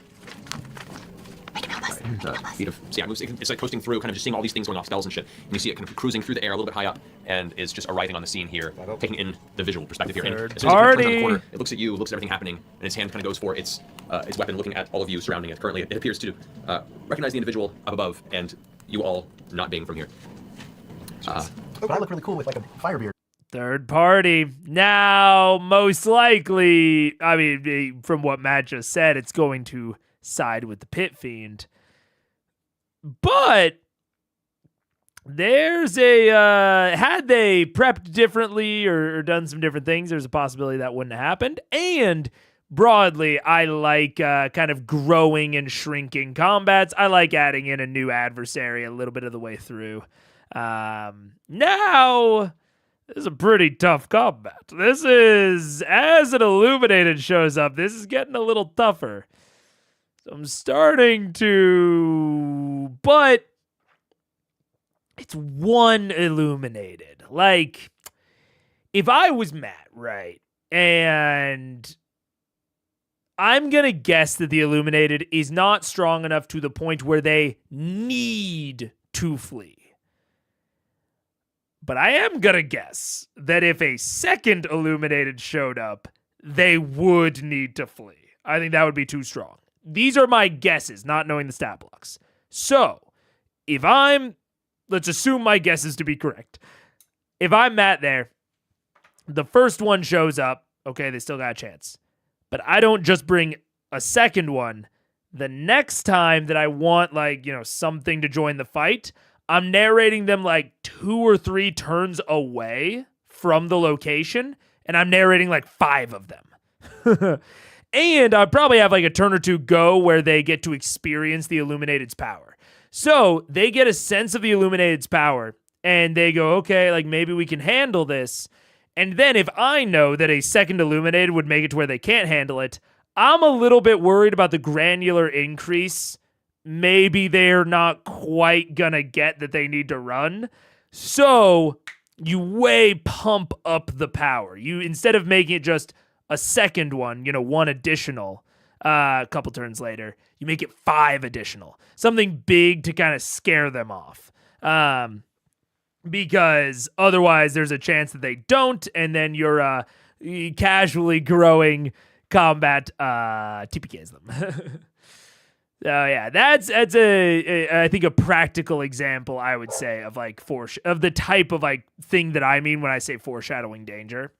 I think that him showing up as an individual and then having a multi-turn warning before like a whole contingent show up, those are 2 layers of foreshadowing danger. If they don't run by the time that the 5 illuminated show up, in my opinion, if I have done both of those things, that's on them. So that's what I mean when I say like foreshadowing danger and like, you know, I think that PC deaths need to be justified. I'm warning them. I'm trying to give them as much, you know, information as they need to know when something is a TPK type situation. Poor Ashley. Yeah. He goofs when he feels like he can, but he's very tactical when things get hard. So he can feel goofy, but also has more than his share of clutch plays. Yeah, I fully agree. I definitely agree. Yeah. There are times when it feels like Sam is 10 steps ahead, and I don't know how he does it. How does he do it? What is it? I don't know how he does it. Well, that'll be the new thing for Scanlan. The setup is insane. Yeah, it's ludicrous. It's you know, we need a wow, the setup is really fucking with them counter. Cuz there's so many times where I'm like, this seems terrible for D&D and it seems weird for a streamed show. I don't know. It seems like, really? This is the setup we went with? Huh? Yes, a lot of times with this GNS setup, it feels strange. Also, I saw this. I'm not going to read it out loud. I can't. I don't even know what that says. It's just a bunch of individual letters. I don't even know why you like put them all in that order. And stuff, so. Yeah. I look cool. You know, it sees a bunch of Vexes and Vaxes, essentially. Oh, a bunch of slaves rising up against a pit fiend is what it's saying. So, top of the round, Vex. Yeah. You're prone but conscious. Okay. I get up. All right, so it's half your movement there. You're still poisoned. Oh, then I'm gonna cast. Oh, I think it gave me actual psychic damage. We're also within the suggested break area, so I might see if there's like a big thing that happens. I'm gonna be looking out for an endpoint in the next few minutes. But we'll see. Protection from poison on myself. Wow, is my action. Well, what are you gonna do? And that cancels out the poison. All right, yeah. So you are no longer poisoned. That is your action. Okay. And then I wanna, as my bonus action. By the way, being unconscious, you lost your hunter's mark. Of course I did. As my bonus action, I'm gonna take. Also, the damage you took, yeah. You can take over yourself. I'm gonna take. I don't know. I'm gonna take. I have a bag of gems of my own. Mm-hmm. I'm gonna pull out from my thing and toss it at the Ifrit. Nice. Okay. And say, we're more than we look, and we need your help, and hope that it bribes him. Okay, make a persuasion roll. Mid-battle bribery. Persuasion. 20. Why haven't we ever bribed our enemies before? 20. 31. What? 21. Okay. You toss the gems and just scatter across the ground in front of this, kind of flying through, the free holding its weapon at the side. It just snarls. All right, that ends your turn. Unless you want to move from your current position. You have half movement now, so you can move 15 feet. I'm gonna move. Is it stupid to move into the mansion? No. I'm gonna move into the mansion. Okay, you move into the mansion. You're Thanks for abandoning us. Yeah. All right, that ends Vex's turn. Keyleth, you're up. Okay, I'm gonna sunbeam him again. Okay, so saving throw. That would be 24. So we also have Vex wake up, throw a bag of money, and walk into my house. Very bad. Very unusual. with a broom dragging Oh, wait, behind her. Trinket's gonna run and stand next to Pike to protect her. Alrighty. I'm going to use my bonus action to turn into an air elemental. How much damage does it deal? It still takes half damage. I should have done an imagination regardless. Just game of attrition at this point. Where's my okay. Oh boy, guys, this is a fight. 18. Hang on. Sorry. Trying to do math. 18 plus another 8 is 26. 27 plus another 6 is, oh god, I'm gonna 33 divided in half. So, shit, 11. No, 12. No, 33. 16. 16 points of radiant I'm really damage. nervous. You drop the poison. When you go into elemental forms, your bonus action, the poison is cast out of your form. So Yes, you're poison. Let's see. I still have movement, right? Yes. Real fast, just to make sure this. I keep forgetting. So the sunbeam you had, you took a bunch of hits from the area, yes? Huh? The damage you took from the area, you need to roll 3 Constitution saving throws. You need to remember to do this. Right. It's a lot to remember, guys. My apologies. Plus, Doing a great job, Result Matt. of the Damage you took from the arrow earlier. the poison tip arrows. that's 18 for the first one. Ooh, not good. Not good at all. 7. All right, so in theory, the sunbeam already gone away. Can I use before that you inspiration on that? Yeah, do you want it? 12. Plus 12. Another 7. So 20. Wait, no, 7 plus 14. 14. 14, that's fine. Okay, and then last one. 13. 13. What's the damage you took from the third arrow? Nothing. No. I don't know. You write down the damage you took? I did. I took it as I went, Oh, you and now erased it. I erased it. Okay, I'll say, I don't think any attack did more than 26 to you. It was my fault for forgetting. It's fine. So you maintain your sunbeam. We're good. Yay! Oh god. Alrighty. So, Okay. you turn to elemental. Concentration's tough. Concentration's tough. It really depends. With this many people, I would actually say the more players there are, the more it's on the players to remember their own concentration. But it's one of the reasons that I think that concentration is a clunky mechanic, because either the DM has to remember it all, or the players have to track a negative thing that only happens when other entities damage them. Which is... I don't know. I have said before, I don't have like a solution to concentration that doesn't require reforging the entire spellcasting system. It's necessary. But this is one of the complicating factors. With my 3-player game, I would say that it's it's because I'm more able to manage it. I would consider it more on me. But with this many, it's like kind of a combo. I do think that the player should really try to manage it, but it's also like, as the DM, being lenient in this case where like neither of you caught it, I think is very fair. Because it's also like you would never expect them to write down the damage that they took and like keep it there. At least I wouldn't. So I don't necessarily agree that it's fully on him to remember it, but I do think that if neither of them remember it, they should both try in the future, and I would lean towards letting her keep it up as opposed to letting it drop. How would the GNS thought about having the cast play Baldur's Gate for combat in the beginning, so I'm not surprised they have a bad setup. That's fucking crazy. That's crazy if true. Move or stay where you are? Yeah, I want to start heading up, kind of gliding. I have a fly speed of 90, right? Yep. Can I get up to her? You can. Yes. Alright, there you go. Yep. That's your turn. Alright, Grog. Why does no one want to stay and play with me? Can I? Yes. Step up on the ledge, Yes. like an assassin from Assassin's Creed, attach the chain of returning to my axe, and throw it at the back of the pit fiend. Totally. Yeah, go for it. All right. Yeah. Reckless, but not great weapon master. Right. No, that was 24. Yes, that's true. 24. Yeah. Well, Alright. That hits. Okay. Good old damage on that. Right. 24. 4 points of necrotic, 28. All plus I'm enlarged, 29. 29 points of damage to the axe, and kind of jams and embeds itself into the back of the pit fiend. It's like, the voice kind of once again remanates from its telepathic push into your respective brains in the vicinity. Now check this super. the city guard. You have no victory now.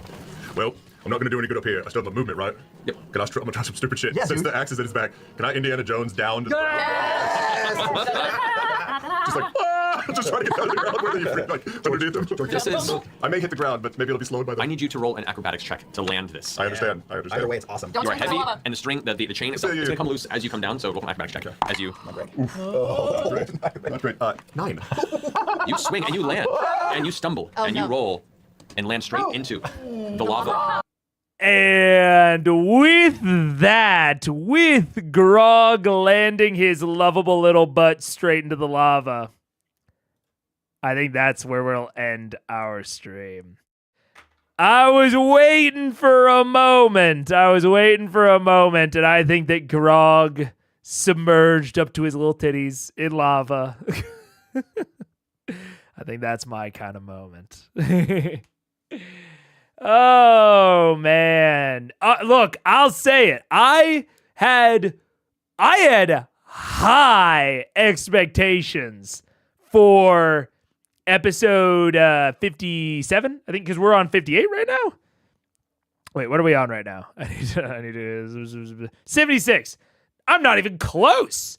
I had higher expectations for 75. 75, big let me down. This, frankly, opposite. I had pretty fucking low expectations for this. I won't say for this episode necessarily, because combat episodes are combat episodes, whatever. But for this combat encounter, I had pretty low expectations. And I will admit when I was wrong. I think Matt put together a really cool encounter here. Now, will it go the way that Vox wants it to go? Who knows? I don't even know if it's winnable or if Matt meant for it to be winnable, but I think it has been interesting and fun, and personally, I could see them winning, even if it's going to be a knockdown, drag-out fight. So, I give a thumbs up to the encounter. More of a thumbs up than I ever thought I would. It's probably tied for my second favorite map. I don't know if I'd say my second favorite encounter, but I think it's my second favorite map, right behind Kevdak. So yeah, big plus. Big plus. What's your general take on such high combat episodes? If we're talking about it from like a media perspective, like a television show watching perspective, yeah.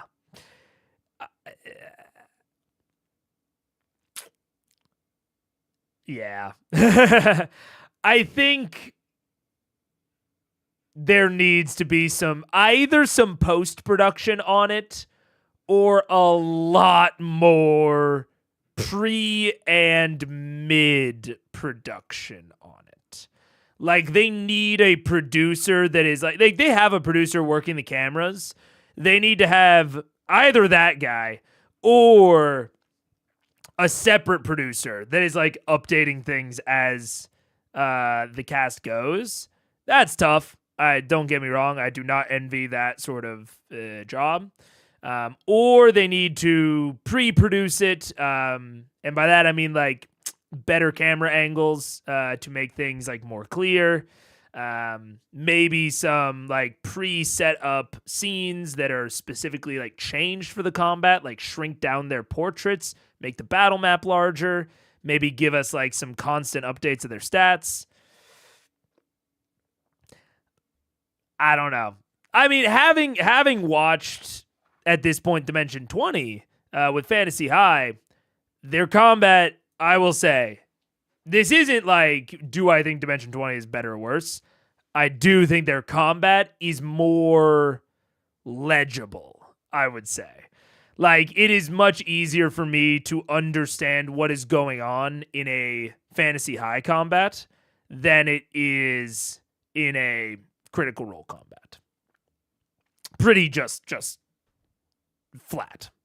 Now, there's an aspect of post-production there that really helps with that. And I know, obviously, they couldn't do that for this. But there's even some pre-production type stuff that they could do to make it more legible.